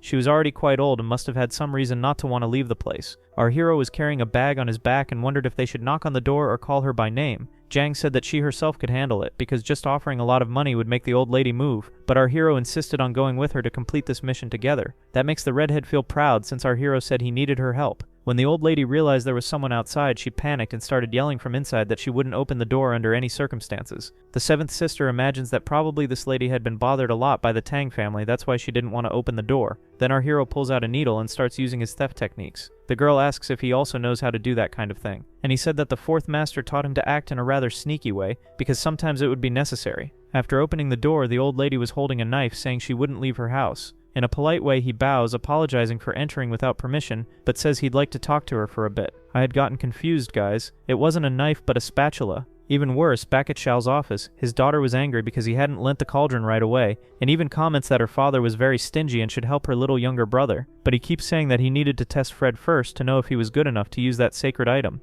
And the girl questions her father about what kind of relationship Fred has with the Tang family. Since Frederico was the heir of the sect of the 7 sages, he would probably also take over the Tang family's business in the future, so he needed to be sure that the boy was competent enough to do that. The girl, she trusted Fred, saying that he was competent enough to handle it. I don't know if you guys noticed, but our hero is taking on a lot of responsibility. Pretty soon the guy's going to become the president of China, you'll see. Mr. Tang said that only benevolence and wisdom were not enough, and she keeps those words in her head. Back to the scene. At the old lady's house, our hero ends up pointing to a piece of land behind her house. That makes the old lady even angrier, saying she wouldn't sell her property for any amount of money. Jung thinks that Fred knows exactly what the old lady wants in order to leave the place. Then he takes a tombstone out of that bag, and the old lady said that she didn't have money to buy that kind of thing because she was poor. And when he takes the tombstone out of the bag, she becomes enchanted because it was her husband's tombstone. She asks how they knew his appearance and also his name, and our hero said that this was thanks to his 7th sister, because they had researched a lot about that lady. The scene goes back a few hours earlier when they were leaving the Tang family company. He had told Jung that they should research more about that old lady. When he was there talking with Shawl, he searched on his phone and saw that the lady had lost her husband and he was buried in the backyard.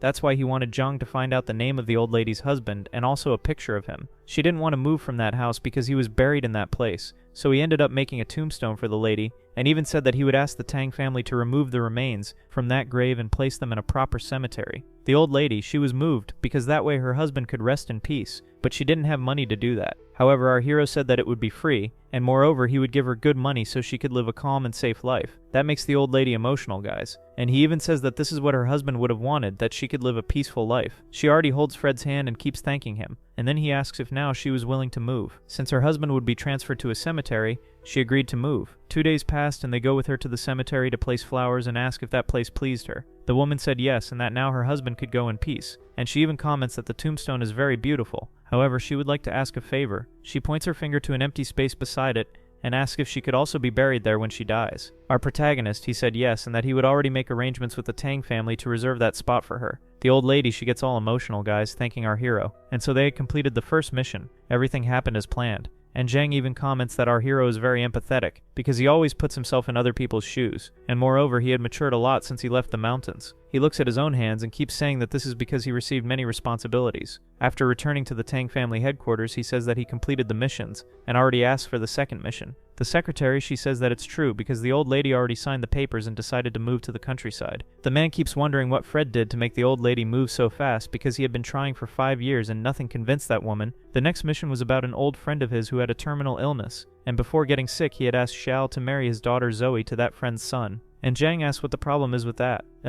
And he explains that the son of that friend was a disgrace to the family because he was over 30 years old, didn't work, and did nothing. So he asks please that Frederico handle it. He couldn't let his beloved daughter marry someone so useless. All embarrassed, our hero keeps saying that he'll find a solution. And with that, they go to the hospital where Mr. Xiao Tang's friend was hospitalized. After getting near the room, they already hear some shouting, and it was exactly that worthless scoundrel yelling at his father. The man was all sick, he couldn't even lift his arms properly, and his son was there complaining, wanting his father's money. That makes Frederico very angry. The man was mistreating his father, and he asks how his son had the courage to do that. He grabs a vase and throws it on the floor, pointing his finger at his father's face, saying that after he dies he'll take all his wealth, and even threatens to disconnect the oxygen tube so the old man can die once and for all. But right after that he leaves, saying that he'll just wait for his father to die. Zhang, she gets furious, asking how that guy dares to be so useless, and the poor old man keeps asking what's the point of living like this. Our hero realizes that he was giving up. Then he runs over, asking Mr. Jane to calm down. He regrets having asked Zhao to let Zoe marry his son since his son was useless.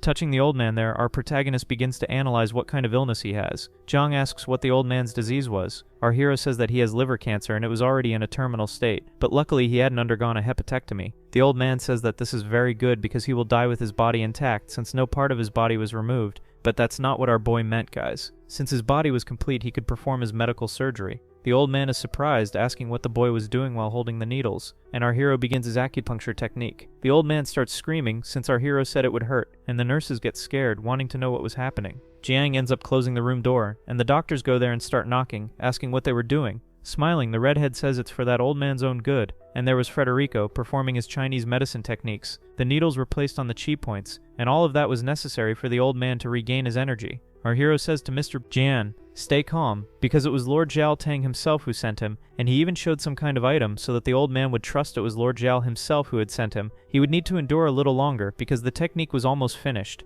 and after joining his hands he performs a new cultivation. Little by little, the yang energy begins to flow through the patient's body, and he starts screaming loudly in pain. Jian says that their security guards had already arrived at the door and were about to break in. They were worried about Mr. Jean and started kicking the doors. At that moment, they managed to enter the room, and Jan stands in front of them, telling them to wait a little. That's because our protagonist was performing Chinese medicine techniques. The head doctor seems to recognize that boy and tells the guards and nurses to wait a bit. That's because he knew that young man with blue hair. He even asked if that boy's name was Frederico. And turning around, our hero asks how he knows his name. That's because he was very famous in that region, since Master Shu had spoken about him. Jan asks who this Shu guy was, and our hero mentions that he was the former director of the city of Jianzhou. That man was the brother of that doctor and even mentioned that his brother had spoken a lot about Frederico. The nurses ask if that Frederico guy was the famous man from the newspapers. Our hero, guys, he was becoming very popular, as if he were one of the greatest doctors in all of China, and seeing those techniques, the doctor becomes curious to know how Frederico was performing the treatment. Traditional Chinese medicine wasn't very well regarded by doctors nowadays, which is why they were so shocked. And looking closely, he saw that those needles were inserted precisely into the meridians,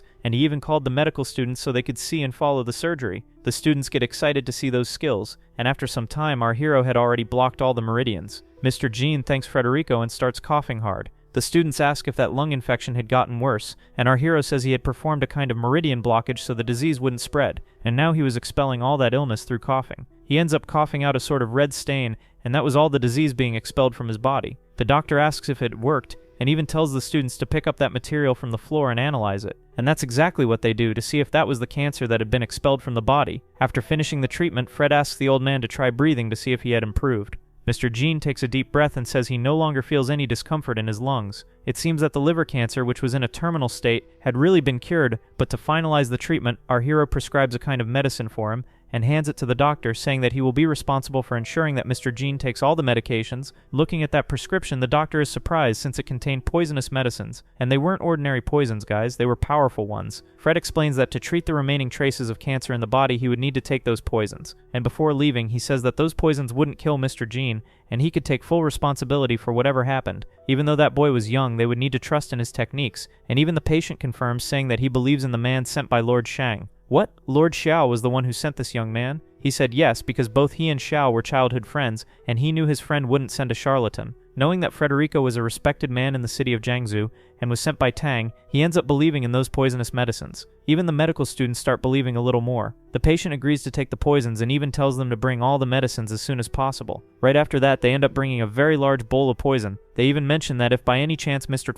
Jano takes the medicine and feels unwell, they were already prepared to deal with it. But the old man trusts Frederico and says it's fine, and then he ends up handing him the bowl of poison. The man drinks it all very quickly, and the doctors stay alert. After that, they keep looking at the television monitor to see if Mr. Jano's heartbeat would change. And as incredible as it may seem, he actually started feeling well. The poison had no negative effects, and he even asks his assistant to prepare more. Another medical student comes running, saying that the analysis he had done on that material was ready, and they confirmed that the liquid that came out of Mr. Jean's mouth was indeed the cancer. That was incredible, because Frederico managed to expel the entire disease from the body. 3 days had passed, and that man's son went to the hospital to visit him. He was saying that if his father hadn't died already, he would remove the oxygen tube. All of that just so he could take his father's wealth. While walking down the hallway, he ends up bumping into a patient, and gets all angry, asking if he caught some contagious disease. My god, what a disgusting guy, guys. The man just had a broken arm and even apologizes for bumping into him. But that wasn't enough. The arrogant guy goes there and slaps him. At that moment, someone appears in the background asking that shameless man to stop. He gets surprised, looks back, and realizes it was his father,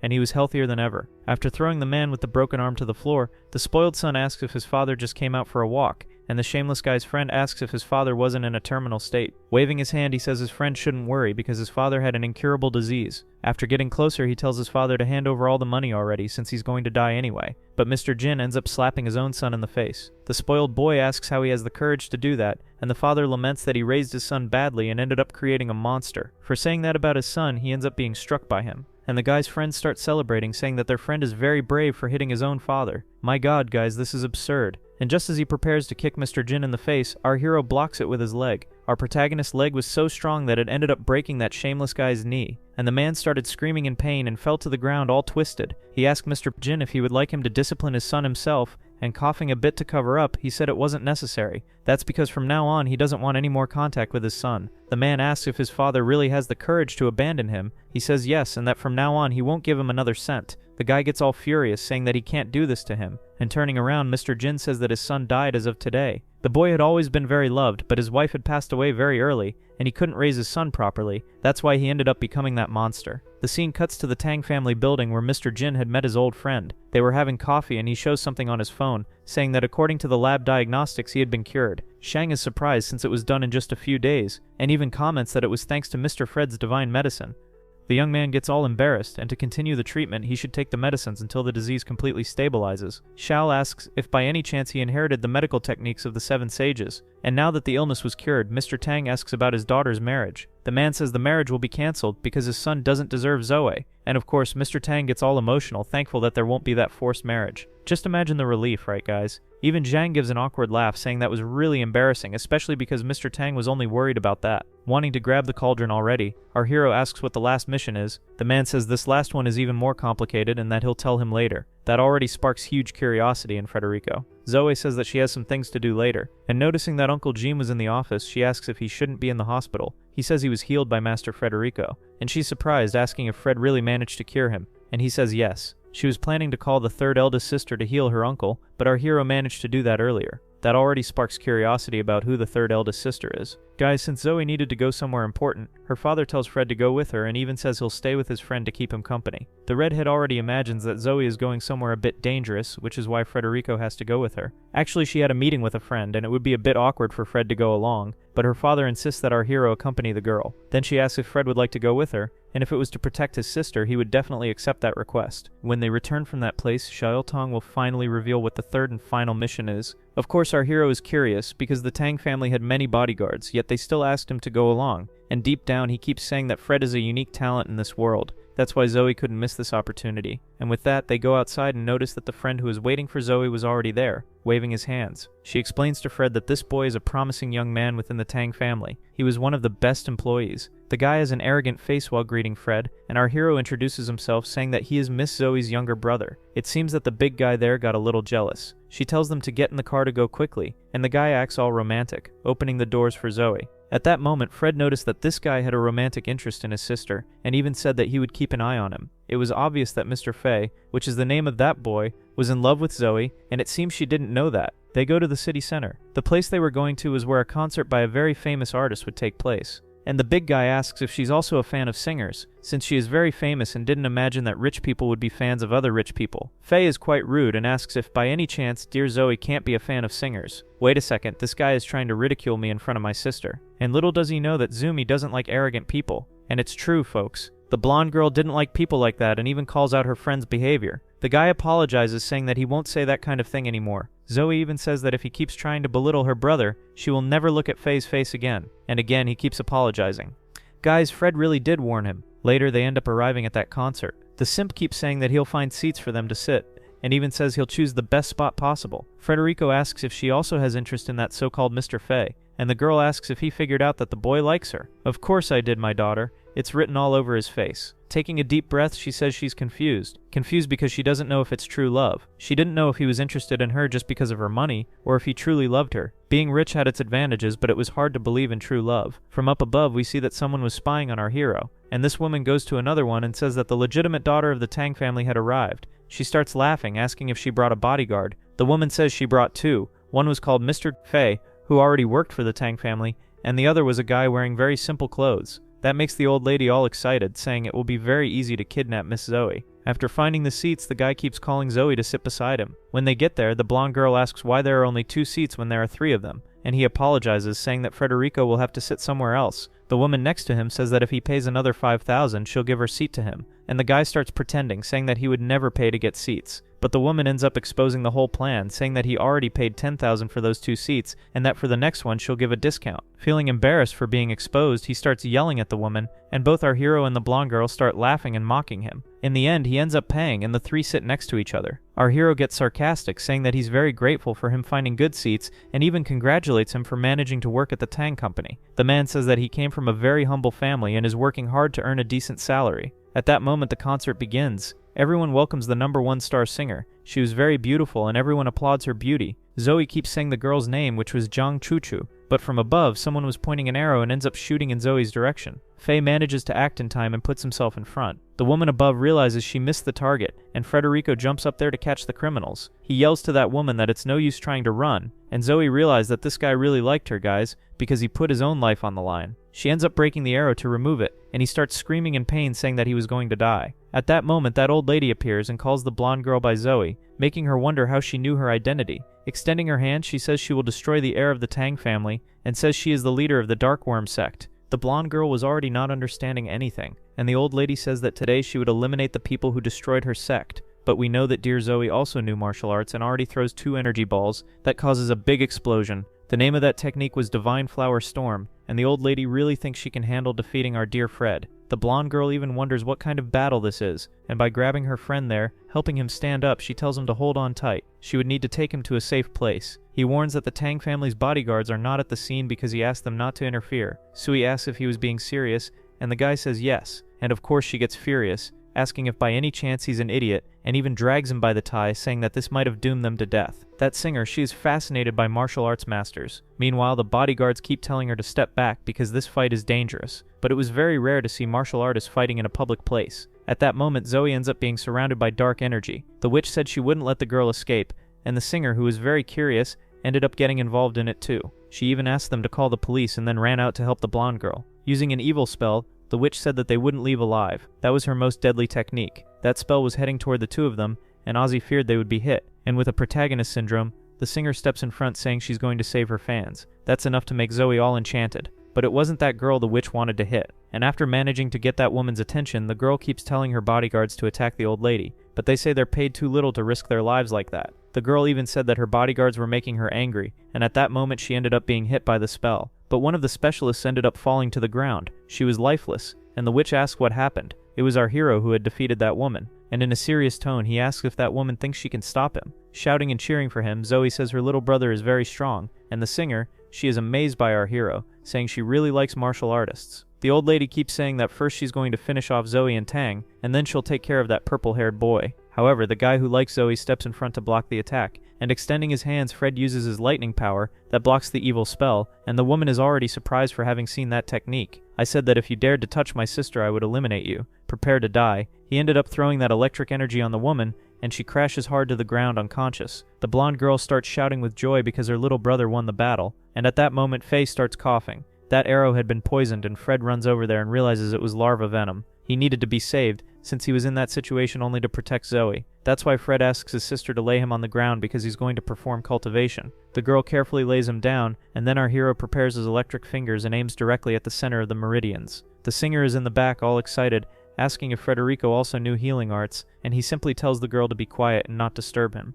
That, of course, makes her a bit upset, since everyone treated her well because she was famous. And one of the bodyguards tells her not to mind it because those cultivators were very arrogant and also dangerous, and they even ask her to stay away because those people weren't exactly good folks. But she wanted to thank him for saving her life and asked his name. The guy simply lies, saying his name is Long Ta. Zui even wonders why he's lying, and that name was ridiculous, but it seems the singer believed it and said she would invite him to watch one of her plays. Zui shouts, asking how she could believe in such a ridiculous name. Then the girl was worried about Faye, asking if he would survive. Our hero explained that he had already channeled all the poison and expelled it from his body. And besides that, he also had cultivation techniques, so he would survive. Loria asks what power level he has, and our hero explains that he was in the Sea of Energy realm, just like our hero was last week, since he had just leveled up. That makes her surprised, since she didn't imagine Faye was that powerful. The boy ends up regaining consciousness and says that Federico is much stronger than him. Although he is 30 years old, he's still weaker than Fred, who's around 20, and even apologizes for misjudging Federico and treating him disrespectfully. Then they introduce themselves, saying that now they'll start over on the right foot. Now that they were fine, they decide to return to the Tang family headquarters. On the way, she asks, "Who were those people from the Dark Red sect, Faye?" He had already heard of that sect, and it was made up of witch women. It was a bit strange, an evil sect composed only of women, but he explains that's exactly how it is. They used a kind of black worm, and after ingesting it, that creature would take over their bodies. He had already fought against that sect before, and Zoe asks if that's why he knows them so well. The guy laughs and says that if it weren't for Federico, they would have lost the battle. And our big guy there says he only did what was necessary. What he really wanted to know was what the third mission was to obtain the cauldron and make the medicines. Then they arrive at the house headquarters. She asks Faye if he can drive the car and return safely. The guy says yes, she doesn't need to worry about him, but he ends up touching the wound and feels a lot of pain. The girl even asked Fred if it was really okay to leave him alone, and the guy said yes. When he saw the two leaving, he realized that Federico was a good guy and really acted as if he were Zoe's younger brother. While he was leaving, he noticed a strange car passing by his side and realized that the woman driving it was part of a martial sect. She was one of the leaders of the sect, and he immediately became curious to know what she was going to do at the Tang family's house. He even thought it was very strange for a leader to go talk to Mr. Xiao Tang, since he usually didn't talk with other leaders. Because of that, he ended up turning the car around to go back and take a little peek. The woman really went there to meet Zoe's father,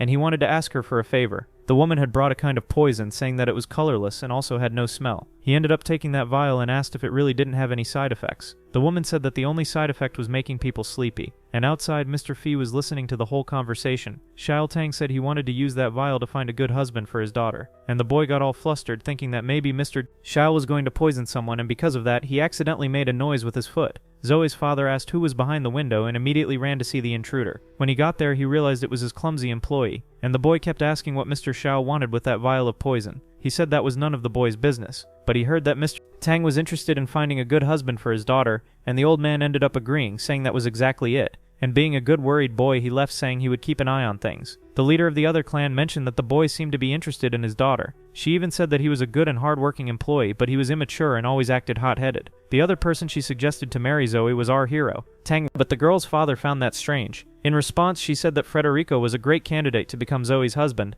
and the guy got angry, saying that they were cultivation siblings and it wouldn't be appropriate for them to marry. The scene shifts to the next night. Our big guy was eating as if there were no tomorrow, and Zoe asked why her father didn't invite the other sisters. Actually, it was because he had something important to discuss with Frederico. He was going to assign him the last mission and wanted the boy to sleep with his daughter in the same room. Fred asked if that was all because it sounded very easy.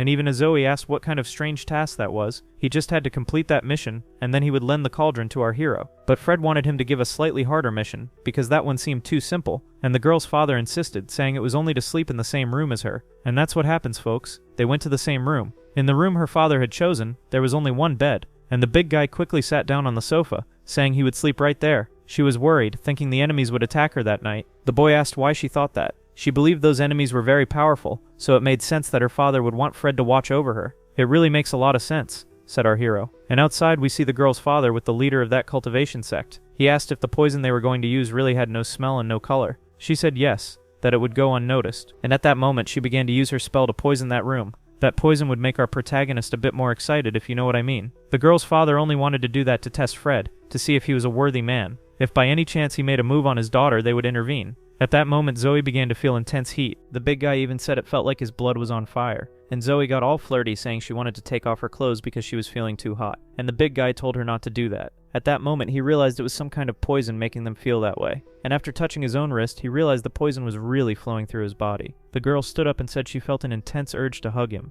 And realizing things could get even hotter, he decided to act quickly. Outside, the girl's father was watching everything, saying that if Fred touched his daughter, he would go in there. When Fred least expected it, the girl jumped on top of him and kept saying for him to take off his shirt. He said he couldn't do that, by the shoulders, asking her to calm down, and then grabbing a sheet to tie her up. She ended up trapped like a cocoon, and now he would need to perform a kind of cultivation to eliminate the poison. And that is exactly what he does, concentrating yang energy, and within a few seconds he manages to restore control over his body. Now he would need to remove those crazy desires from his sister. Because it had been so easy, Master Shao asked the leader if that poison was really potent.